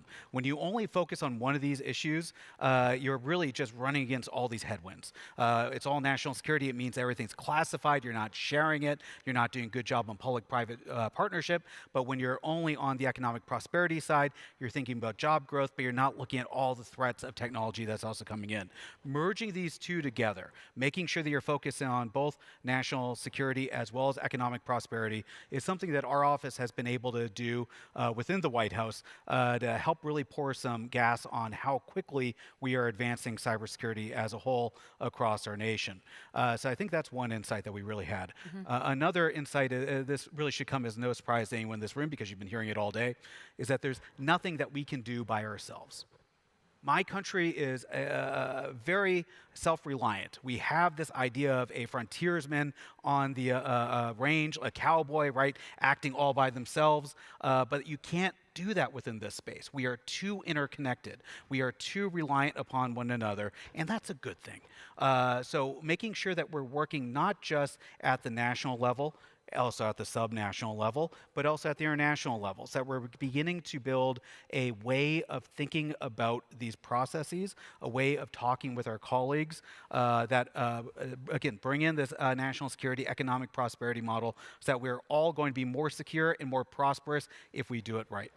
I mean, let's be honest, the aggressors out there, they're sharing their playbooks, they're working together. We are doing, but we maybe should be doing more of the same. Gert, Estonia, looking to you, what are you doing to share and evolve your strategies, both here in Estonia, but then also with your neighbors around about within Europe? So building on what Phil said a little bit here, we also have a brand new cybersecurity strategy, just a few months old, and the super intelligent lady who is the main author of this, Marju Hendre, is sitting there in the back in a white jacket. Just grab her sleeve and ask for the tips. I'm not going to go into the strategy itself, but the main lessons are exactly what you stipulated. I mean, we shouldn't always invent the bicycle again. If we look at the cases and complete chapeau to Ukraine, to Anna and Valeria before, the way you've handled this pressure, I mean, most of the time people have still been able to go to a grocery stop and buy food or gas up their car or use the ATM card to pay and electricity in and out, but it's still there. All of these things that I'm mentioning are connected to information systems. All of these things are connected to internet. All of these things are super aggressively being attacked. So these are the lessons that you need to stipulate. And all of you in the audience, wherever you come from, I mean, look at these plans. The main message from me is to have a plan. Years ago, ships didn't have lifeboats. Now they do. They have life jackets for everyone. Have you ever used one? That's another question, but at least you know that the lifeboat is there, the life jacket is there, you can use it. So this is the lesson learned that we are doing at the moment. Next week, we're going to start again our Cyber Reserve largest exercise of the year, the civilian Cyber Reserve together with the Defense League cyber unit. I don't even know yet what the scenario is because I'm a player in this, but we are really testing these things through real time, not tabletop exercises, but actual real exercises to be ready for the worst, because we see that the worst is happening already. It's coming. It's not something theoretical. It's something that we live in right now. Definitely, very much now, right here and right now.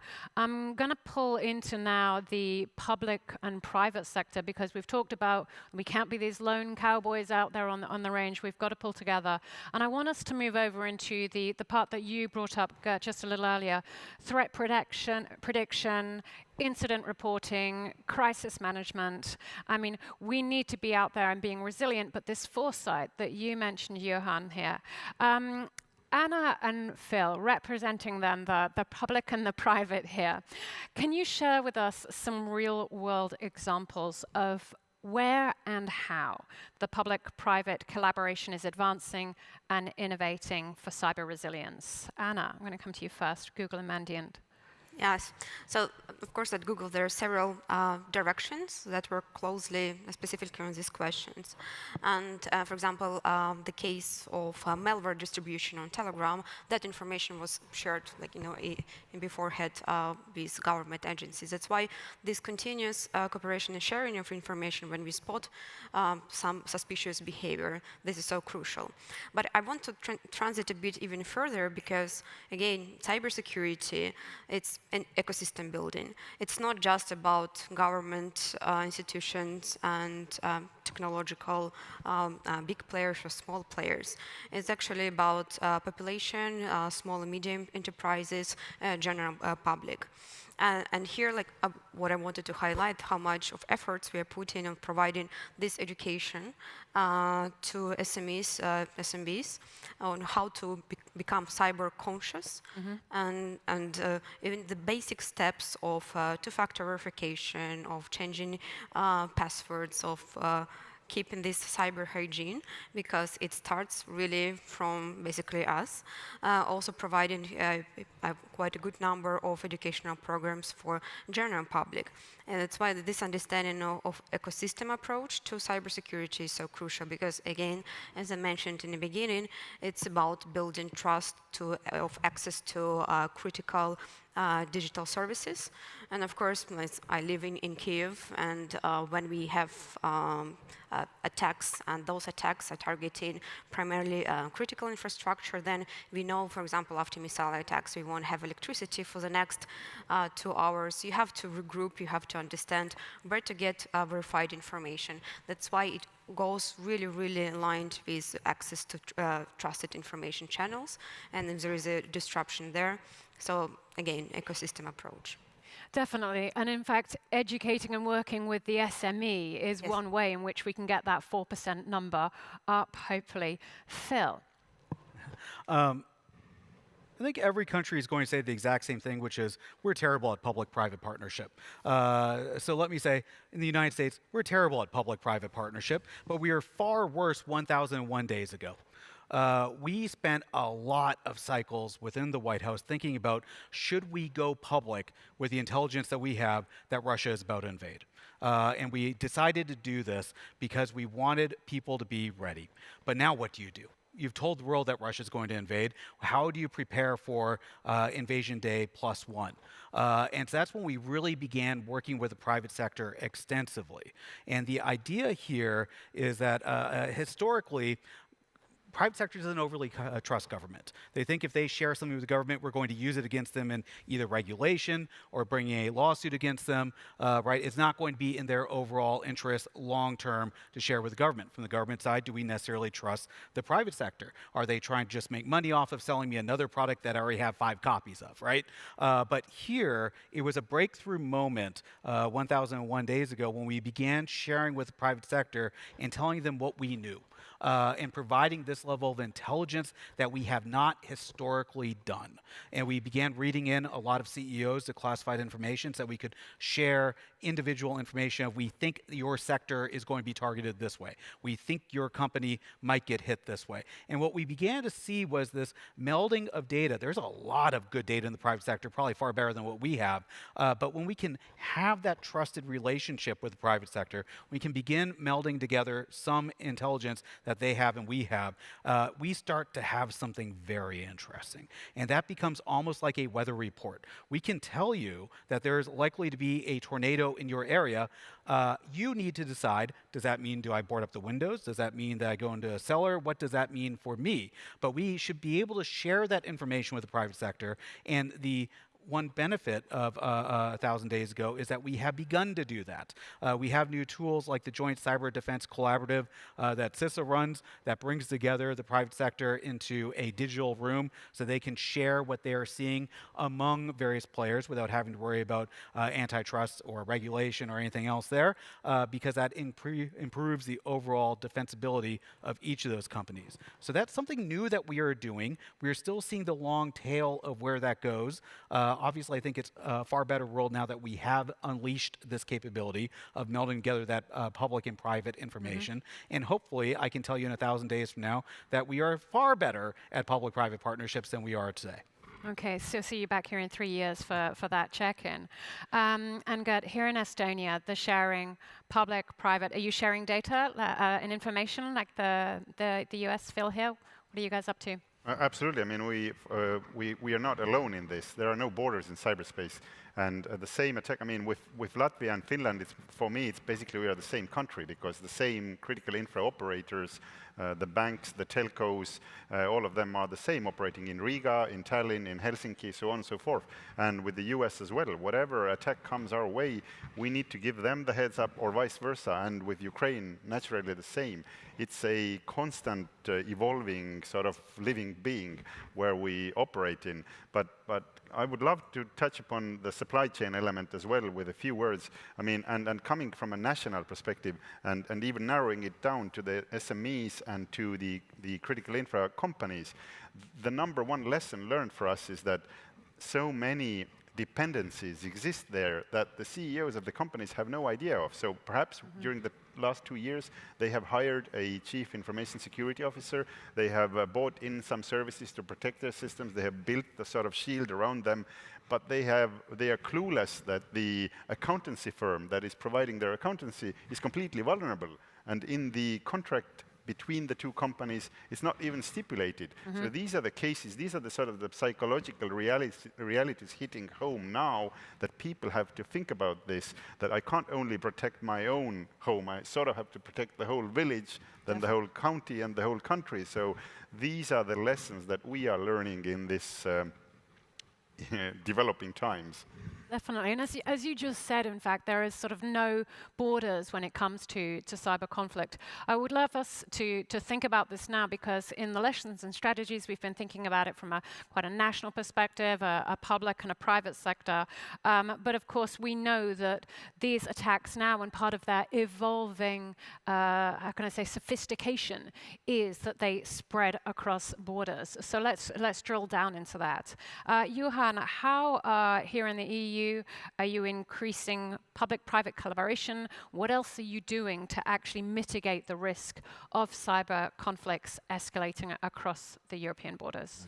I was quite stunned, actually, when I heard a colleague from US saying that they are not doing public-private partnership in a good way. So, I mean, well, I go to CISA and learn from them.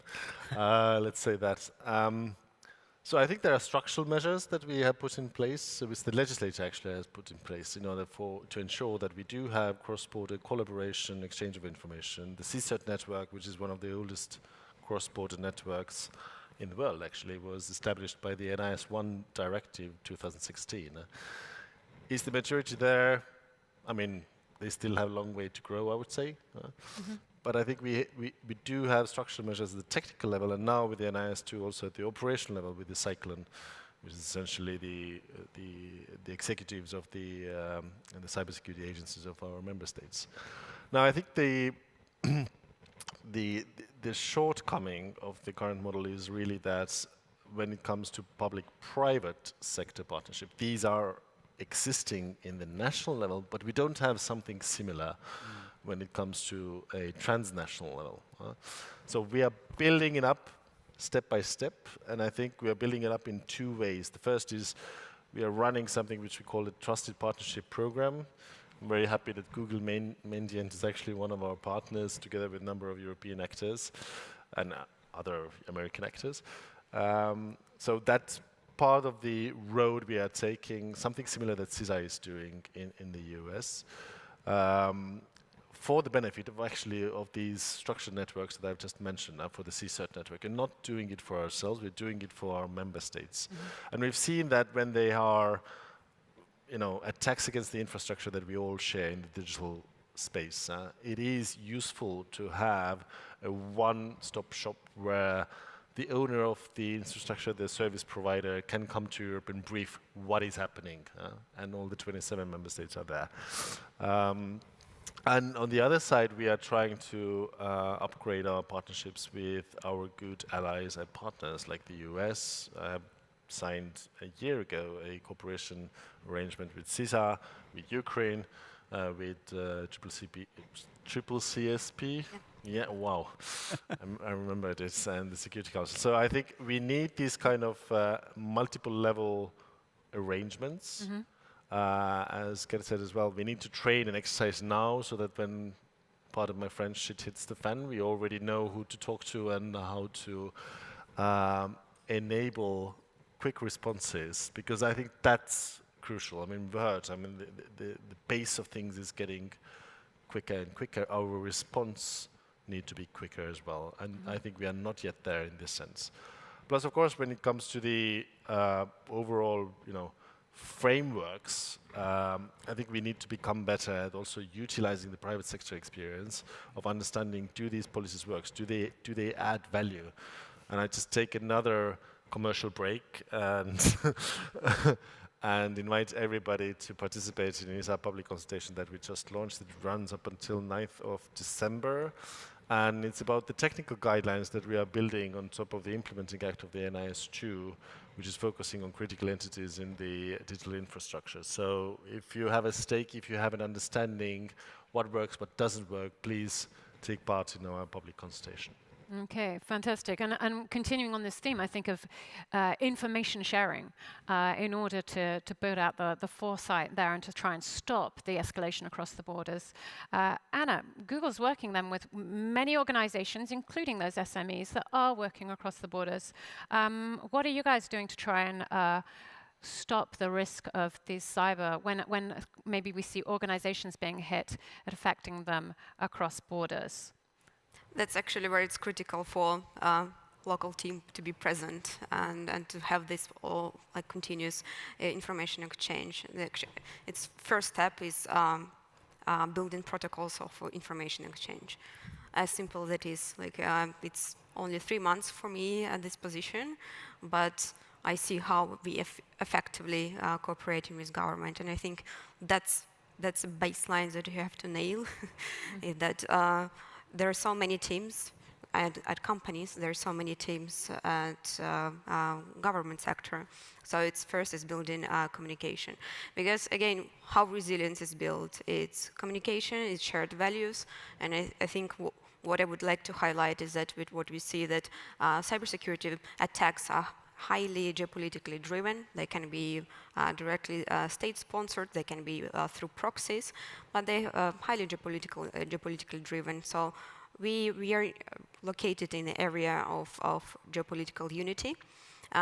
So what's important here is how we share information, how we build the trusted relationship. That's first. And second, again, to highlight here is that cooperation on education. So here in audience, there is my colleague Nina, who is on board of CDTO campus. It's Chief Digital Transformation Officers in Ukraine.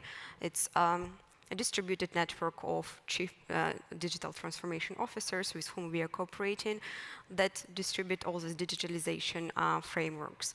And it's so important to engage and to share more educational materials that would provide more information about novel attacks, because they're changing, and adaptability has to be like 24/7, not already in terms of weeks or months. So 3C SIP, they publish all-time reports, and they per day like around 1,000 attacks. And here about sharing how to cope, how to build those protocols on when you're providing digitalization on level of ministries, on regional levels, on municipality levels, providing education to SMEs and providing education to general public. And it can sound like really generic words, but it's huge amount of work. It's huge amount of work of launching such educational programs. And they really, really make effect, because after launching one program, we had like a registration of 5,000 people in 48 hours. So there is a demand of being AI conscious and cyber conscious, and to have an access to novel tools and understand more how to apply them and how to be more resilient on using them. As you say, sounds basic, but it's fundamental. Johan, you wanted to make a comment on this? Very quick remark on this very, very important aspect, actually, skills. And when we talk about foresight as well, in the NISA foresight report, we actually say skill shortage is number 2 threat to ensure cybersecurity in the long term. And we've seen that as well in the NIS investment report, that year by year, the critical entities tell us they want to hire more cybersecurity experts. Actually, 90% of our respondents say they want to hire more, but they lack the skills across all different profiles in cybersecurity. And the real numbers in terms of FTEs per, if you look at the IT personnel and how many of these are dealing with cybersecurity and information security, are going down, because there's a lack of shortage. So the only way you can actually address it is also via partnership between public and private sector. So very important work that Google and a number of others are undertaking there. Definitely, there is a skills shortage out there, and that's where we need to make sure also that our accountants aren't bringing in North Korean consultants, as we heard earlier. Phil, from the White House and the US perspective, what are you doing to actually ensure that, or try and ensure that cyber conflicts are not escalating across borders? I mean, the biggest thing that we can do is working closer with our partners and our allies, because fundamentally, we're not going to prohibit future cyber conflicts. It's going to be a part of life. How do you constrain it? How do you keep it isolated? How do you keep it within the normal bounds of what you accept as state-to-state action? That's a damn good question. Right now, our approach is to share our intelligence, share what we think is coming. We're already highlighting what we think is going to be coming in 2027, an opening window where you may have a PRC action. So how can we prepare for these moments ahead of time? We do it by information sharing. We do it with our, again, our partners and allies. There are few better allies than we have than Estonia, as well as the rest of NATO. How do we ensure that we are all exercising so that we know how to do these things and do them better? And then how are we bringing in more of the private sector? But I would also like to highlight the skills shortage as well. This is one of the biggest impediments that we have to having better cybersecurity within our country, is that we have roughly 500,000 open cyber jobs in our country. Some would say it's 3/4, some say it's half. All I know is it's going up, not down. And so one of the things that we're trying to do to get ahead of that, is that we have the people to respond to a future conflict, is that we're moving away from college-based degrees being a prerequisite to working within this field. Instead, we're beginning to look at how do you do skills-based hiring? How can I determine that someone has the capability to do this work and do it well, so that I can bring them in now and they can begin getting on-the-job training within the federal government? How can they then take that training, go to the private sector where they're going to get even better, and over time maybe come back to me as well? So this is one of the biggest things that we're working on right now, is ensure that we have the people to do this work, and ensure that we have the people to do the information sharing in the future. We're bringing a greater number of Americans into the system by removing that barrier of a college degree. Okay, we have just a few minutes left on the clock here, but I want to make this super practical, super pragmatic for the audience here and for anyone else who's watching. So if we want to be skilling up, recruiting better, sharing information, collaborating, all of these things, anyone who's out there who wants to very quickly do this, either a private organization or maybe they're working in the public sector, who should they turn to? Phil, for the US, who's the point of contact? Call you out. You saw my eyes go, yeah, right. How do we do this? It's the best way in. Well, I don't need everyone to do everything all at once. I need them to do what they already do well. Right? I used to have this response for the private sector when I worked in the private sector. The government wants you to do this. If your core mission is over here, don't bring yourself over here and try and do a government mission poorly. Instead, start working with the government to convince them that what they really need is what you already do. So I would not advocate that people start shifting away from where their core capabilities and responsibilities are, but do what they do better. And start thinking about the broader mission. I mean, one of the last, I know we're starting to run low on time here, but the democratic system that we have jointly created across the globe has produced immense amounts of profit for the private sector. They need to defend that. And they have a stake here as well in defending democratic systems, defending democratic norms. And so whatever element you heard Director Coker highlight how we need leaders across 5 key areas, if you can do one of those, please, we want to work with you. Whether that's through our CISA, whether that's through ANISA, whether that's through Estonia, whether that's through private sector, we need you in this. And there's a role for you to play here. So by all means, talk to any of us. We'll find a way to bring you into the systems that you are part of the defenders of democracy across the globe. Okay. And in terms of reaching out, though, Anna, you're new in your role in Google in Ukraine. You're in this sector for many, many years now, but you're now there as the local representative and the local contact so that people can reach out to you there for the Ukrainian ecosystem. Johan, Europe?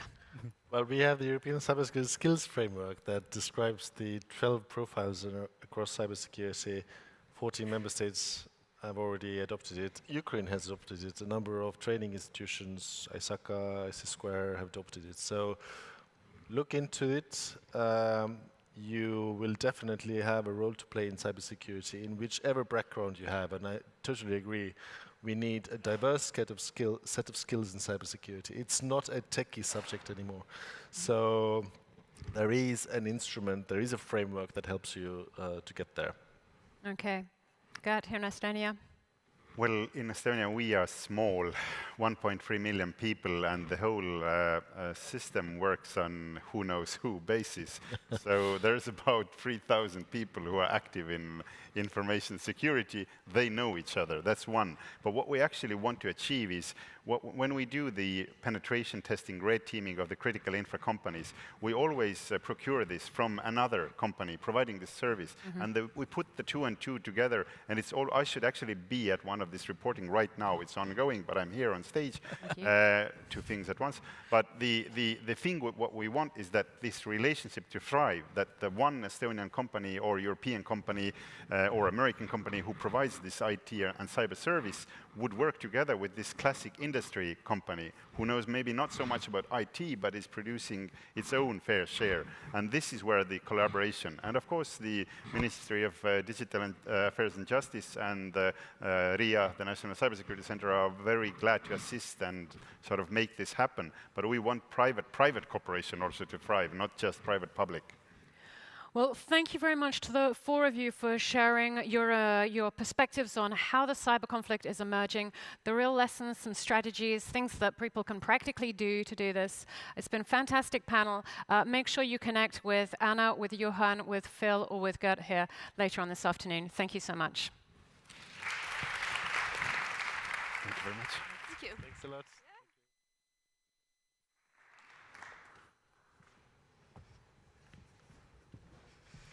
Thank you indeed for this extremely amazingly interesting panel. I really appreciate it.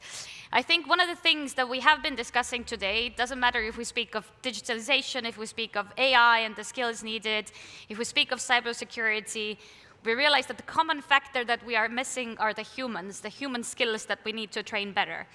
And cybersecurity is one of the topics we have been discussing over the past iterations of Tallinn Digital Summit continuously.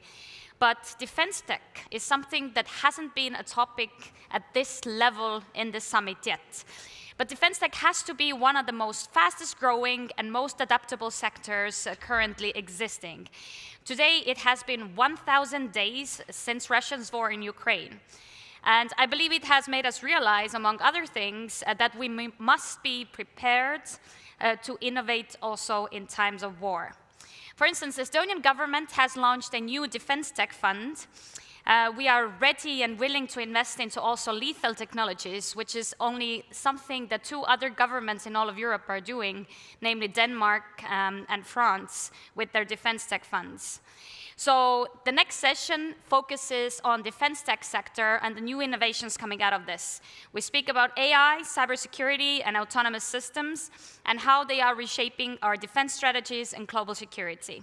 And of course, what we can and should do better. So I'm very happy to invite to the stage Kadi Silda, Kusti Salm, Andrea Bugar, and the moderator for this panel, who is Marjorie Bayon, presenter, journalist, and expert on tech and politics. Please.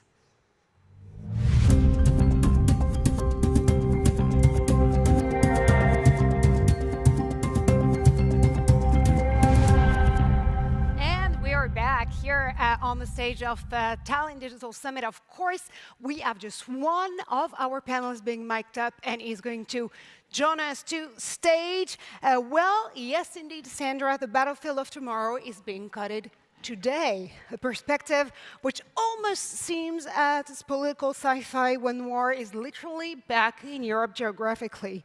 And yet, AI and autonomous systems do augment military capabilities in real time in war and conflict zones across the world, and as breakthrough tech-powered weapon and defense tools have moved from concept to reality, well, how do we balance kinetic and tactical effectiveness with ethical imperatives? We'll dive into the present and future of defense tech with our next guest, Kari. You're the Director of European Engagement at Helsing AI, and your tagline actually is really interesting: artificial intelligence to serve our democracies. I want to dive in this tagline with you, of course, and the purpose of AI serving democracies.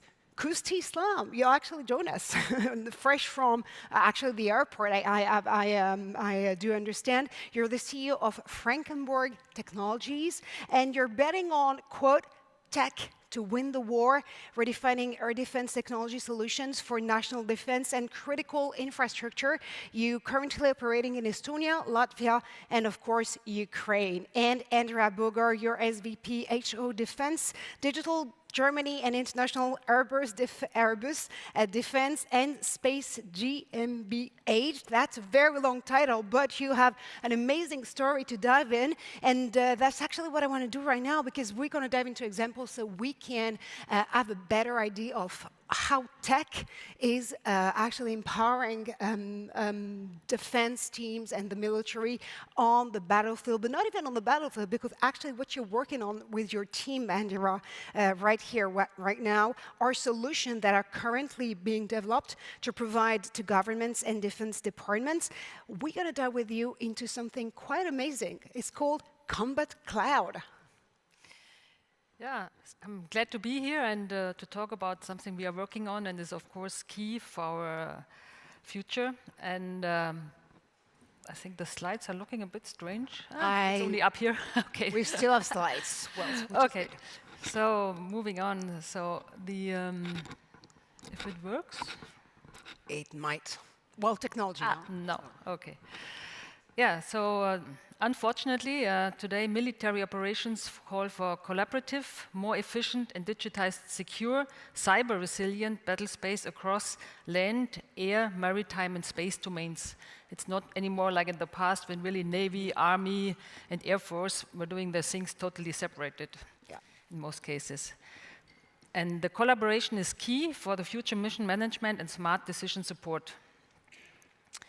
Military operations will require higher flexibility and mobility, increased operational tempo, like in the past, it took sometimes days to define and agree on a mission. Now it has to be really on time. It requires seamless collaboration within and across all domains.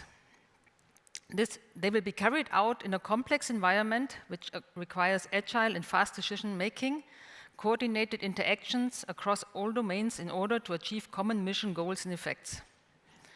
Multi-domain superiority will only be achieved through complete situational awareness based on data and advanced analytics.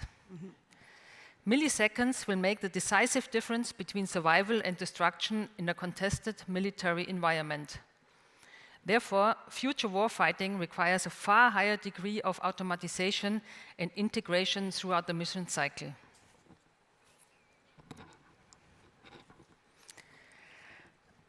The multi-domain combat cloud accelerating the C2 cycle. C2 stands for Command and Control.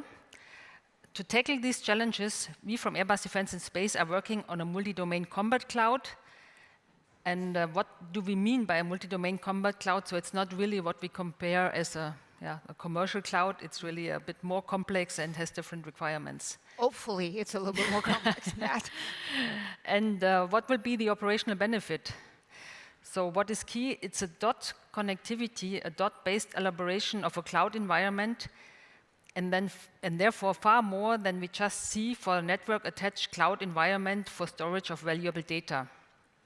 We strive for connecting all the actors from human to machine. Western forces need to accelerate the operational tempo by completing, and maybe as you're not all military, what is a word you will hear more often in this context is observe, orient, decide, and act. It is the so-called ODA loop, and this one has to be better and faster than the opponent to take control of the situation. Agility can overcome an opponent whose forces constitute a complex adaptive system. And the multi-domain combat cloud will speed up the ODA loop by providing common situational awareness through the instantaneous capturing, sharing, merging, and processing of massive amounts of data from all connected, manned and unmanned platforms by supplying predictive intelligence, by allowing mission planning and replanning, and by enabling distributed decision-making and collaborative combat. When we are able to share right information at the right time in the right place, it provides us decisional superiority. Such system of systems will provide flexible, reactive, and resistant kill chain. Functional capabilities such as radar, jammers, and missiles formerly hosted on a specific platform, like a fighter aircraft, can now be broken down into sensing, effecting, and command and control elements forming actionable nodes. Such actionable nodes can be categorized using the ODA loop construct just presented. They are simultaneously and/or alternatively observation nodes, orientation nodes, decision nodes, and action ones, enabled to be advanced data links connected to different platforms. So what do we mean by a multi-domain combat cloud? The multi-domain combat cloud is decentralized, cyber-resilient, collaborative information network across air, land, maritime, space, and cyber domains using hybrid cloud-based technology.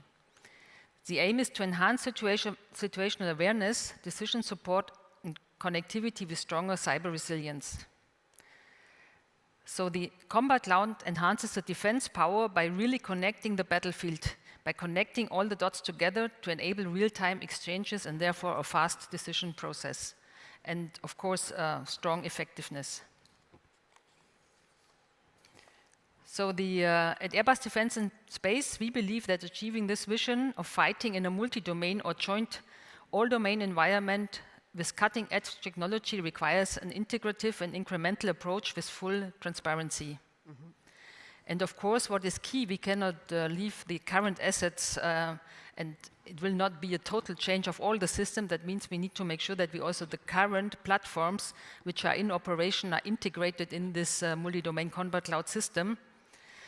And they will be transferred from a coordinated process to a platform agnostic and cooperative process, while still ensuring that we use all existing systems currently in all the forces.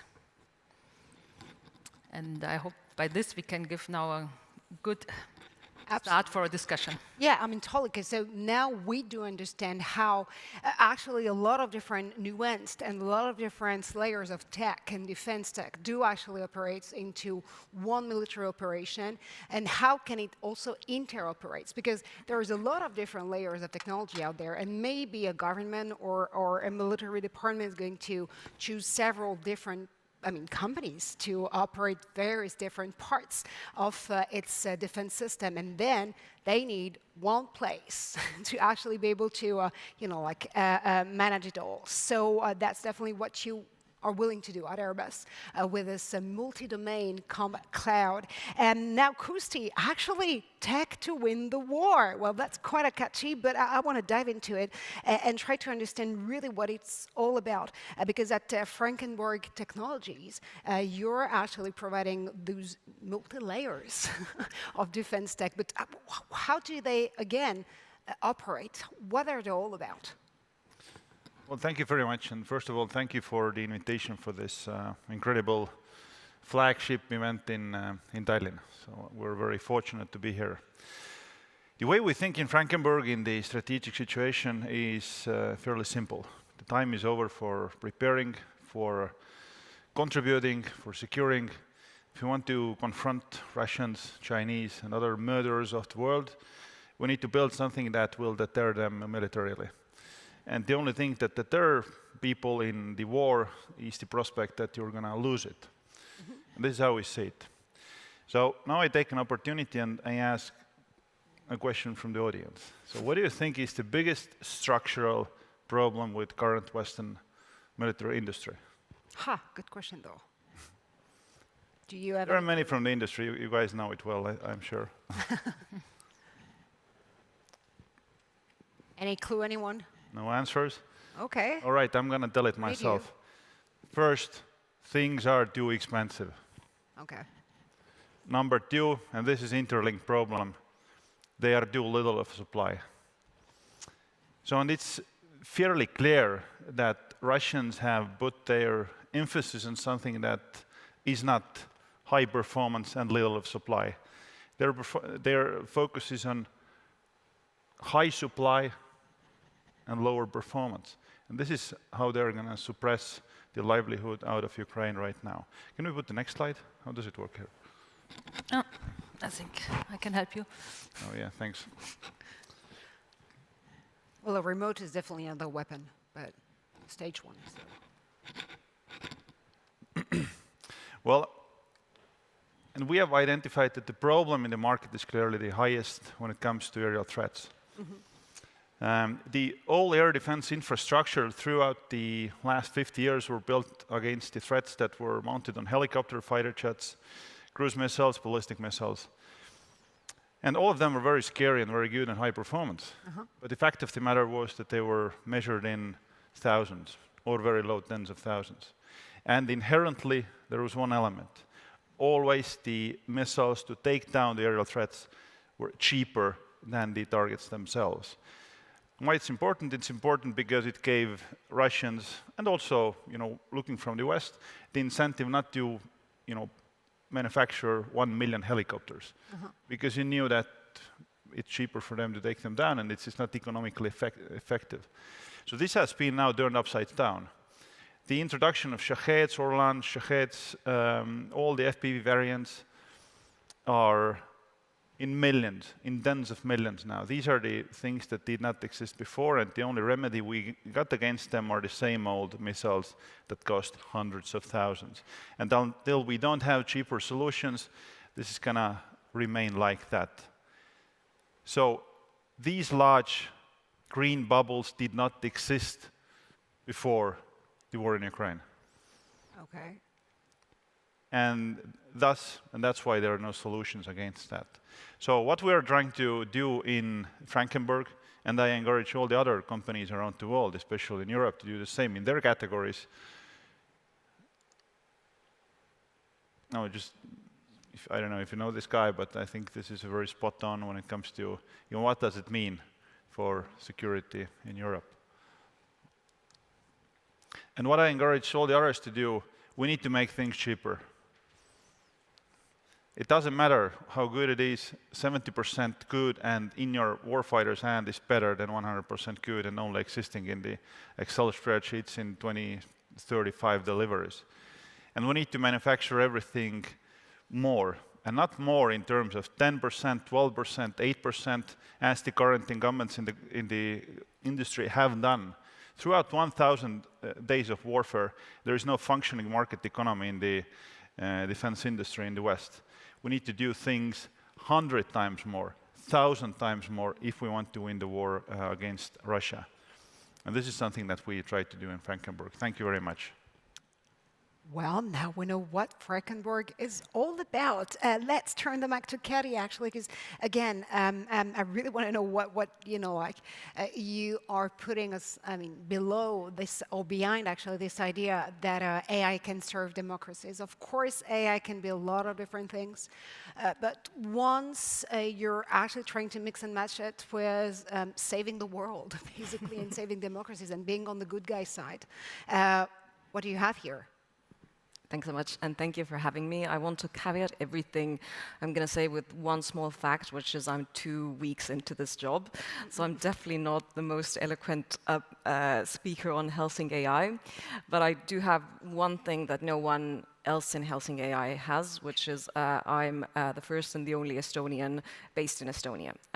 So some of you might have seen this summer there was an announcement by Helsing AI and the Estonian government for Helsing to expand their operations here in Estonia, in the region, and also set up facilities. So I'm sort of the first manifestation of that. I can't see who's in the room, it's very light. I assure you I'm not the only manifestation of that, but here you go. But now back to the more important question, our mission and our products. So you're very right. I mean, you pointed out our sort of tagline, our motto, and this belief in the fact that software and AI in particular is already affecting and will increasingly affect outcomes on the battlefield, and hence will transform the industry, is something that pushed the founders to start this company.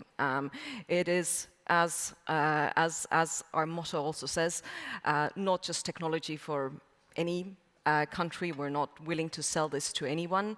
We pick very, very carefully who we work with because we believe fundamentally that we need to sort of give back or retain the technological edge in this technology.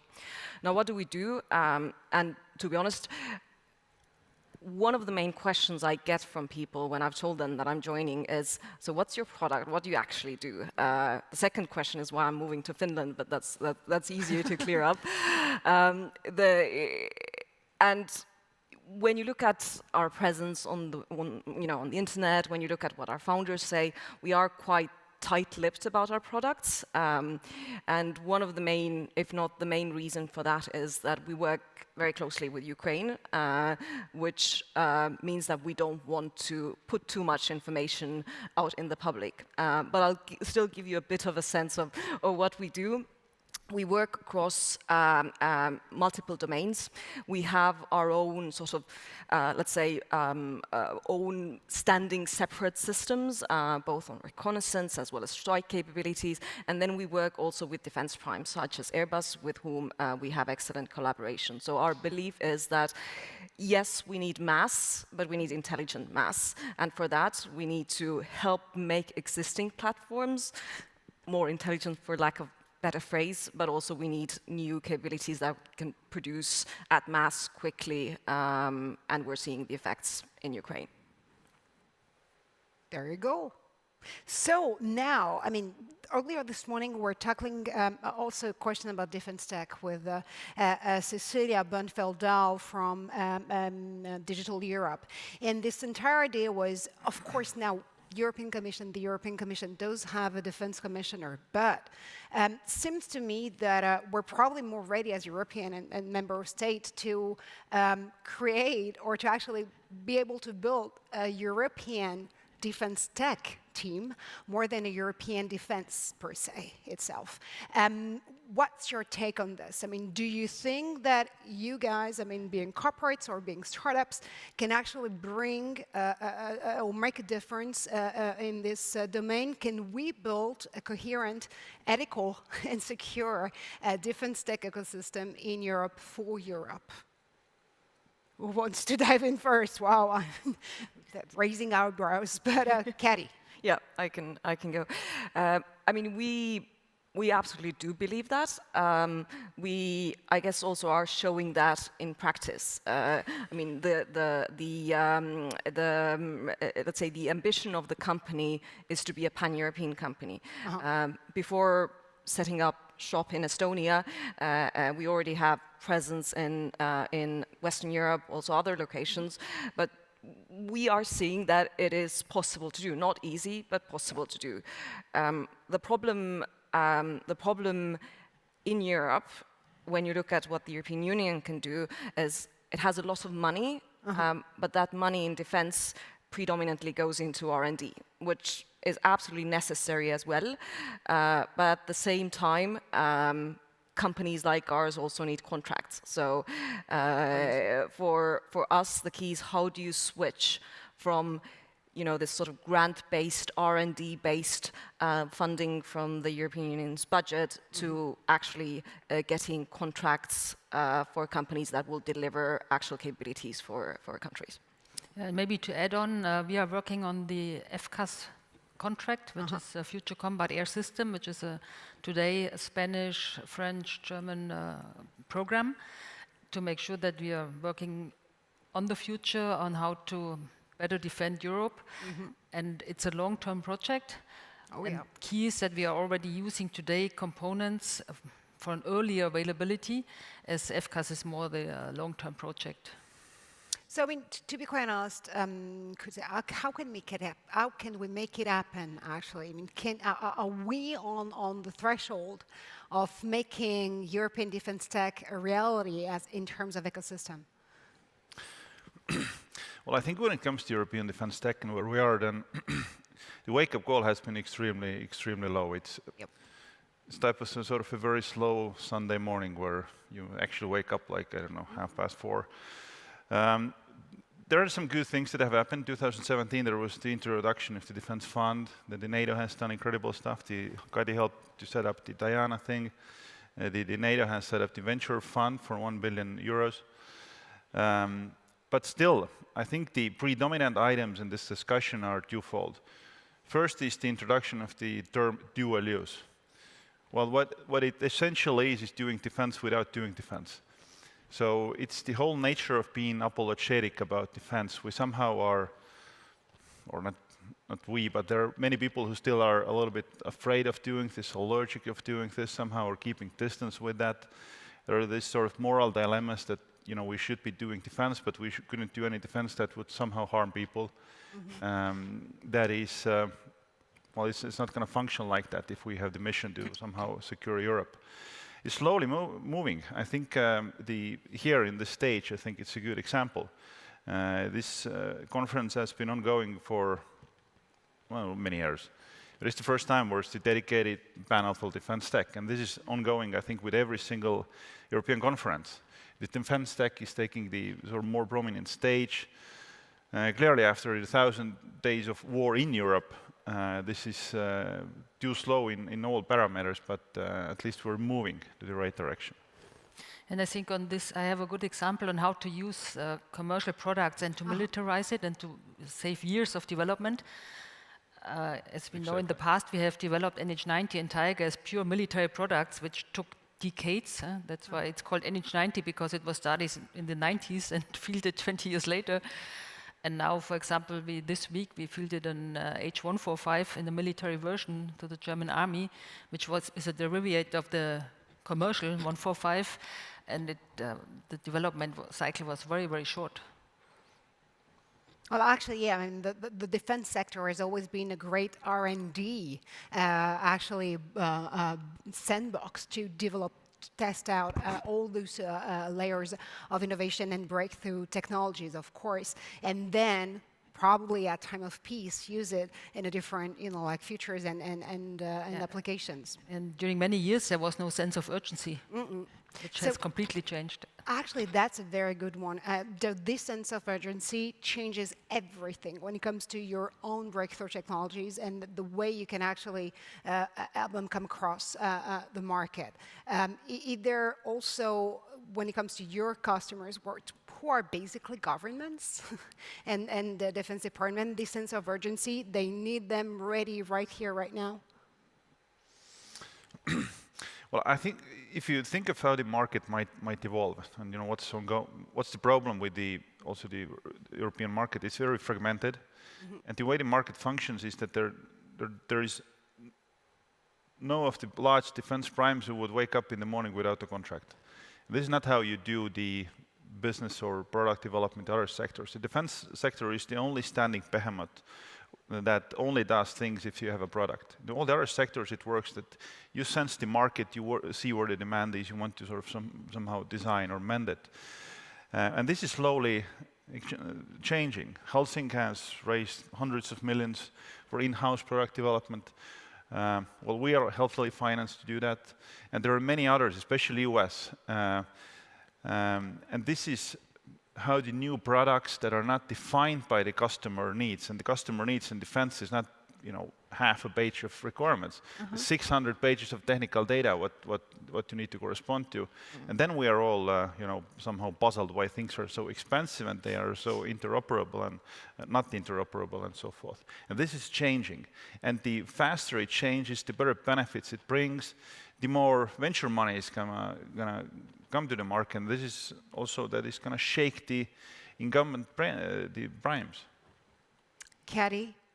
Just to add to that, I mean, the sort of understanding, an abstract understanding that we need to think more about effects was always there, right? No one went into a procurement process and thought, I want, a really, really expensive, I want the most expensive capability that will take the longest to be delivered, right?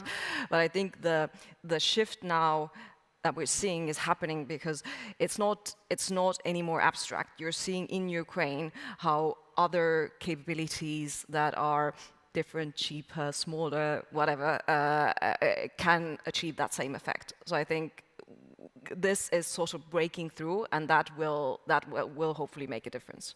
Well, speaking of Ukraine, and we were actually tackling the question of interoperability of those, again, multi-layers of defense tech when you're trying to manage one military operation, for instance, through a multi-domain combat cloud.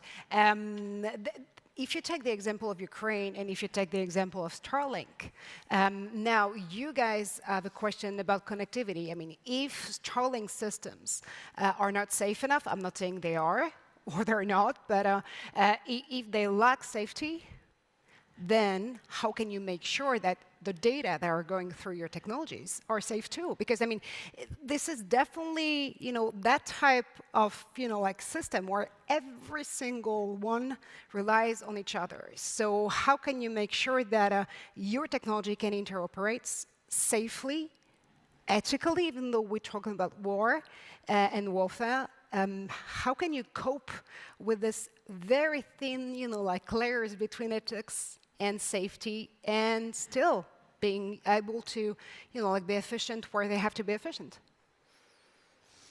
Yeah, one key topic is clearly that we have an open architecture and that you are system agnostic, because otherwise it's also not feasible that new systems get integrated easily, and you always have to be up to date on cybersecurity. And that's why I think it's the case for Airbus, but I know it from other companies as well, like Leonardo, that we are all increasing strongly the cybersecurity capabilities by even acquiring cyber companies to get state-of-the-art technology. What about you? Obviously, we violently agree with the support on open architectures, given that we're predominantly a software company. But I mean, going back to your question, I think the fact that sometimes sort of like ethical development and effectiveness are almost juxtaposed as not the right way to put it, because at the end of the day, if we want to be able to deploy in the countries that we want to deploy in, which is democratic countries, you just need to follow certain rules. So it's not really an either-or opportunity. But also it makes sense business-wise, because if you're selling a product, you want to make sure that it actually does what you say it does. So AI assurance obviously is a big topic, and for us it's not just a safety, ethical consideration, it's also a business consideration.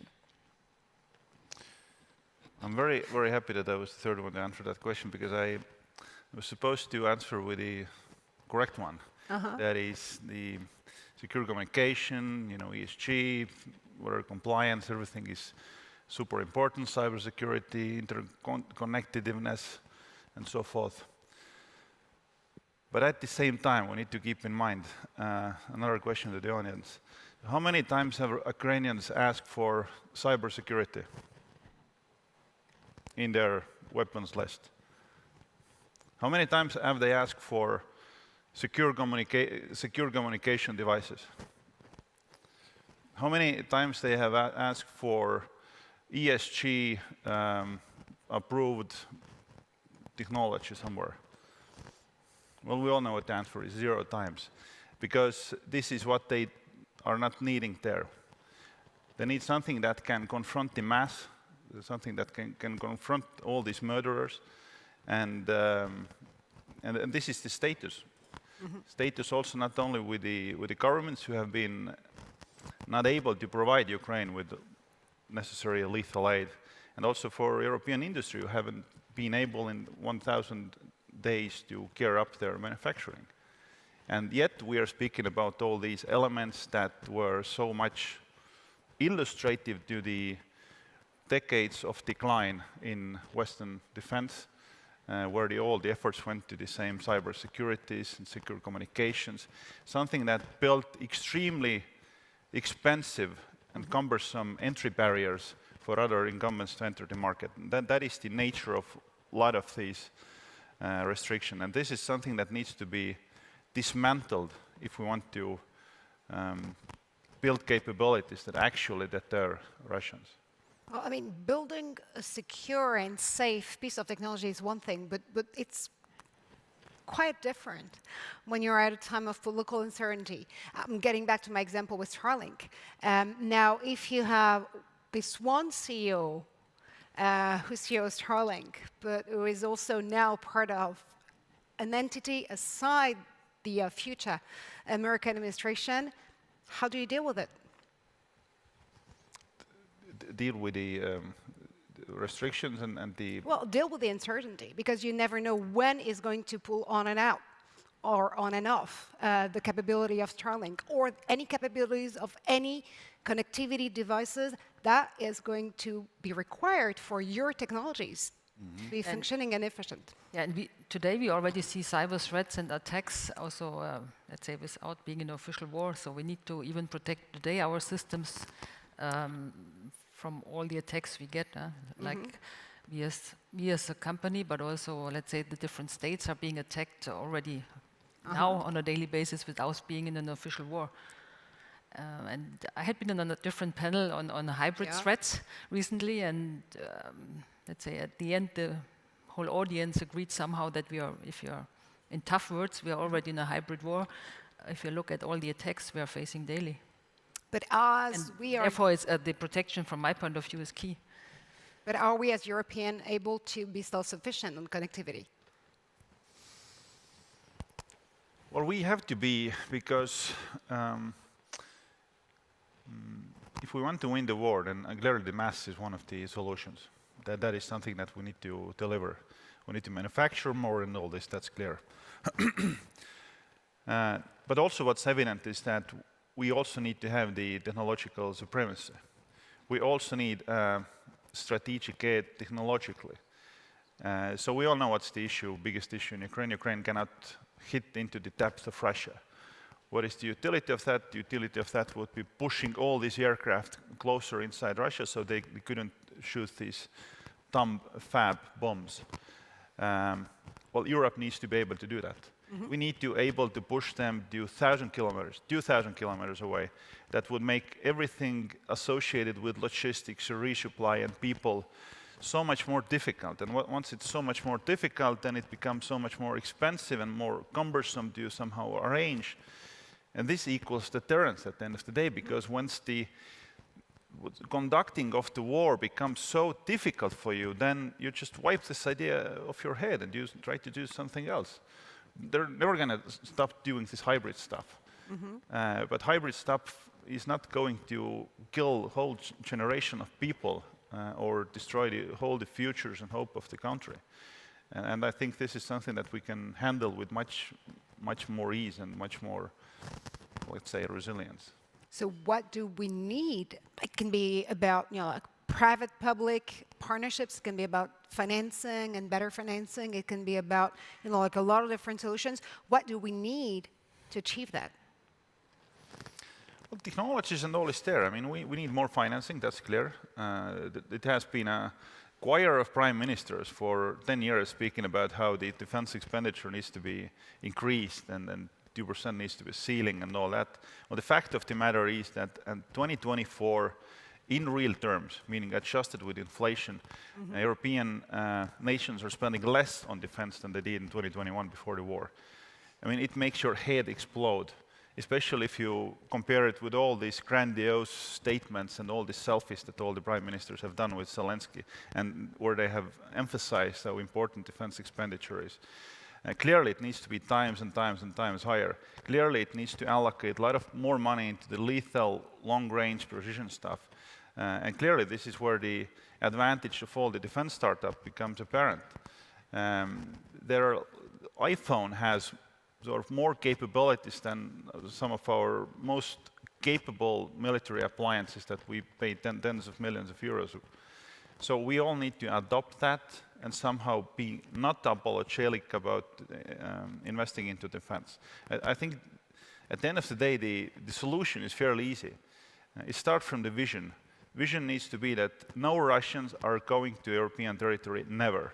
And we're going to do everything to stop that. And if we got this cleared out, without no buts, without restrictions, without any derogations, then I think there are, hundreds of millions of clever people in European Union to, put all the other pieces into places when it comes to doctrines, procedures, peoples, trainings, and so forth. But to be quite frank, can AI-powered autonomous weapon, comma cloud, compete with nuclear weapon?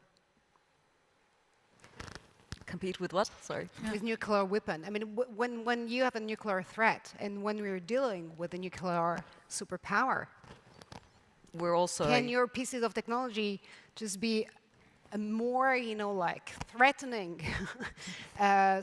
proposition so that the other or the opponent actually de-escalate the conflict?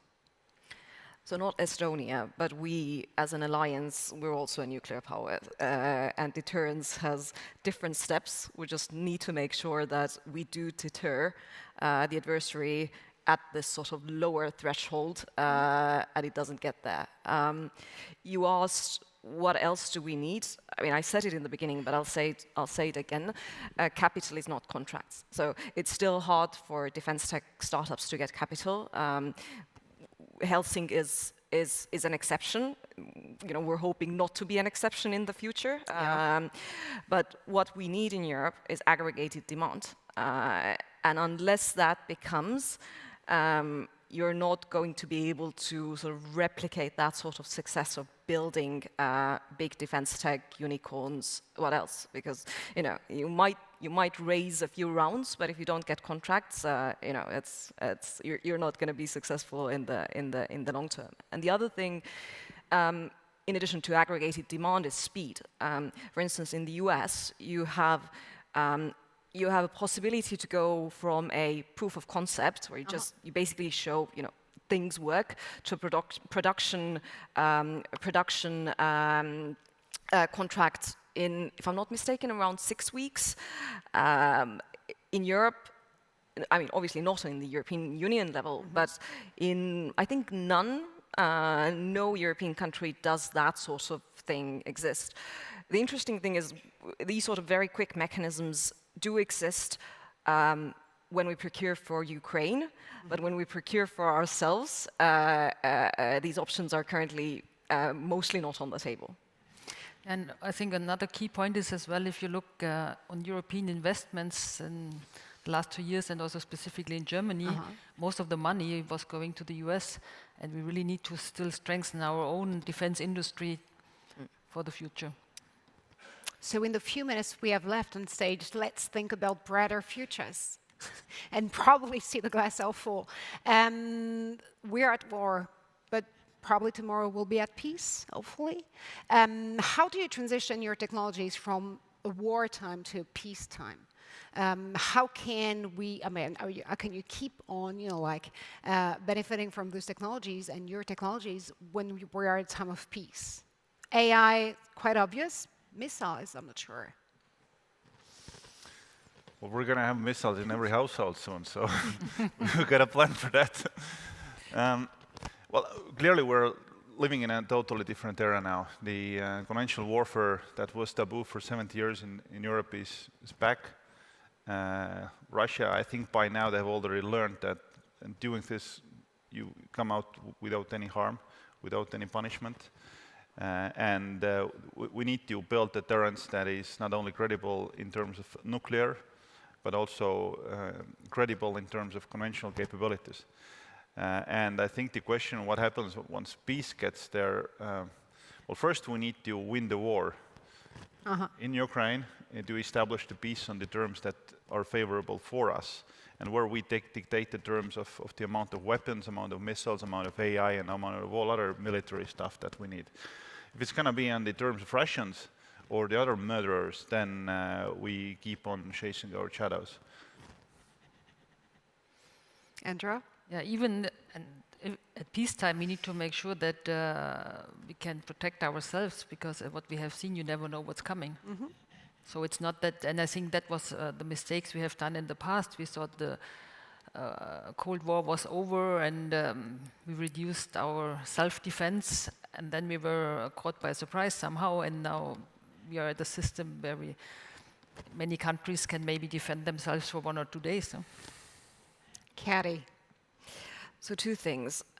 First of all, and you sort of alluded to it in the beginning, after the Second World War, during Cold War, we had this, the trend was that because so much money was put into defense, predominantly in the US, I'm talking about DARPA, so the innovation trickled out of that innovation in defense into the civilian sector. Then, once we started all spending less money on defense, that the direction changed. So now it was the innovation coming from the civilian sector being brought into defense. And I think potentially now, given the sort of renewed focus on defense and hopefully also growing defense budgets, perhaps we can shift that trend. So that's one point. But the main point is really, even if we're at peacetime, we still need the capabilities to deter. I guess there,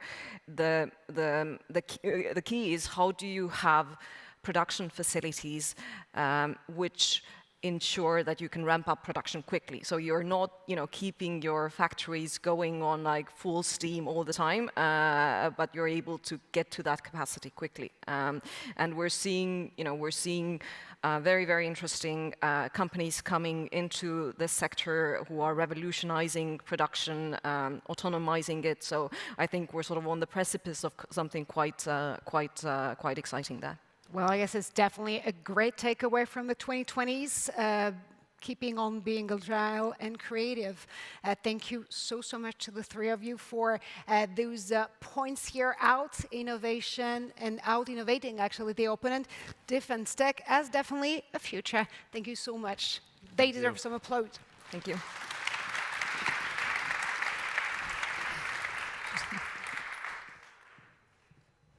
Thank you so much. I think this panel gave for all of us a lot of food for thought. I made so many notes. But one thing is for sure, we cannot out-innovate the opponent if European countries are spending less on defense now than they spent in 2021. Now it's time for our last coffee break of the day, and please be back precisely at 4:30. Thank you.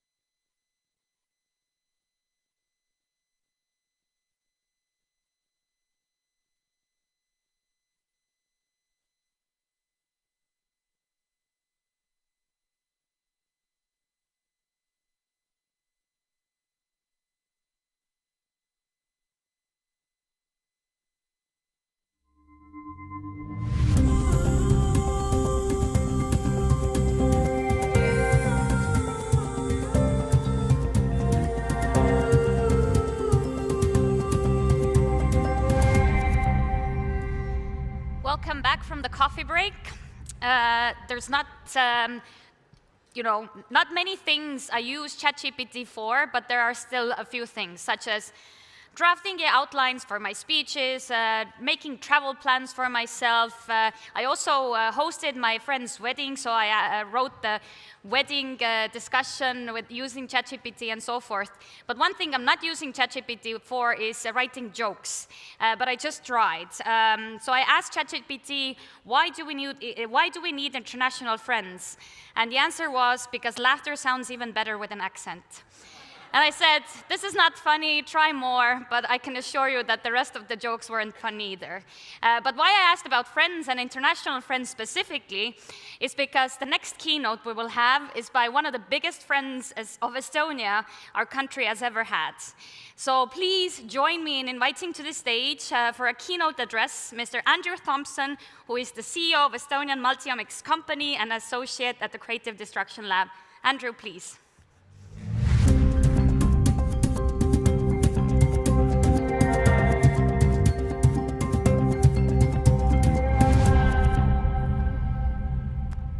Okay. Well, first of all, thanks a lot for that very nice introduction. I'm not sure I deserve it, but it's great. As you know, I am Andrew Thompson. I'm here actually representing our family. You can tell I've got a foreign accent, I think. By birth, I'm English, but I've lived in California for many years with my wife, Sylvia, and our 5 children. Sylvia was born in the United States. She had a Swiss father and an Estonian mother. And it turns out we have more living relatives now in this country, Estonia, than any other country in the world. We've been investing in the cause of freedom for nearly 30 years. So, is that going to work? Okay, how do you press the button and make it work? It's a good question. I'm pressing it. Can somebody forward the slide? Oh, there we go. All right, thank you. So this is Sylvia's Estonian mother, Olga Kisler-Ritso. She was born in Kiev in 1920 to an Estonian family. Had a really tumultuous early life, punctuated by the Russian Civil War, the death of her mother, and then when she was 2, the deportation of her father to Siberia by the Russians. She ended up back in Estonia and was raised by a foster family in Tallinn, became a doctor. Obviously, during the Second World War, she witnessed the Russians invading Estonia, then Germany, and then the Russians coming back. So she fled west in 1944 as part of what I think you all know in this country as the Great Flight. And what Olga would have said is that she loved her country, but she loved freedom more.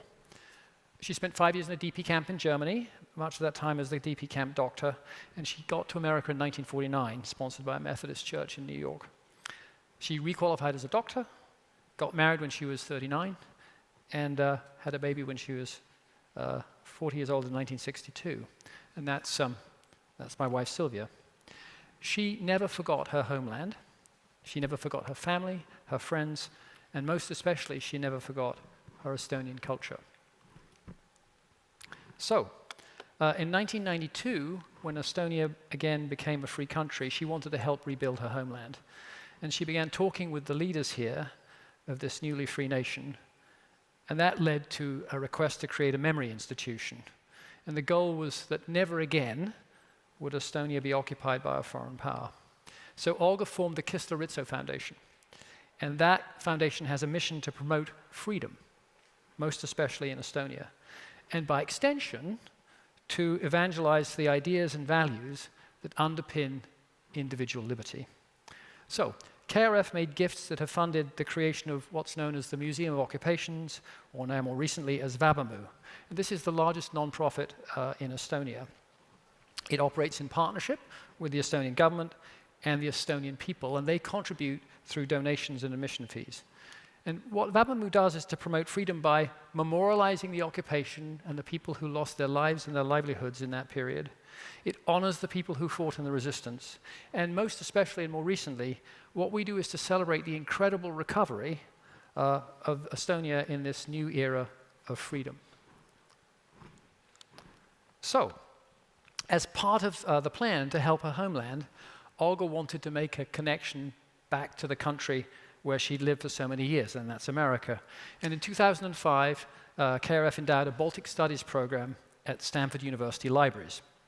And Stanford recruited an incredibly talented Estonian academic, Liisi Ese, who's done a great job and built a significant collection of materials documenting Estonia's recent history at Stanford. And the goal here, of course, is to make Estonia highly visible at a major US university, and in addition, to create a structural link between Estonia and Silicon Valley's tech economy. Now, you may ask, why Stanford libraries? And that's probably a good question. Aren't libraries dusty old places full of cobwebs? Well, no. Stanford Libraries is known actually as the juggernaut of digital innovation in academia. It's an incredible digital platform, and we thought that was a perfect complement to what was becoming the most digital country in the world. So, that has led to a flourishing program. Liisi Ese, incredibly good leader, but in addition, the Stanford librarian who's here, Mike Keller, has become an enthusiastic Estonia-phile. He's a formidable force of nature, a Stanford vice provost, and a very powerful figure within Stanford's leadership. And so Vabamu and Stanford have formed partnerships across the Estonian government. There are cultural exchange programs, including many talks and presentations at Stanford about Estonia and its leadership in digital society, over 30 in 2024 alone. There are Estonian academics now coming to Stanford on fellowships. There'll be, I think, 13 or 14 in this coming year. And they're at Stanford to learn about how you not only create publications out of your research, but how you create public companies, which is probably more valuable. There'll be nearly 40 Stanford students coming to Estonia this summer on internships. And so all of these activities create a growing, vibrant, Estonian-focused campus community at Stanford. And all of that is making Estonia visible and valued.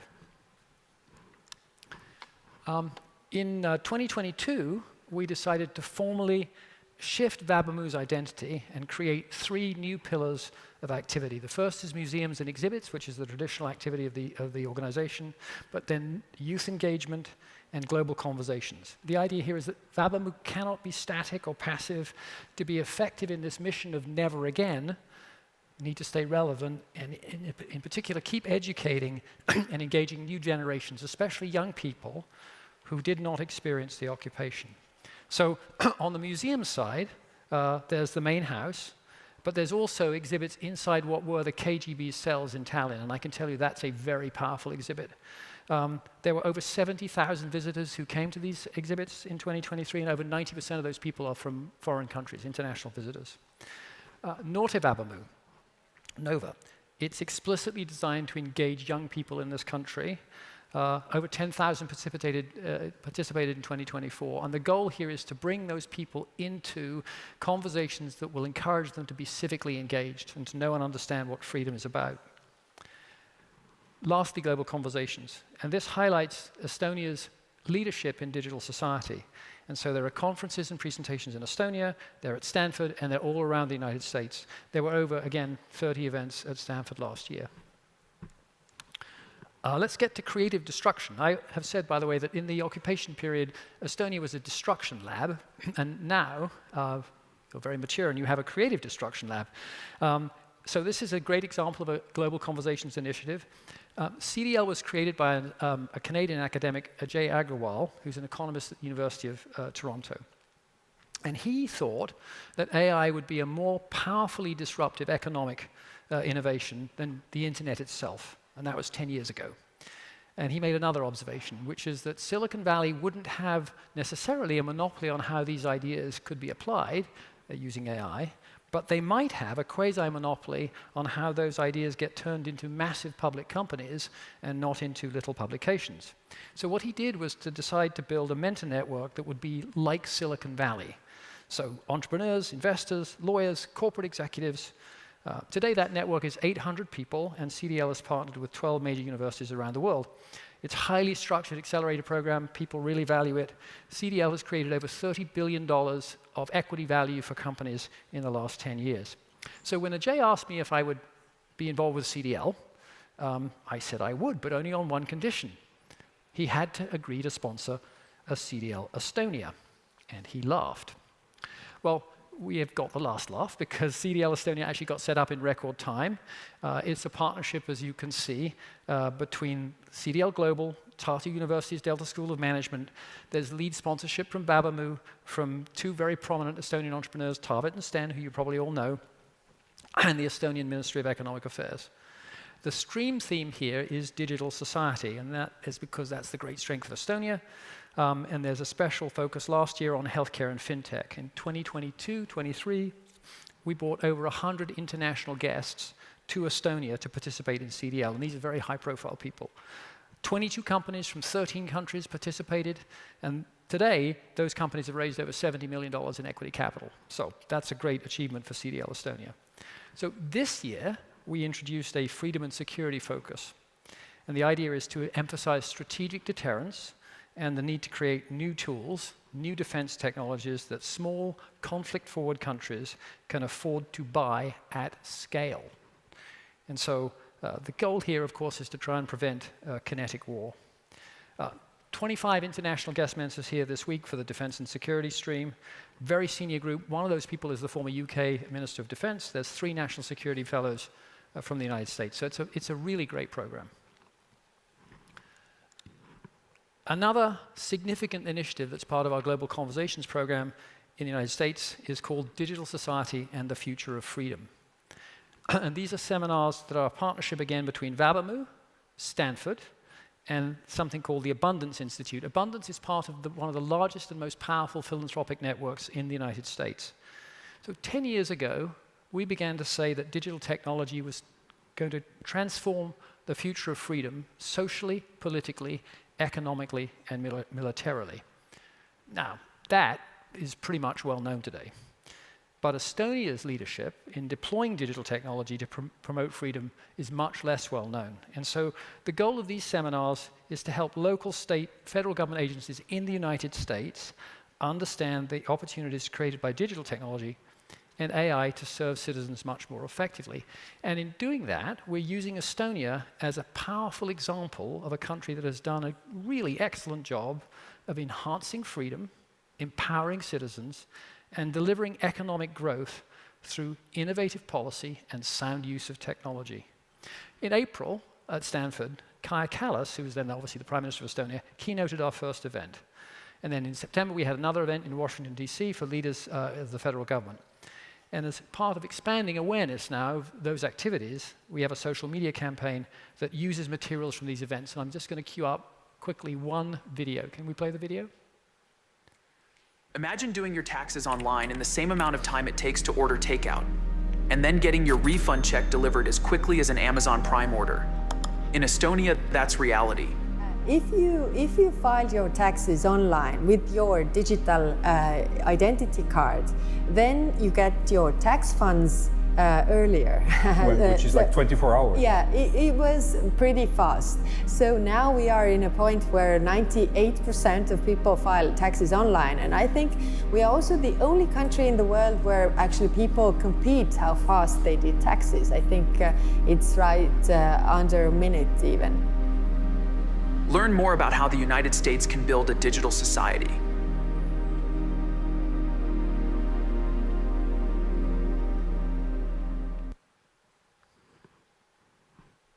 Great. Okay, so one last initiative that we'll talk about here. It's called the Estonian Multiomics Company.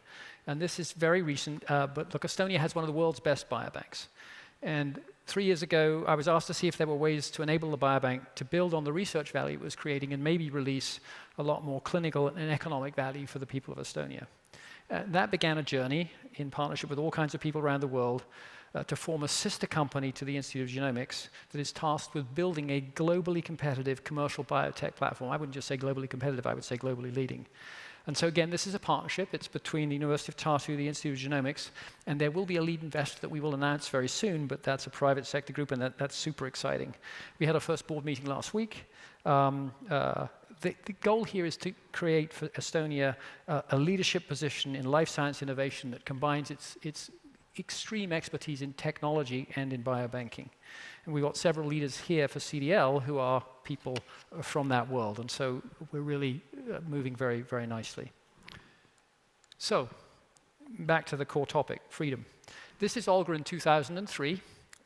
This is the opening ceremony for Vabamu, and she's cutting the barbed wire. Leonard Merry, who was then the president, or the former president, spoke at this event, and what he declared was that Vabamu is freedom's house. What we want everyone to know is that we think freedom is our most precious gift. Freedom is not free. Sustaining freedom requires investment and vigilance. And freedom is not abundant. Most people in most of the world do not enjoy the gift of freedom. Olga wanted Estonian people to be free and to have freedom.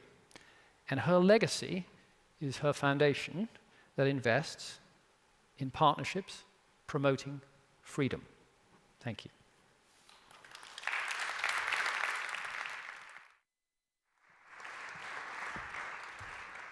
Thank you so much, Andrew. Freedom is not free.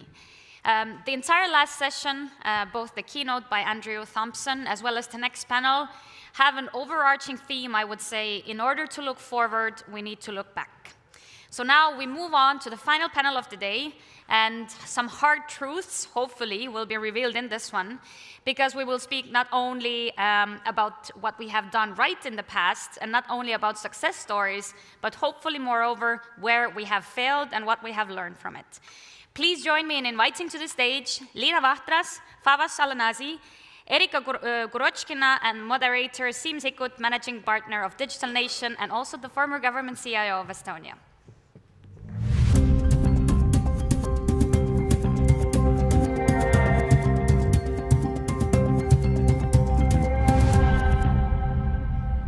Well, good afternoon, and on a personal note, very lovely to be here, which is, I think, already also my 7th Digital Summit in Tallinn. So lovely to see you all. And I'm thrilled to be leading this chat because I think it has an intriguing topic. Can digital leaders feel good, right? I'm joined on the stage by 3 good friends, and we'll have a bit of chat on that, just to sort of see, can we feel good? Perhaps to start us off, a lot of today has been really about sort of cyber risks and risks at large, right? And perhaps we can start from that angle a bit.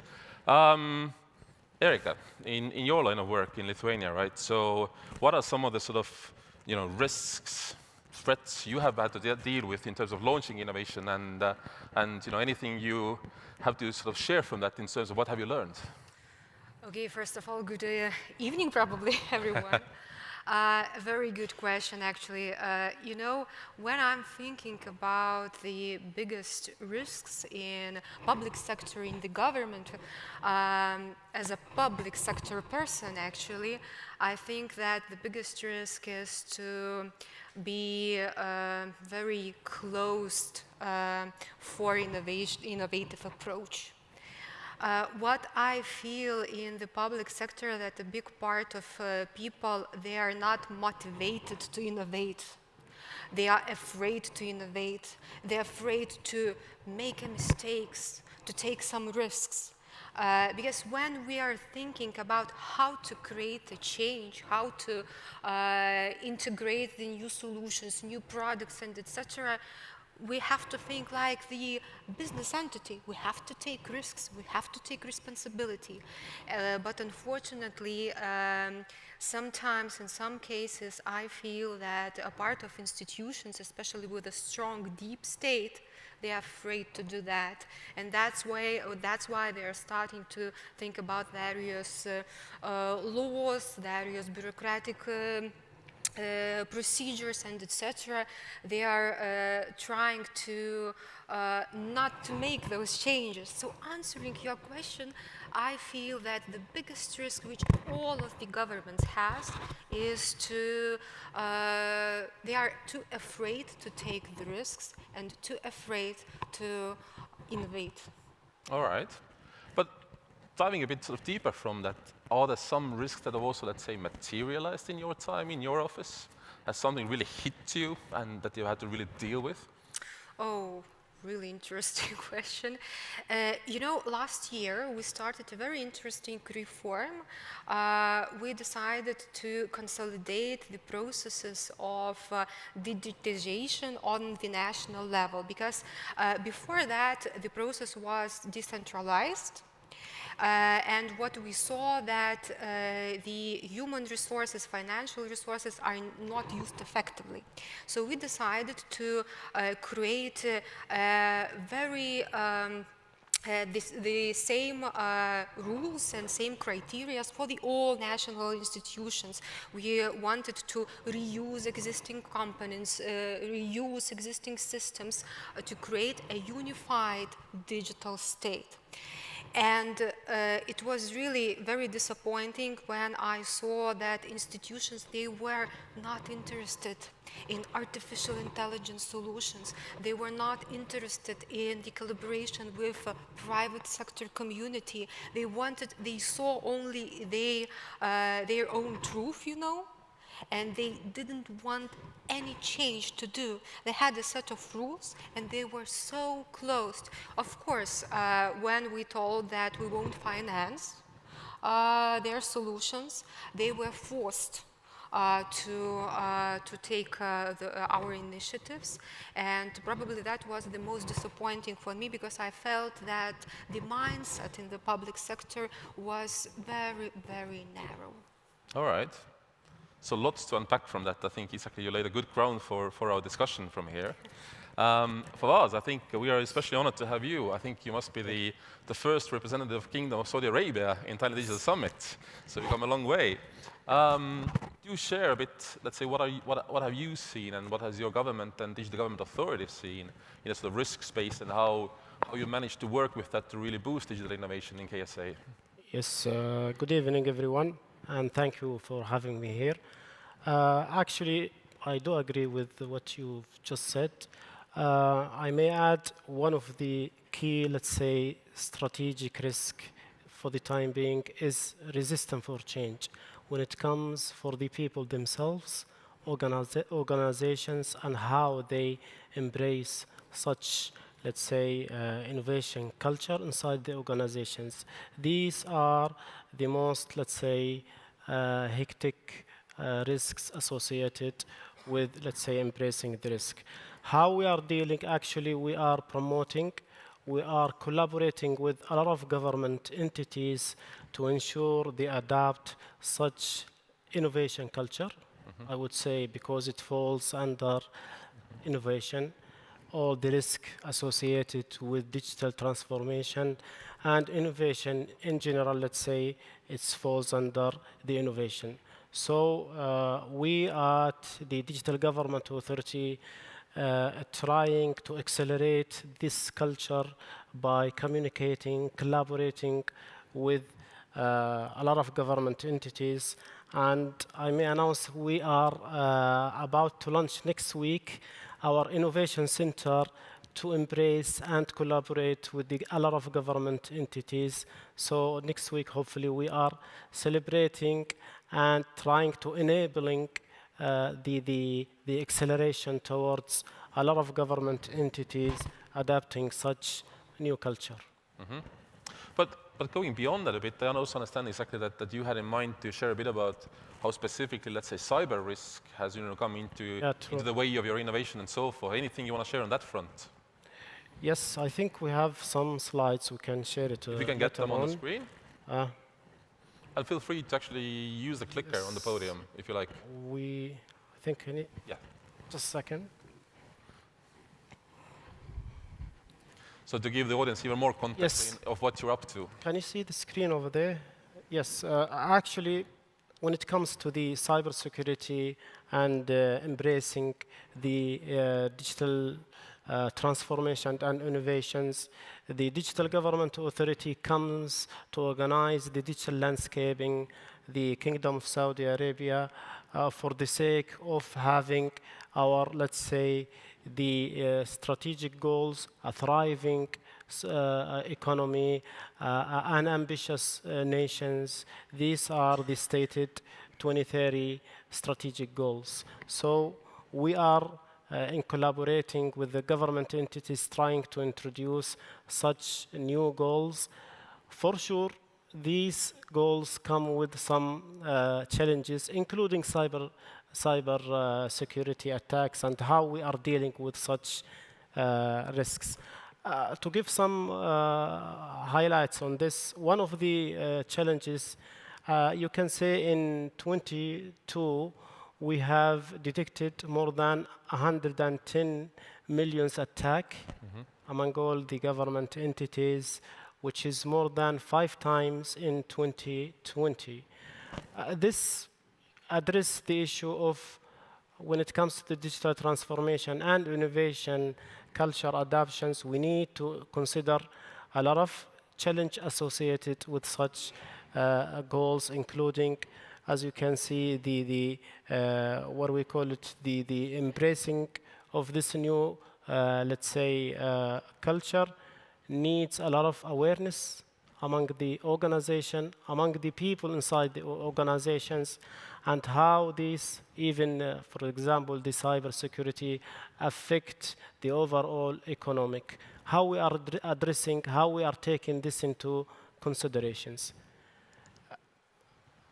Maybe in the next slide, I will talk about how the Kingdom of Saudi Arabia basically trying to address such challenges.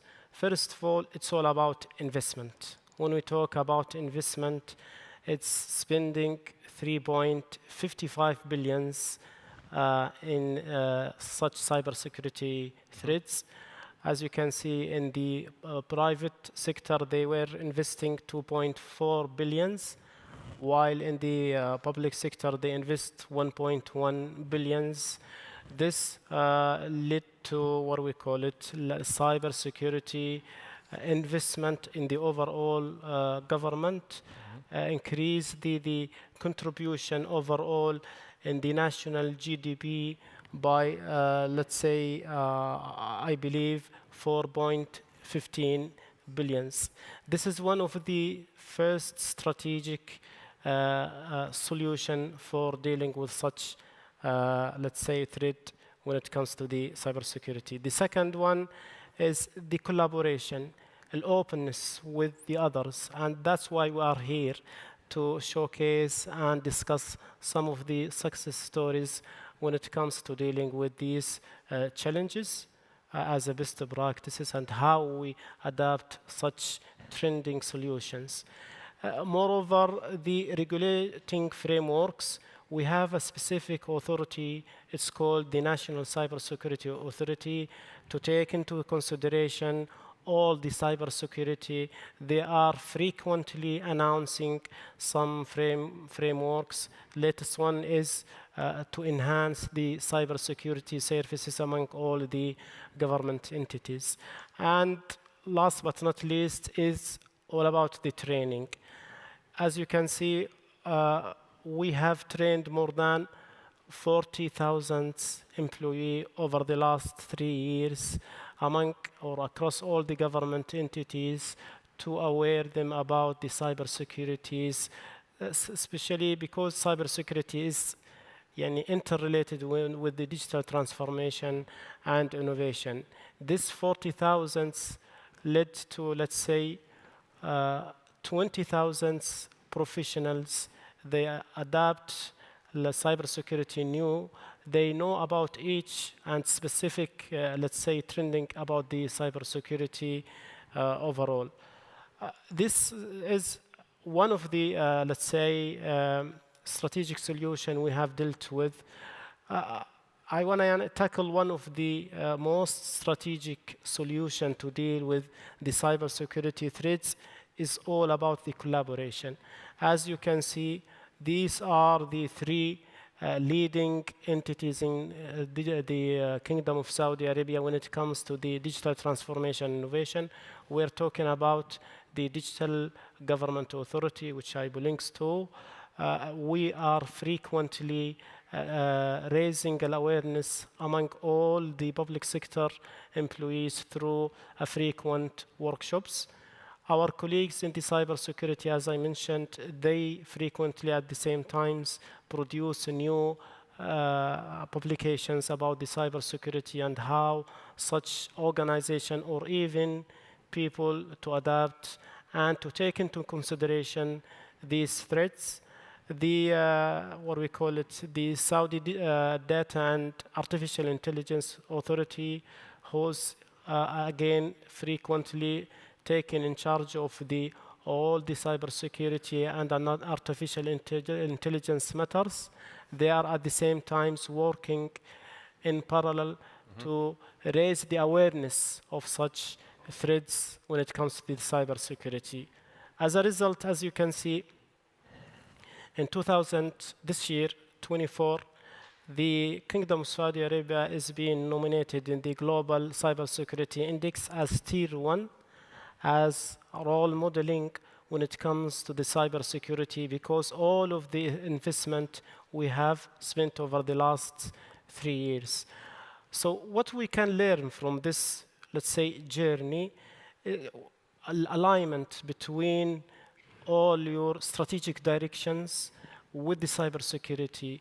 One of the key messages is to ensure that you tackled the cybersecurity matters when you are about to develop your digital transformation strategy.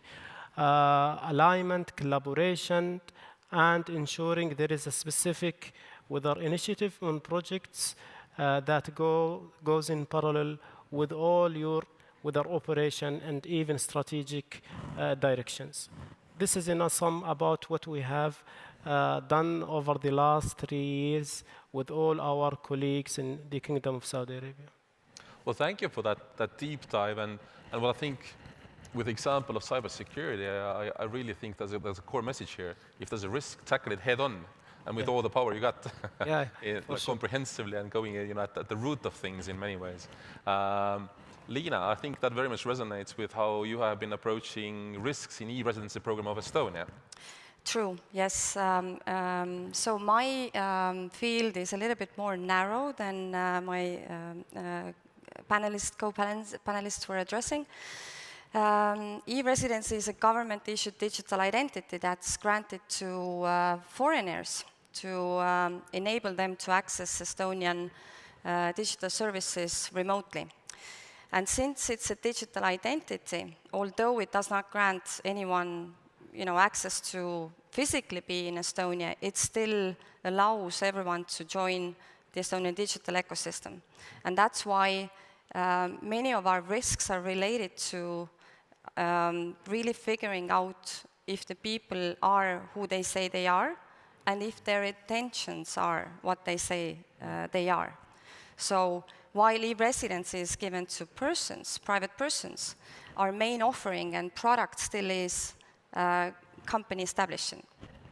So they, through e-residency, foreigners are able to securely authenticate themselves and then also securely sign documents. So these are legally binding, so our risks are related mainly to this.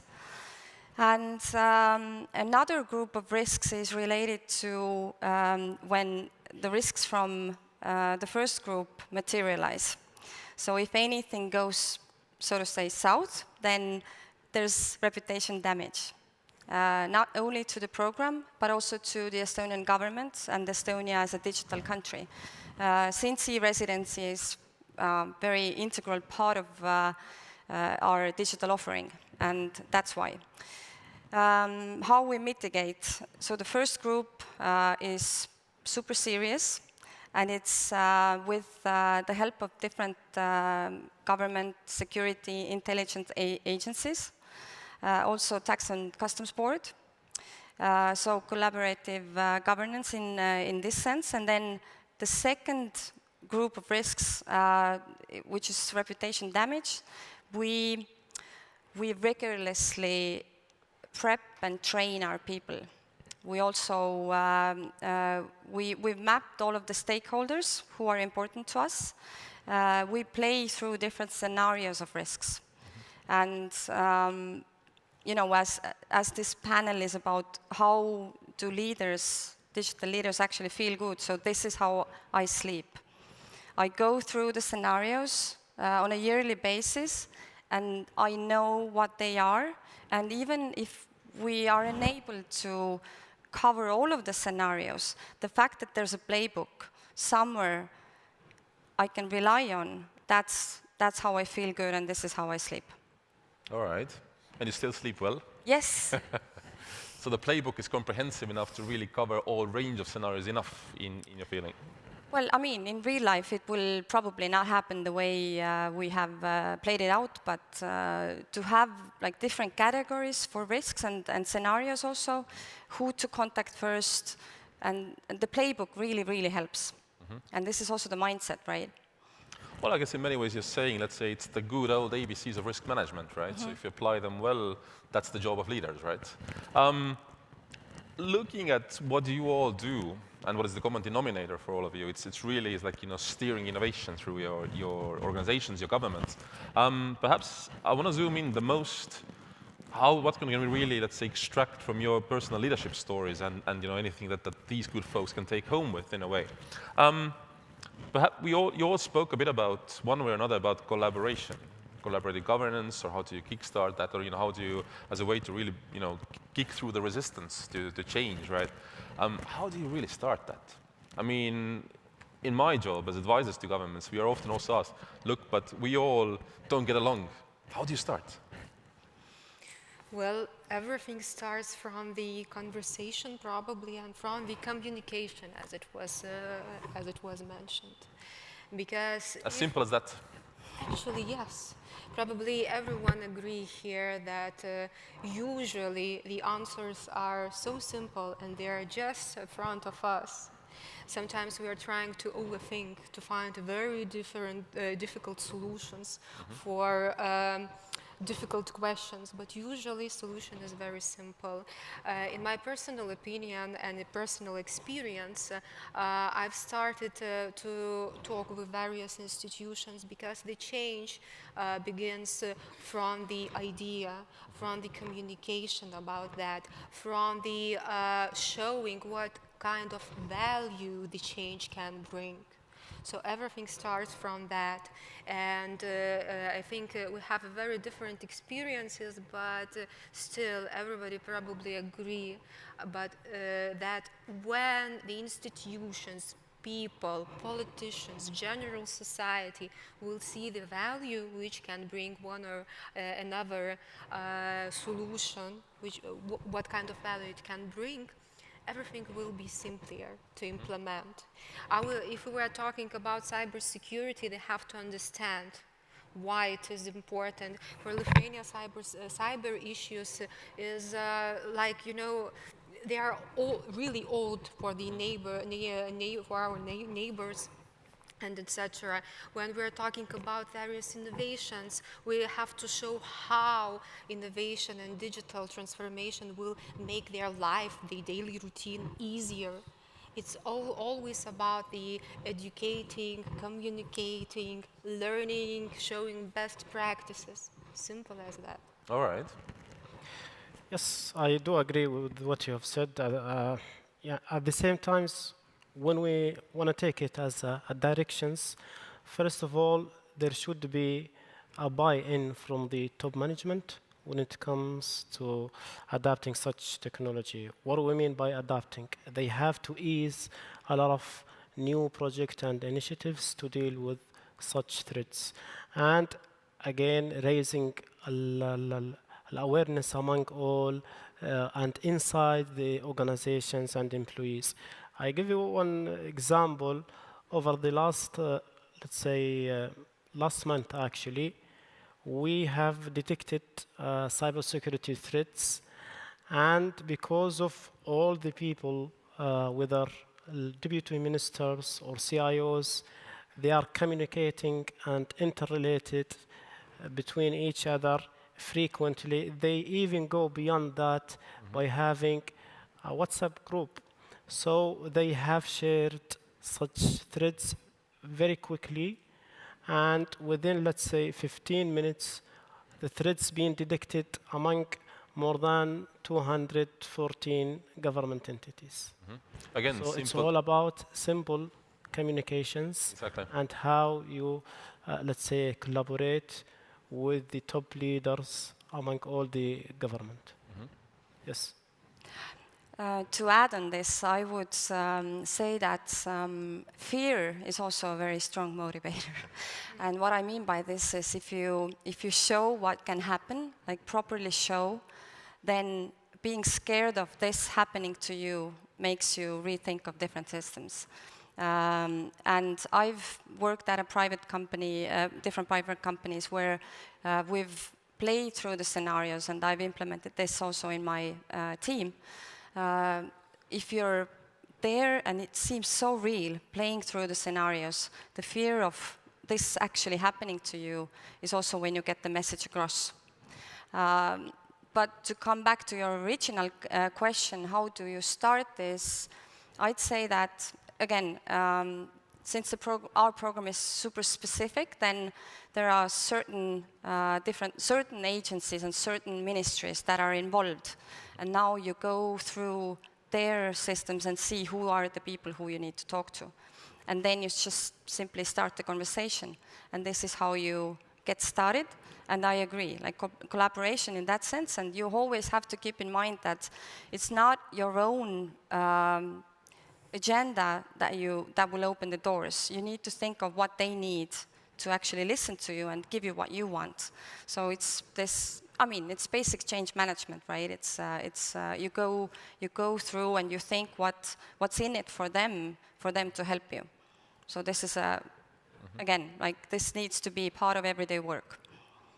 Indeed, and I think it's, to your point, I think it's probably change management done properly and systematically, right? Yes. Not ad hoc by accident. Yeah. But in all of this, what I often see is that the alignment is really hard to come by around the time frame. And time frame, whether you look, I mean, the risks are too far out in the future, possibly, you know, theoretical vulnerabilities, right? Or if you talk about, you know, just like, you know, the good side of digitization, the benefits, then again, what is the time frame for that? You know, will this government see them, for example, right? But there's always a tendency to go for short term and thus neglect dealing with the risks or going for the opportunities. How do you align the time frames? You want to start, Lena? I mean, this is very difficult. I think it's important to have a system in place that will outlive different governments. So if there's an agreement to do something, like to digitize something or to really, you know, enforce a program, initiative, then to make sure that there are people who will be there no matter who is in charge. And see the importance of it. So that's one. And we also find that to drive innovation and or even to keep up with private sector, the things that we start working on need to be really science fictional, like they need to be super crazy. You mean out there? Out there, yes. Not like, oh, Lithuanians are doing this or the Saudis are doing that. You need to think like in science fiction, basically, because by the time you actually get there, you know, the private sector, different countries, they've gone ahead you, and that's one of the issues. And it's objective reasons. Like it's not like our government is slow. It's the consultations, it's the technical consultations, it's different procurements, it's the processes, right? You cannot surpass them to make sure that everything is transparent and done right, right? So I guess that's also like it's just difficult to grasp. So basically, your recipe is to say, be crazy, and thus shake the system with craziness. Yes, and then have some consistency in terms of people who are dealing with these innovations. Like they cannot stay there for years and years, but they need to sort of be aligned and be in the same mindset so that if new people come in, they will carry this on. Yeah. Before I let others sort of come in on the time frame thing, but just one very small detail, Alina. You worked with Prime Minister, right? Yes. How do you convince a politician to go for crazy? I mean, that's actually kind of easy. Well, it depends on Prime Minister, but... Yeah, I mean, it's to see the value. So if it's innovation, usually people want to be seen, perceived as innovative, right? And then, you know, to put this into the political priorities and then make sure that you tie this to a certain group of voters. So it's basically to give assurance then that this will cover this group of voters. Okay. And there's another political priority that would cover another group of voters. And it can't be like 25 different political priorities for a prime minister. It's usually like 5 or 10, right? But then it's easy. So it's the right hook in a way. Yes. Fawaz, what about your experience with aligning the time frames? Yeah. I would say, first of all, we need to address the current state by doing assessment of the current state, where we are standing from such threats, how we deal with these threats, analyze this in depth, and coming up with, let's say, a lot of initiatives, whether for the short, mid, and long terms. This is very important. At the same time, you need to make sure where we are standing and aligning these threats with the strategic directions, whether for the organizations or even beyond that to the national level.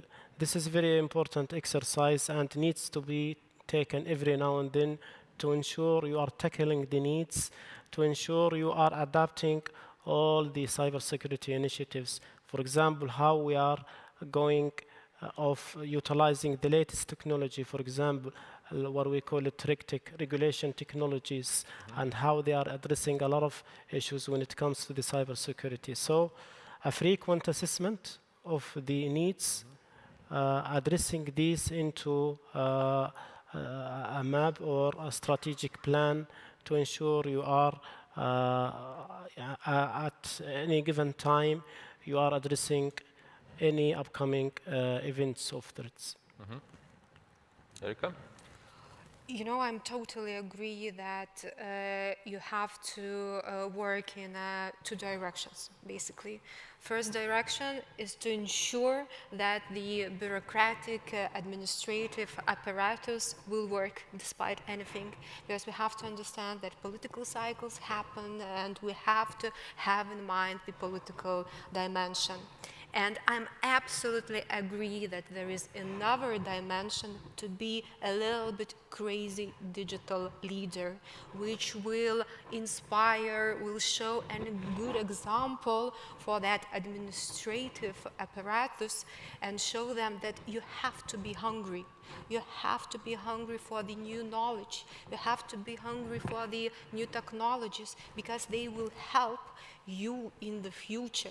You have to feel the pulse, how the private sector, how tech companies are working. You have to take the good practices for them. Of course, also you have to understand that public sector will never work the same as the private one because we have transparency issues, administrative, regulatory issues, and etc. And that's okay, but it doesn't mean that we have to be afraid of taking risks. So that's why we have to work, if we want to have a very clear time frame, we have to ensure that the bureaucratic apparatus will work, but the leadership, digital leadership, will also work and inspire them to make a progress. Right. But I'm wondering in all of this, where does like an ecosystem come in place? I'm looking at a very long title of our panel here. So when we talk about collaboration, when we talk about sort of like going through and really mitigating these various risks on the path of innovation, how does ecosystem really feature in this? I ask also because Tallinn Digital Summit really brings like a different wide ecosystem together like that. That's the spirit here. Are you trying to somehow really build an ecosystem to also like work with these risks? Fawaz, perhaps? Yes, I think we've tackled this into the example of the three leading digital entities, the digital government authorities, the cybersecurity authority, at the same times the SADAIA, what we call it, the data and artificial intelligence authority. They are collaborating as an ecosystem to ensure any threats when it comes to the digital transformation and innovation enablement among the public sectors are being addressing on time. For the cybersecurity authority, they are frequently, as I mentioned, sharing the policies and regulations on a frequent basis. We at the Digital Government Authority, as I mentioned, we are trying to embrace this culture by sharing a digital workshop with the government entities frequently to ensure they adapt such technologies.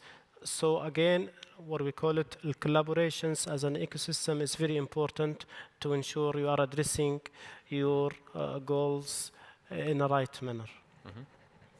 Lina? Yes, I also agree that it's all about building relationships. And for us, the ecosystem is, like I said, the government entities, then also the community of e-residents. So we're also in frequent contact with them, and we listen to them. For example, there's a program of e-residency envoys. So there are a group of close to 40 e-residents who are willing to talk about the program on our behalf. So once in a quarter, I have a call with them, and then they can also ask me tough questions, and they do. And so that's the community of e-residents. And then also there's another group of private sector representatives who are service providers to e-residents and their companies. And again, they expect us to be the link between them and also, not them, but the government and anything that influences e-residency or their companies. So it's building relationships with them, those different parties, and it needs to be consistent and timely, especially when there's some news that comes out that influence e-residency or the e-residents negatively. They expect us to be the first ones to tell them. If we do it timely and consistently, they will trust us. But let's say in your case, do you also bring those different groups together? We do. So there are different events when we contribute to this. So, for example, the Estonian landmark startup conference, Latitude 59, then we usually bring a study group of founders that are e-residents, and we run different community events where we also invite the service providers. So it's physically, but that's a fraction, really. That's a fraction. So physically, we do it once or twice a year. But since e-residency is only basically about being online, being able to do things remotely, we do things also, via electronic means. Eric, I guess Lithuania really stands out from bringing the ecosystem together, the community together, right? Yeah, that's true. When I'm thinking about how to build this strong, for example, let's take a digital ecosystem, you have to understand what is painful for each, not only stakeholder, but of course the business community, academia, and etc. And of course you have to understand where are they strong, because we have to fulfill each other by our own strengths and help each other to resolve those painful elements which we are facing on. So what we are trying to do, it depends, of course, case by case, initiative by initiative, but if we want to promote public sector innovations, GovTech initiatives, we initiate various public challenges, public sector challenges, aiming that the business could understand what type of problems and challenges are in the public sector, because they are very different than in private sector. When we are talking about enforcing the private sector community, we organize a lot of public consultations. We have various advisory boards. We are trying to keep updated the business community and academia, what is happening on the governmental level. Yes, sometimes what I feel, there are a lot of various a lot of criticism from the private sector that they don't know what is happening on the strategic level. No, for the last 4 years, and I'm really proud that our government really succeeded in terms of the enforcing the collaboration among the private sector and the public one. we have to feel the pulse. And not only the public sector have to feel the pulse of private one, but the private sector as well. They have to understand those strategic directions, priorities. It was mentioned you can't have 25 various priorities, but you can understand the directions and various specific ideas which probably will become major initiatives in the government. Well, but in all of this, before our time runs out, well, I really liked where you started, Eric, our chat from saying, hey, actually the biggest risk in all of this is we're still actually getting change done, getting resistance to change and running through that. You all have shared already quite a bit different tricks in your sleeves. Is there anything else in those sleeves? Any other methods and tips, things that have worked in your practice? Well, probably what is important, and maybe my advice for all digital leaders is tolerate mistakes, okay. especially in public sector, in various institutions, because there are various traditional approaches and etc. And I feel that sometimes from the public sector employees and institutions, as it was mentioned, they fear to do something and etc. So we as leaders have to show that, okay, we're just human, we can tolerate mistakes, but also you have to show what's the plan, how you will, resolve all that made mistakes. And also what is important is we are talking a lot of education system and etc., but don't forget about the public sector as well.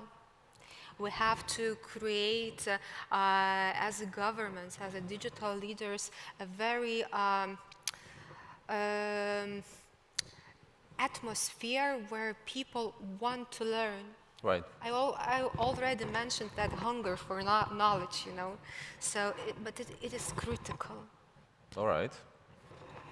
I think we have all the SMEs when it comes to the cybersecurity. They know all the techniques to deal with such threats, how they are using the techniques like zero trust architectures, data classifications, and all these solutions. But again, ensuring there is an allocated team to work in parallel with each digital initiative is very important. The cybersecurity teams need to be in parallel going with every single initiative inside each organizations. All right. Yeah. And my maybe sleeve advice is that be super intentional about balancing risks and going super crazy. And how you can do this as a leader is that you have people who are considering risks and compliance oriented, and then you have the crazy ones, like the ones who dare to dream. And then if you take those different aspects, you need to intentionally be able to balance it out and then take decisions. But it needs to be very super intentional. So as you keep hearing, it's actually still the old classic truths of how do you do proper leadership and management. Yep. To really leave all those leaders and aspiring leaders here with your final nugget, 10 seconds or less. What's the thing you really want to tell them? How can leaders feel good? Wow, it's so difficult. I can only say that digital leaders should never relax. All right. So never relax. Again, it's all about the collaborations. It's very important, yes. Build those collaborations. Yes. Hire right team. All right. Well, talking about the right team, thank you, panel. Thank you. Thank you.